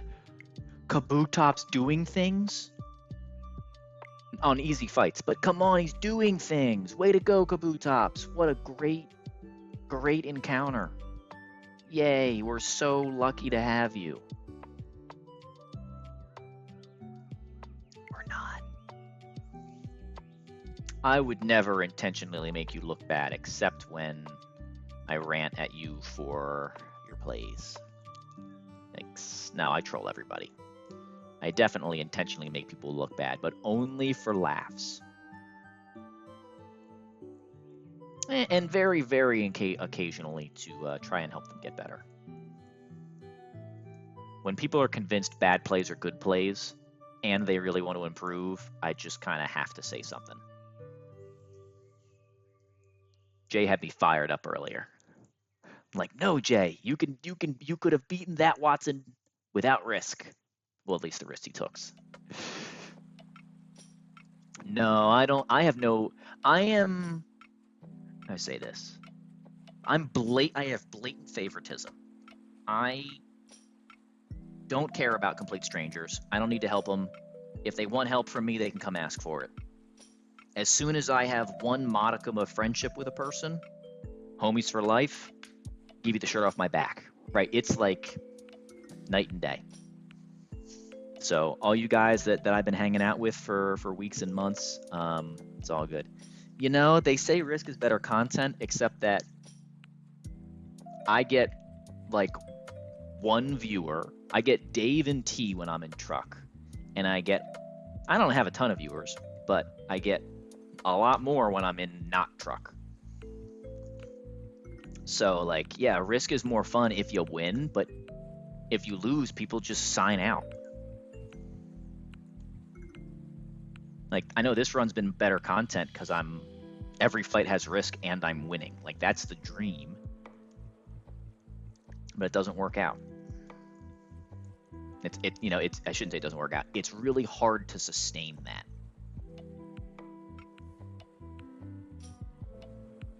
No, sample size of 1. That's been my experience. It's not like I have a large following. I think you're the one that made the point to me before, though. Like, the streamers with the largest following are all like super slow and cautious. They're not content runners, right? Like when Wacko was streaming every day, Wacko had 200 viewers. Pichao shows up once in a month and gets 2,000. But that's an unfair comparison because Pichao built his, viewership over 10 years. But Small Ant isn't even like a Pokemon runner, right? He's like random content, and he's playing run and bun at a snail's pace with thousands. It's crazy. But Small Ant's also live all the time, right? This is life for him. All right, how do we beat Dubwall without Torterra? I just spam Giga Drain on this guy. Now I actually have to come up with a plan. How am I supposed to do that? Guys, I don't know how to come up with lines. I'm confuzzled. I'm kidding, it'll be fine.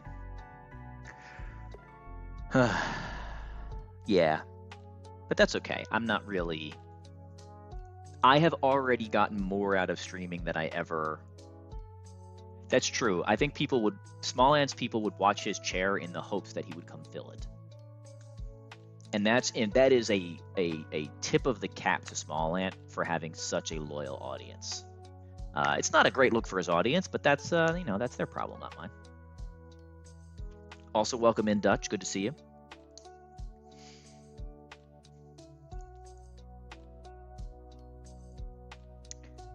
I pretty much hit the go live button for 2 reasons. One, because I had so much fun hanging out in Cheesemo's chat. I wanted to return the favor, and it felt unfair to sit and troll him and then never give him the chance to troll me back. So I'm like, all right, I beat the game on my own terms offline. Now I need to do it online with people trolling me in real time, and then I'll be legit. So I did it, 1, to create that opportunity, and 2, so I could beat the game legit and feel good about it. Right? No question. I cannot pretend, hey, I do this for me, but I go live and it's performative. Right? There's absolutely elements to both. Like every day I check the sheet again just because that makes me feel good, man.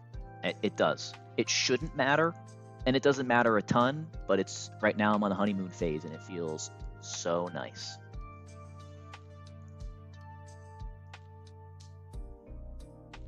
All right, so here's the play.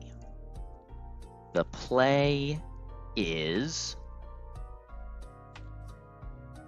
number 64. The play is toxic.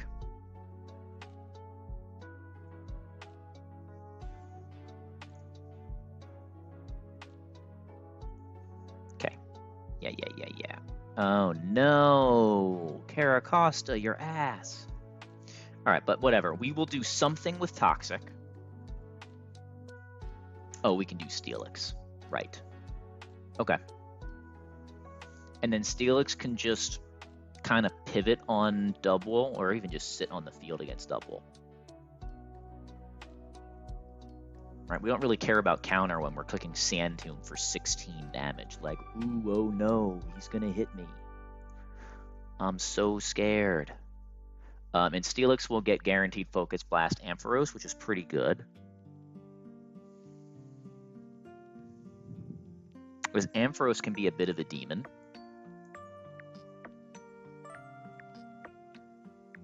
Thank you, Dutch. Yeah, no problem. Hey, everybody's got to get life first, but always appreciate you taking the time to chat in and say hello. Appreciate the lurking too, but always more fun interactive.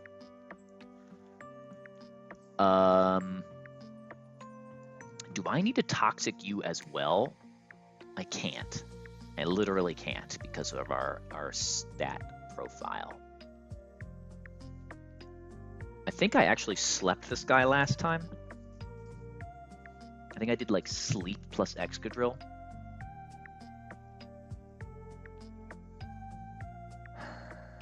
All right. Yeah, okay. So we need a knockoff or 50%. Hold on, does that even work? Hold on. Done, because we're going to be slower than the darn Spinda then.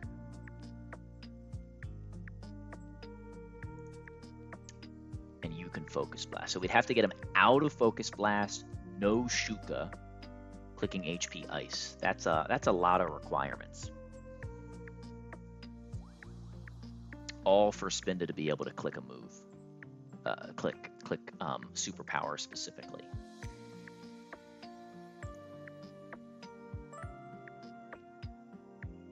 Oi.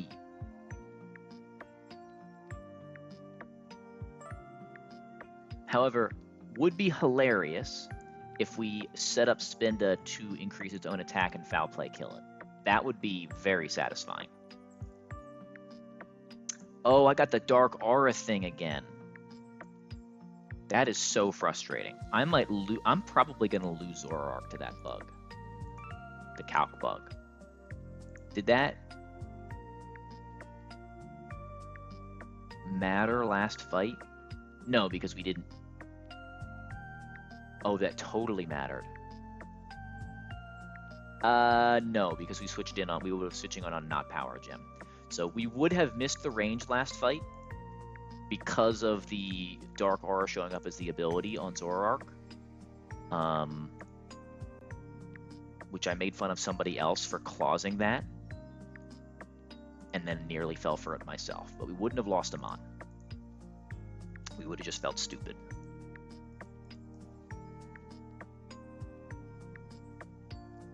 Okay, Weavile can help stall this out of Focus Blasts. Is this a good old-fashioned Ampharos stall out? The classic? A tale as old as time. I mean, if you're not stalling out an Ampharos, what are you doing?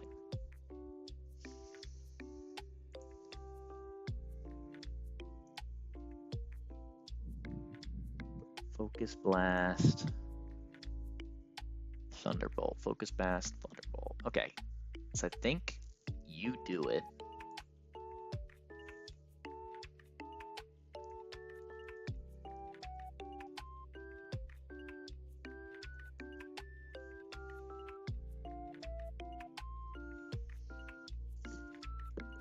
Yikes.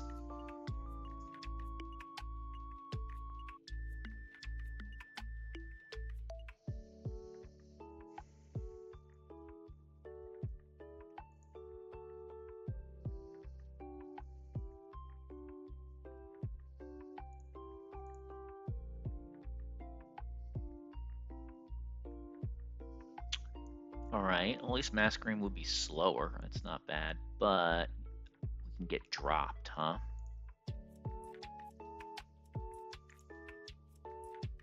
So I think Pre-Parascalopede's the best guy for this.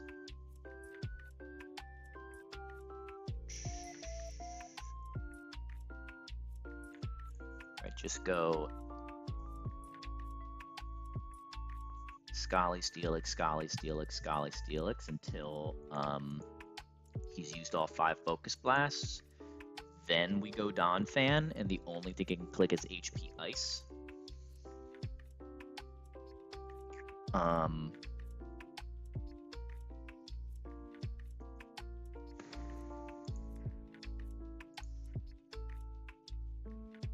Hold on, do we have special moves that beat this guy?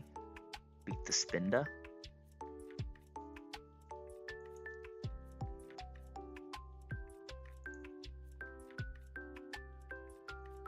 Luxray can do it, but Luxray, would activate some abilities. All right.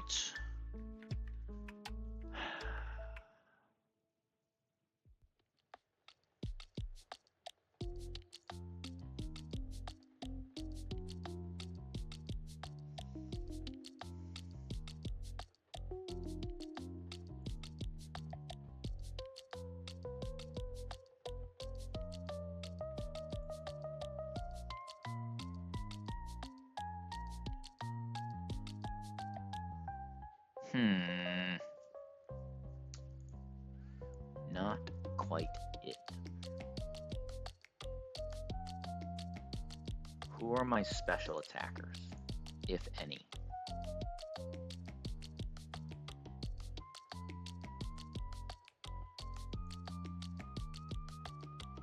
It's exactly you, but you can't come in on superpower and live another superpower.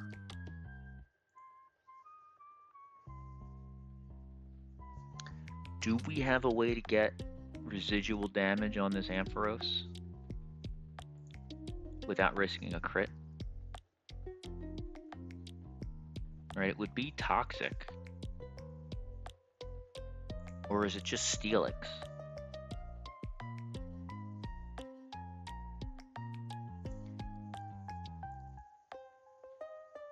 Right, Steelix just clicking Sand Tomb.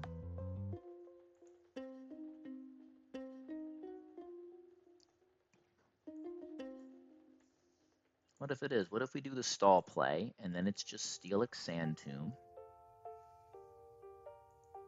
This Sand Tomb doesn't make contact.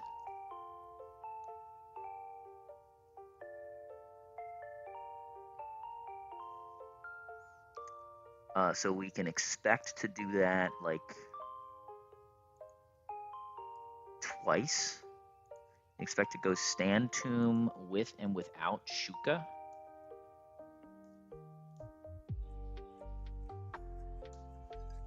Dealing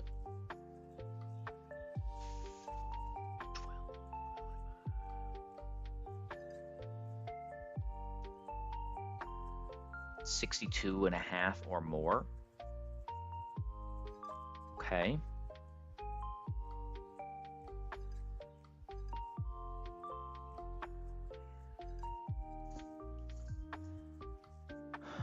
Okay.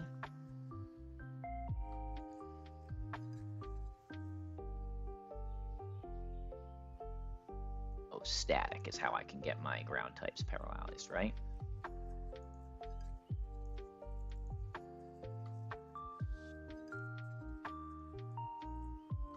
Not fraudulent.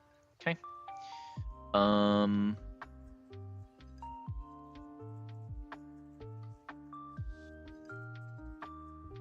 Is that enough?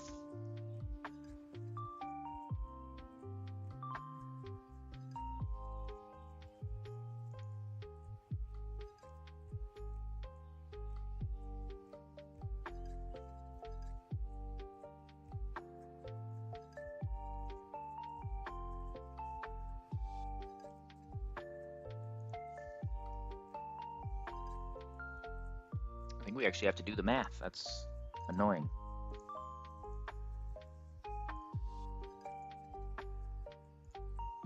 All right, let's try this again. But it doesn't mean we have slots. So the idea is KO the double with Toxic.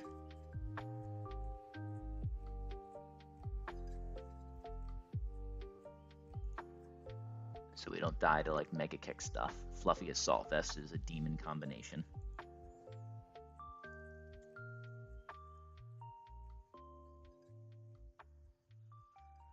But yeah, KO you with Toxic in a way that baits Ampharos. Bait Ampharos using Steelix, taking like 10%. So we have 90% Steelix, getting Focus Blast. And we Sand Tomb once for 22. And so I assume that we'll do 21 on each residual turn. We will. So we'll do 22 plus 21.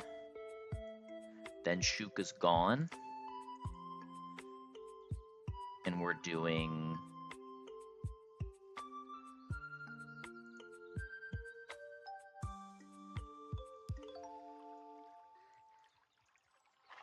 $44 plus 21, 108. So we've done 108 out of 171 minimum. So he's at 63 HP. Scald does not KO.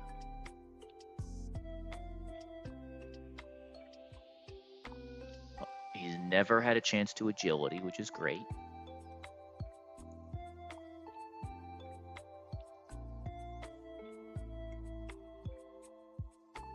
So does that just mean we have to pre-burn?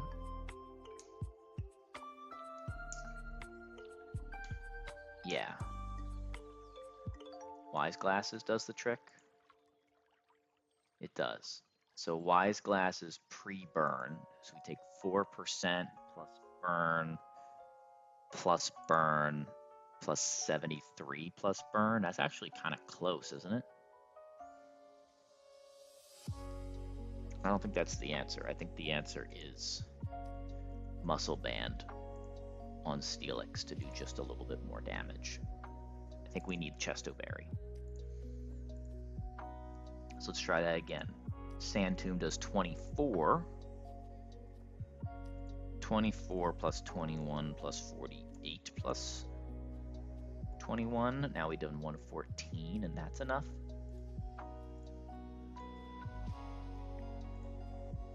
Yeah. I really like residual damage moves for their consistency of HP ranges. Underutilized. Alright. Go to you, we do the stall, we get Empoleon, we set up Empoleon with Sand Tomb after he's got no Focus Blast. So let's make sure Focus Blast is on slot. The correct slot. Trainer battles.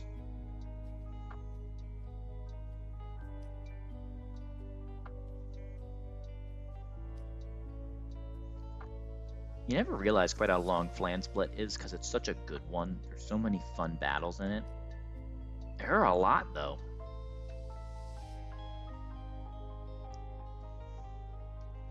Thunderbolt slot 1. So no, this works. This does work. As long as we pre-paralyze or Iron Ball. I think it's Iron Ball's good enough. No, but we need the citrus. Right. And there is a little bit of fiction with Focus Blast, baiting HP Ice with drops. So we probably need a secondary pivot, like Masquerain.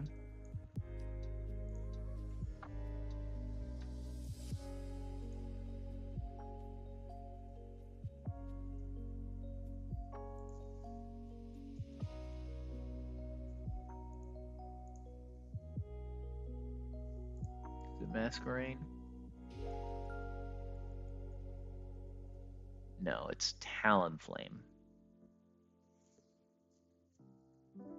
Talonflame is also always dead to Thunderbolt. Doesn't even have to worry about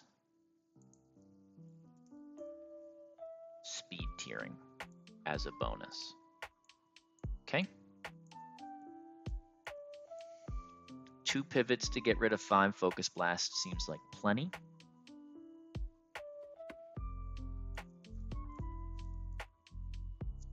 Set you up for the chain KO. So all we have to do is make sure that we're finishing the double with as high HP Steelix as possible. I think we do that by never damaging it.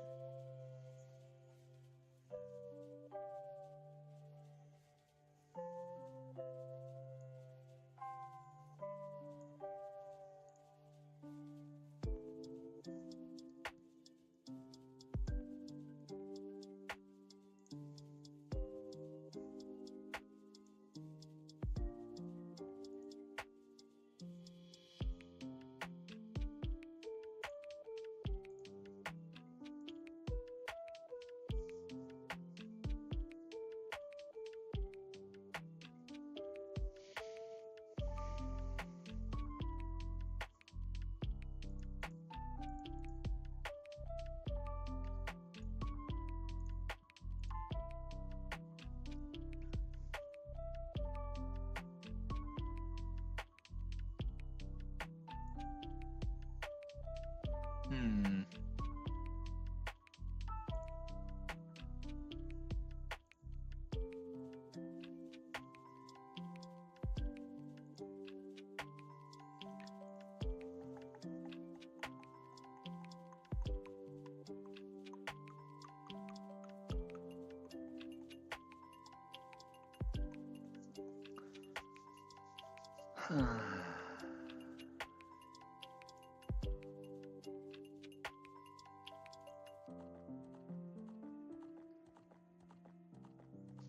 All right, I think it's mask so we can lead intimidate, actually. So we lead intimidate.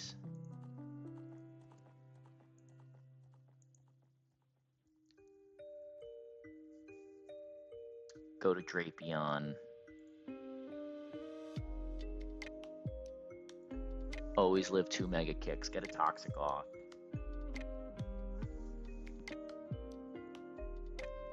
Go to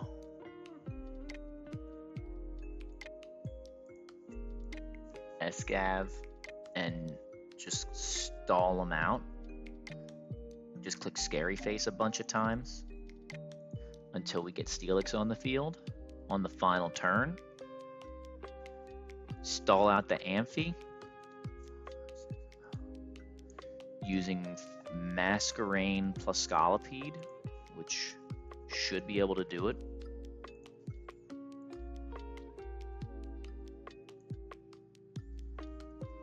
And then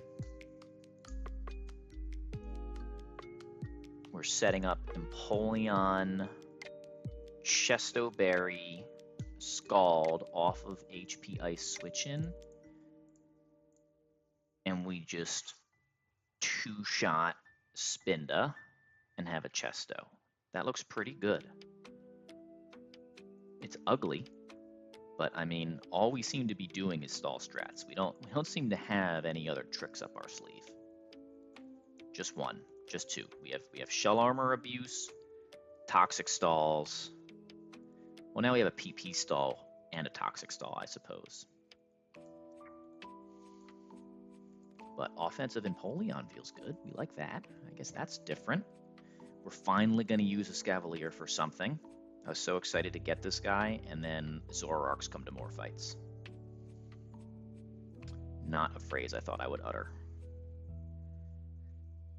And Scolipede is just kind of falling off hard. It's just a strictly worse 4X fighting resist than Masquerain at this point, but it does have Protect. Okay, Mask needs to be pre-paralyzed. You have to remember that, right? Because do we still outspeed? No, we're slower than Ampharos naturally. We don't need to pre-paralyze. Leave you.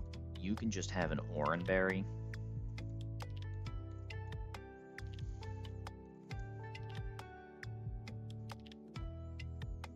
I think you can have an Oranberry too. Steelix needs the Muscle Band for just that tiny little itty extra bit of damage. You need the Chesto.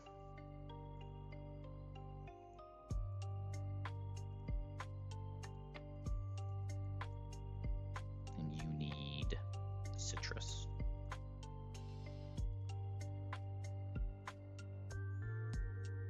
Okay. And I think I'm going to make this last fight because I feel like I'm slipping. I still think I have this one.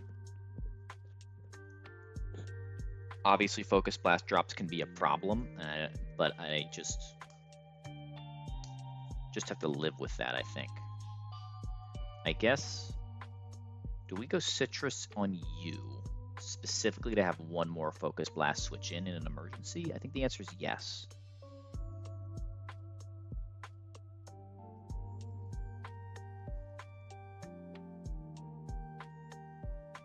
Does the same apply to Escav? I don't think so. That's 3 different switch-ins. He doesn't have that many chances to drop me, and he has to like crit drop after he's done some damage.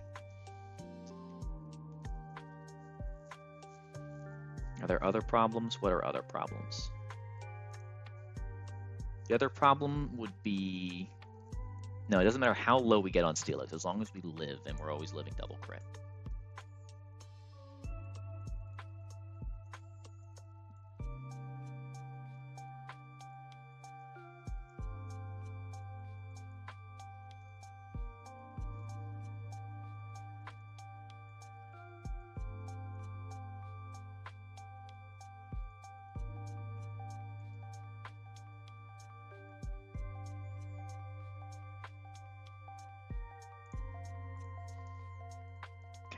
No pre-status, right? No, we do. We need Scolipede. My God. Pre-para Scolipede for speed. That also means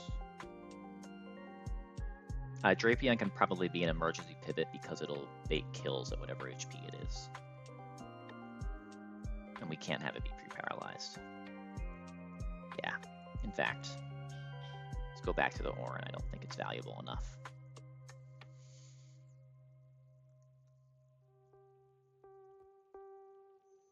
Okay.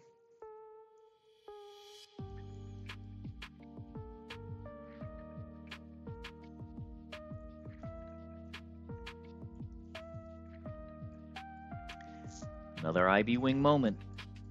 Toxic stall into a PP stall into a chain kill.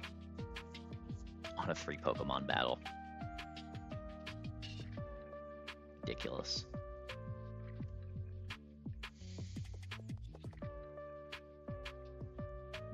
Go Drapion. He misses, that's nice. Toxic.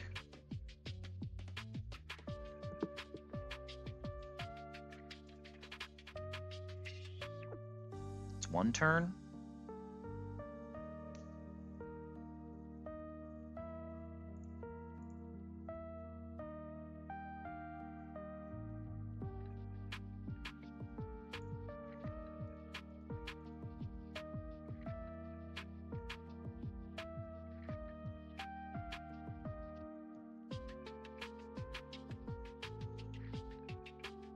Scary face.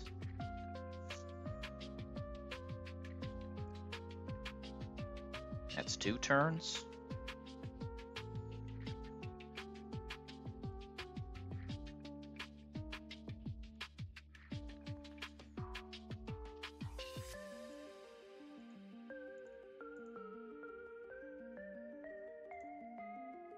Counter again. Hilarious.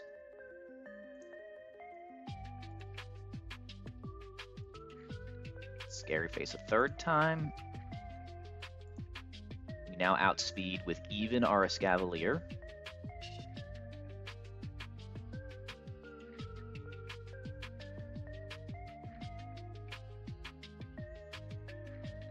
Okay, you should always live 1 more Toxic. Right, we've done 10/16. Next turn we'll do 5 more. So we can just Toxic a final time. He Mega Kicks, that's fine. And then this is going to be Mega Kick. Now he has to Mega Kick. So we go Steelix. Yes. And he dies.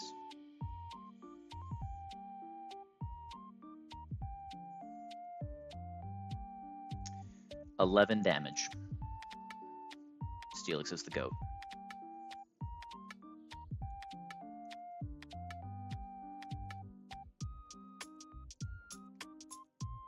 Okay, this is Ampharos for fast kill. Focus Blast exactly.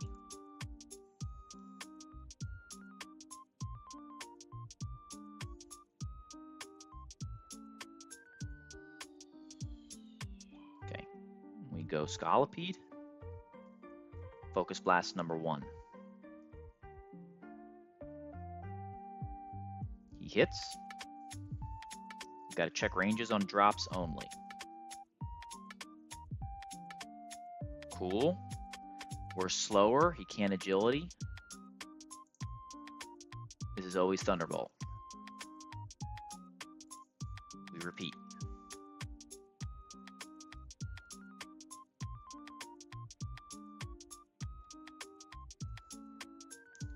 That's 1.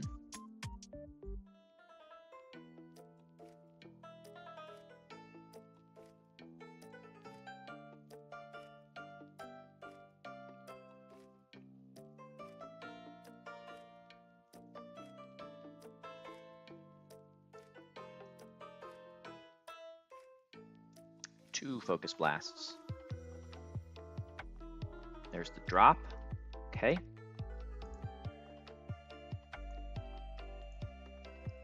$64 HP is max roll. Still always Thunderbolt.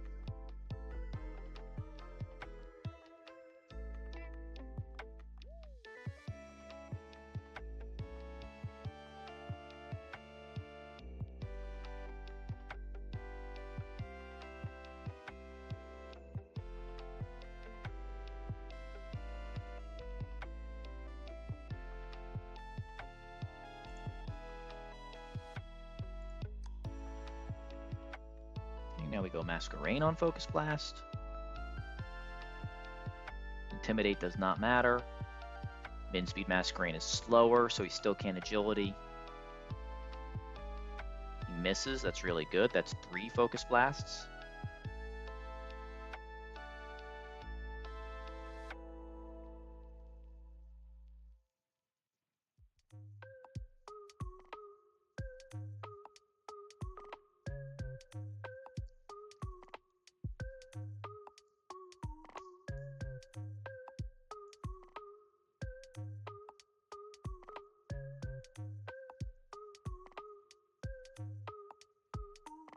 Four.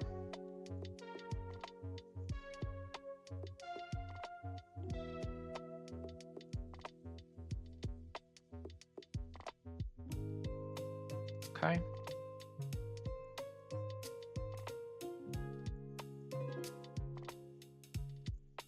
Five. Okay. 2 misses was nice. 2 misses, 1 drop. All right, now it's HP Ice. We take HP Ice pretty well. He's out of Focus Blast. We checked the trainer doc. Focus Blast is not slot 1, so it's only 5. And we Sand Tomb twice.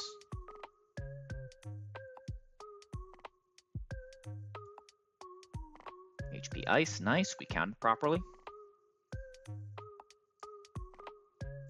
Sand Tomb's not contact, so we can't get messed up here by...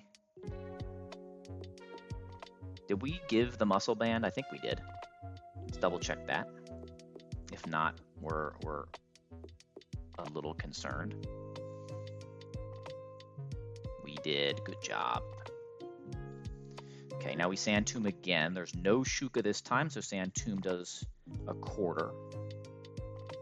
Sand Tomb allows us to not get parried, and it allows us to not worry about critting him, because the damage just isn't that different.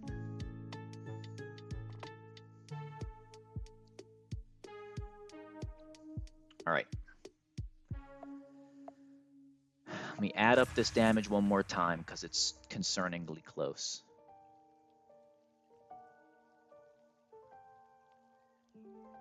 We do 58.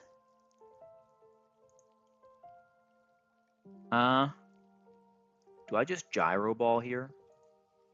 I might just gyro ball.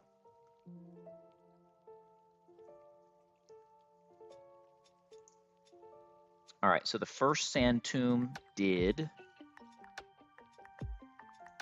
24 minimum. The second one did 48 minimum. And then we do 21 per. So we Sand Tombed, he took chip.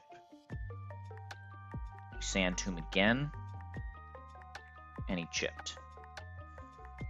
Right, so we did 24 plus 48 are the 2 Sand Tombs, and then he did 21 twice. We've dealt 114 damage minimum, which means he's at 57 maximum. And Scald unboosted does 58. This is always HP Ice, which we quad resist.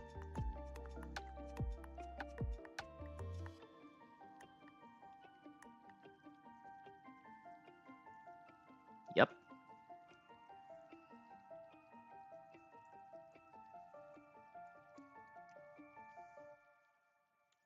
Scald always KOs. We outspeed by 2. Not a contact move.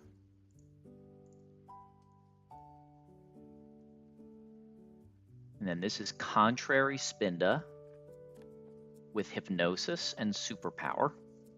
This is Superpower Hypnosis only. It also has Psycho Cut and Dizzy Punch, which it cannot click this turn. We have Chesto Berry, 2 Scalds or 2 Flash Cannons KO. We outspeed by 1. We might as well Scald for the burn since this doesn't have Facade. Superpower never kills us with crit because we didn't do pre-burn. And then a second Scald always KOs. I'm liking the Scald Penguin. I am liking it. I know Icy Wind is the meta. But Icy Wind isn't doing that for me.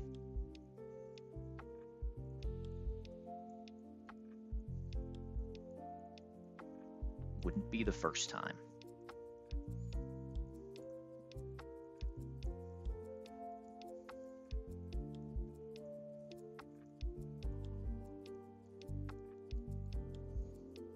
All right, now we have an encounter if we want it, right? This is, oh yeah, I always mess up the Psychic Double. I'm not doing the Psychic Doubles tonight. It's time for me to stop. The only question is, do I want to pull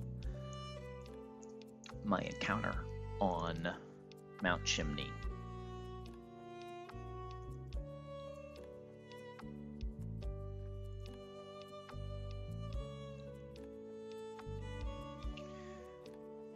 All right, Mount Chimney encounter. What do we want here?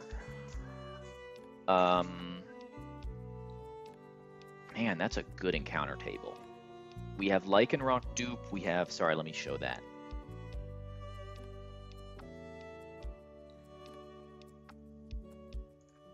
We have Lycanroc dupe.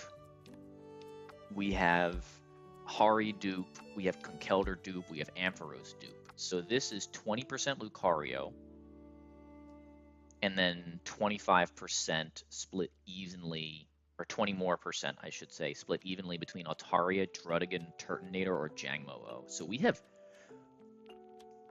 really good, what is that? 5, 10, 15, 20.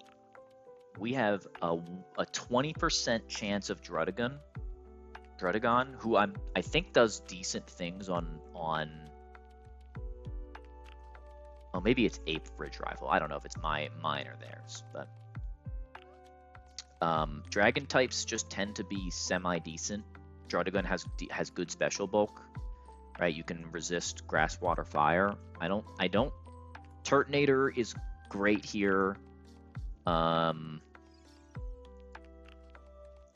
would have no problem with Jangmo-O or Hakamo, of course. I think that they're glazed and aren't quite as good as they're made out to be, but they're still good.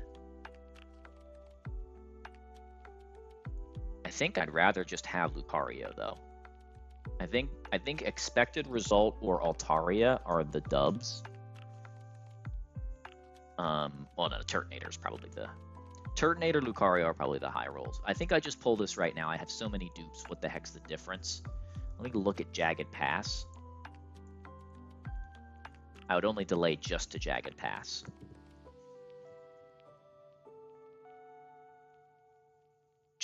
Oh my god, Jagged Pass is Turtonator, Druddigon, or Gible. Because we just picked up the Magmortar dupe.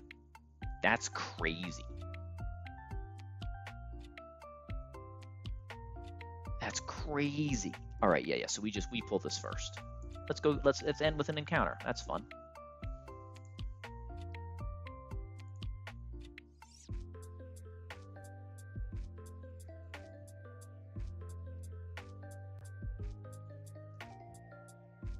All right. Turtonator, do you come with Fire Spin? No way these encounters are that high level. Dragon Pulse, Flamethrower, Rapid Spin, Body Slam.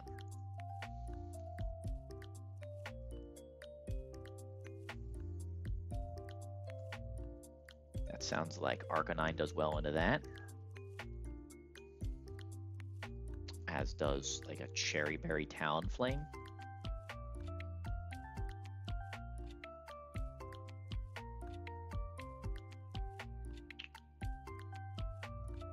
Okay, Drudagon. Low catch rate on Drud.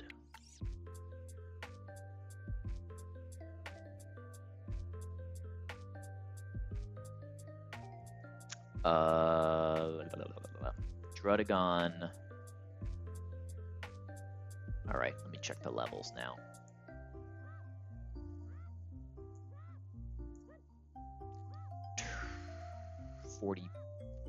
No, level 40.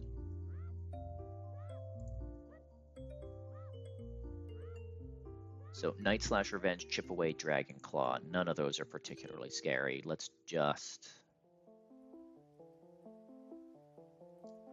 just bring Intimidate. Another Intimidate. Because if he's going to Dragon Tail me, he's going to kind of ruin his own day, which means we should bring Drapion as well. Cool. And then we don't need to account for Oh, I'm on the wrong thing. Not Jagged Pass. Mount Chimney.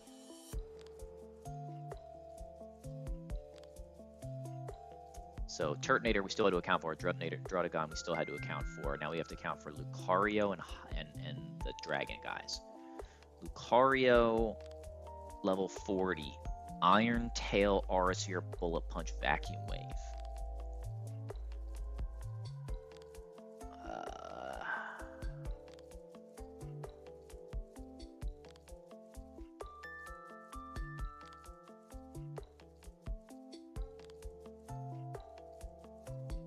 I don't have great stuff into that.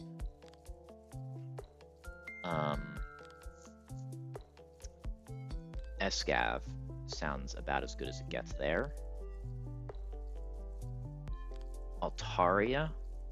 And this Altaria doesn't have Perish yet, right? Surely they don't have multiple Altaria Perish setups. Roost, Dragon Breath, Dual Wing Beat, Heal Bell.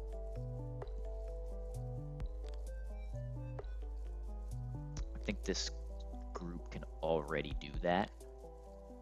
And then Hakamo surely doesn't do that much to anybody. Roar, Scuppercut, Dragonclaw counter is fine. Yeah. Alright, I think this is the squad.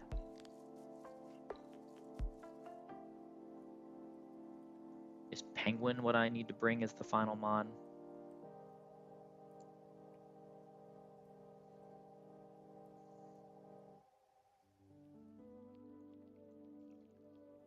Bring Crustle. A little more expendable. All right, I didn't see any status to worry about outside of paralysis from one guy. So we'll bring a Cherry Berry for the 2 Pokemon that are most likely to take that attack. And then we'll just Aura the rest.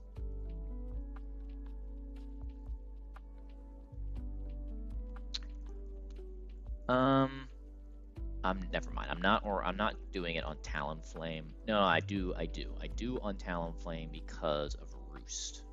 Gives me likelier chances at roosting. If I'm damaging with this thing, it's going to damage on the first turn out, so I don't need to worry about it. Cool, that looks good. All right, I said I need to go get the Acro Bike, so I'll do that.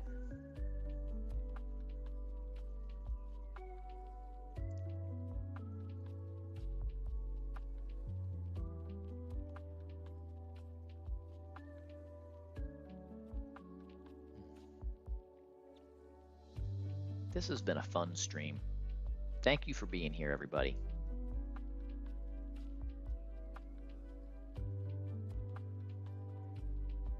Didn't get punished for my misplays on 114 either. That felt good. All little misplays, but well, not the first one. Not the one where we risked the game on like 50-50, 50% of crit rolls because we didn't account for white herb. That was pretty bad.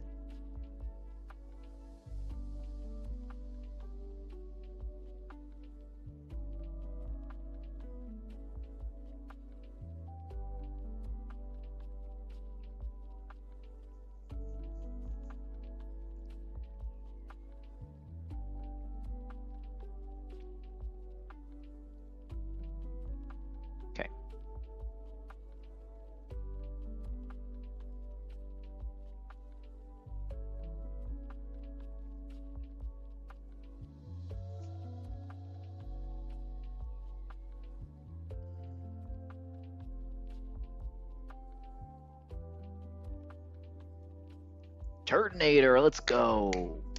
Love this guy. Oh, of course I put it on the wrong screen. Love this guy. Know him well, know his tech. Yes, please. We just, I don't know what it is. I dodge so many Lucarios. It's a pretty likely encounter. I've had like 3 ever.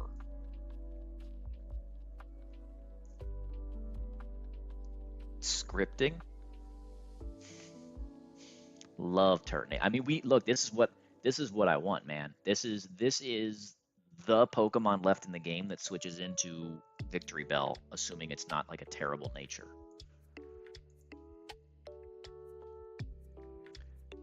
Turtonator. And getting it here is fine.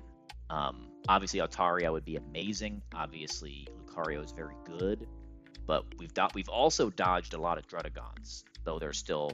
Now it's the likely encounter on Jagged Pass. Druddigon, Gibble are the only things left. How crazy is that?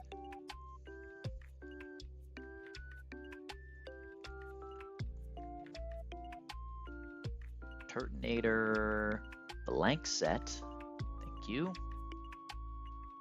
Level 40. All right. How are we doing? Surely we can hit this with some attacks as a fire type, but can we do it with other things? 0 HP, 0 defense, minus defense. All right. We can hit it with an E-Speed.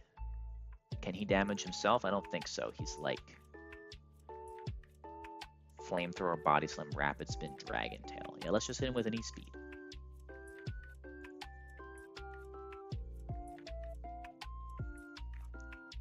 We are acquiring some tools, people. All right, and now let's kind of get an idea for what kind of a defensive guy that is. It looks like certainly solid defense. We did about 40%. And if 31 HP, let's go 0 HP, 31 defense. Looks like we did less than the minimum roll of 0 HP, 31 defense. So it's at least an averagely decent on the defensive side guy. I don't know why I'm checking ahead of time when we get to check later. It's just feels good to do.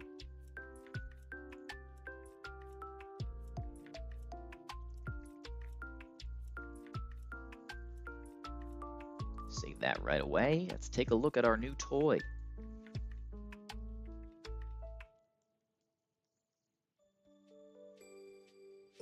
Scripting. You calling me a cheat, Dave? Is that what that's supposed to mean? I feel like that's what that's supposed to mean. Like you think I have the technical capability to cheat my way through any of this. Couldn't even figure out where the game's storing my screenshots.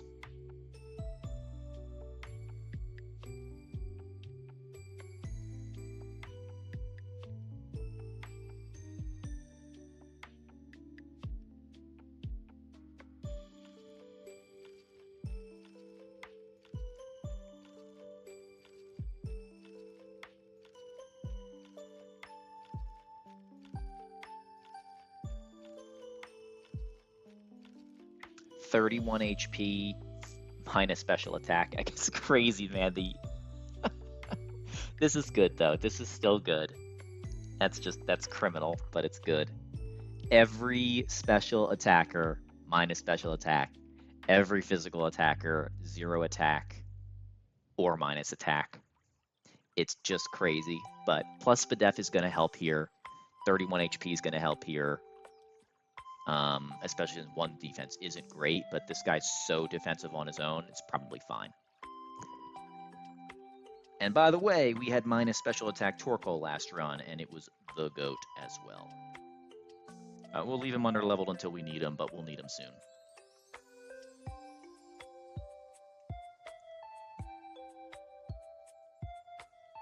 You know what? Let's do a little post for the Cord with our new friend.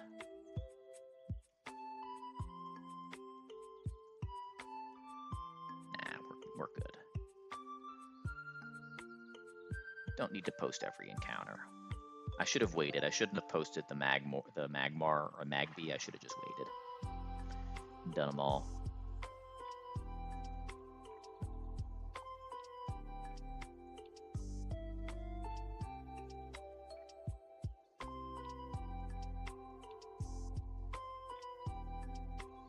All right, good day.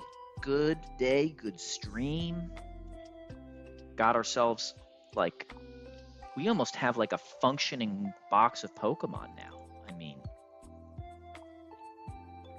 are the natures good? No. But do we have some things that we can use? We have we have triple intimidate and like quadruple shell armor / battle armor.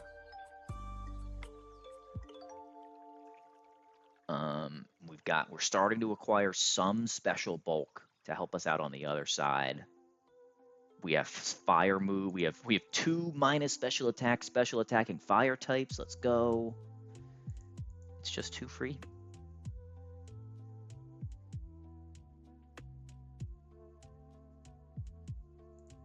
Oh, and I get to keep. Don't I get fire spin on this guy?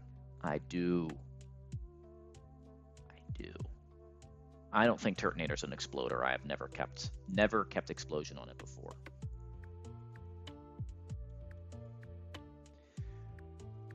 All right, thank you for being in here. Got anybody else to be live? I know this attempts 1. It refuses to die. Hello, Wonder. How you doing? Here, let me show you the box. I'm about to raid out, but we continue moving. We did the 114 gauntlet, and then we just have the 3 magma grunt fights, or the magma fights on Mount Chimney before we go get our Hoenn egg. And if we hit the Seppi, it's a run. If we hit the Seppi and we figure out Flan, it's a run.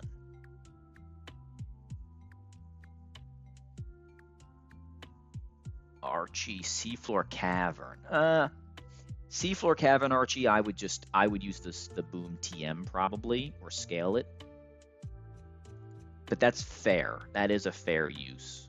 I'm so far away from that. Like I think the move slot's really valuable on Turtonator. I like to keep Fire Spin of all things. I like Fire Spin and Overheat. We'll see.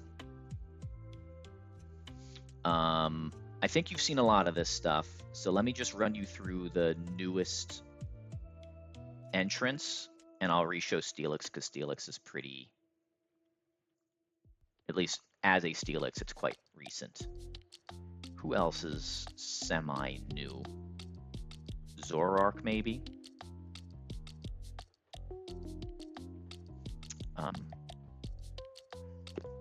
Yeah. So you probably know we got this Weavile. He's minus attack, but he's got great IVs. The special bulk has come in handy. This guy's a guy. I don't care if he's minus attack. Weavile goes crazy. It's so true. It's the reason that I kept this run going. We just hit the Turtonator. It's careful 31 HP. This is really good. Even though you want defense, it's fine. His defense is like 1,000. We hit this Magby. which has Guy V's and the worst nature ever, but you don't complain about 18 plus IVs. Yeah, this is like, what are you doing? This is my Fiery Path encounter. We hit the 5%, and I'm sorry, we hit Torkoal dupe into Torkoal dupe into 5% dupe for my winning run, and then saw this.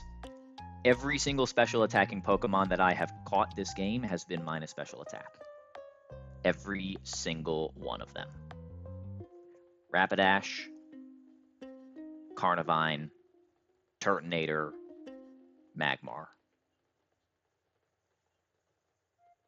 Oh, I'm sorry, there's one. I got plus special attack Zoroark, excuse me. I stand corrected. I got one.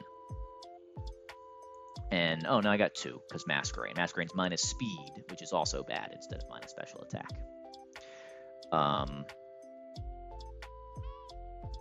We hit this Kanto Arcanine, which we can't trade it.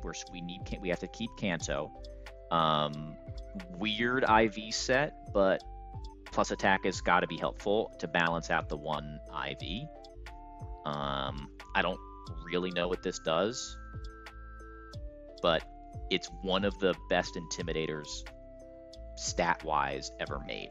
So it'll definitely be valuable somewhere, and it's got stat Flare Blitz. We have an Adamant Sheer Force Steelix who has been putting in work. This guy facilitated 5 different toxic stalls on 114 Gauntlet, and is the reason I got through. This guy is an absolute juicer. So you can see, like, as much as the box isn't very good, I've got IVs. I just don't have power. I don't have hitting power.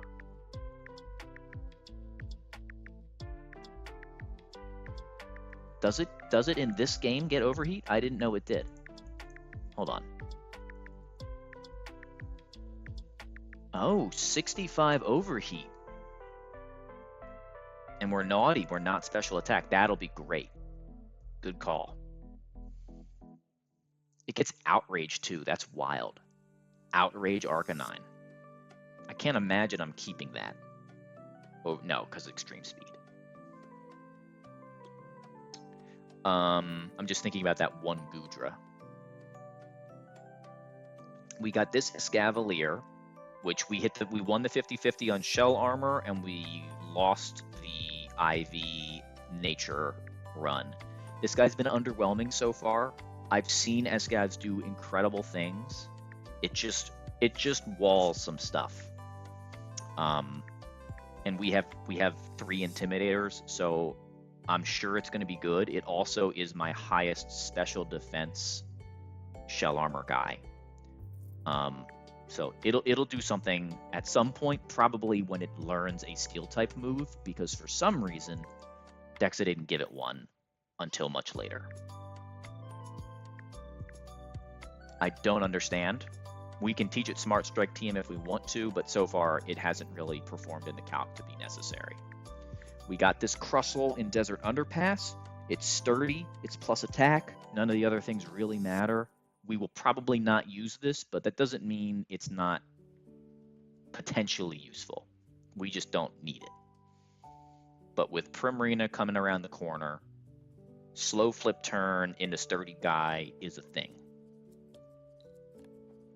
And it's got knockoff, it's got recovery, and then we have this mild Zoroark that's very good. This is all the IVs in the right places.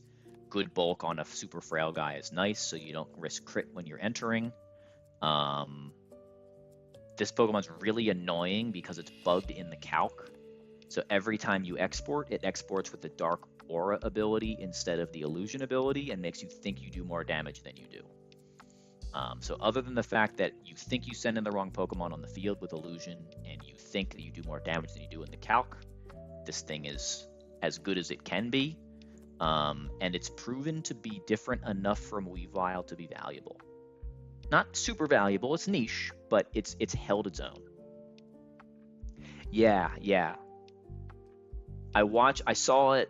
I know that there are certain things it happens for Corviknight and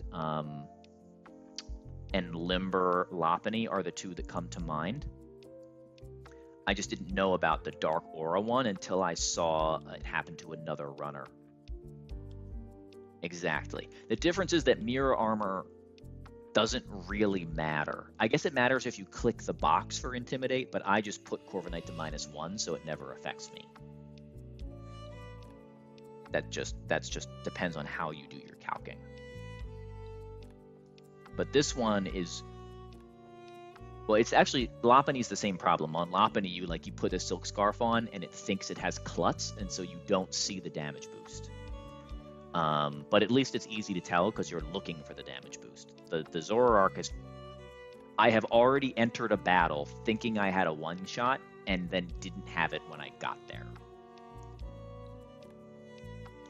It's pretty brutal, and I've had to change it like 6 times already. That's life. If these are my problems, I have a great life. All right, we are going to raid our good buddy Cheesemo, who finally returned to Lucid. Wander, thanks for stopping by and saying hello. Appreciate it. Dave, if you're still there, have a great day. I will see you after I wake up in the morning.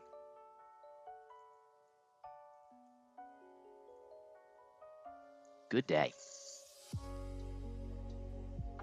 Good day, fun stream. Wander, next time in, I want to hear more about your run. You just heard all about mine.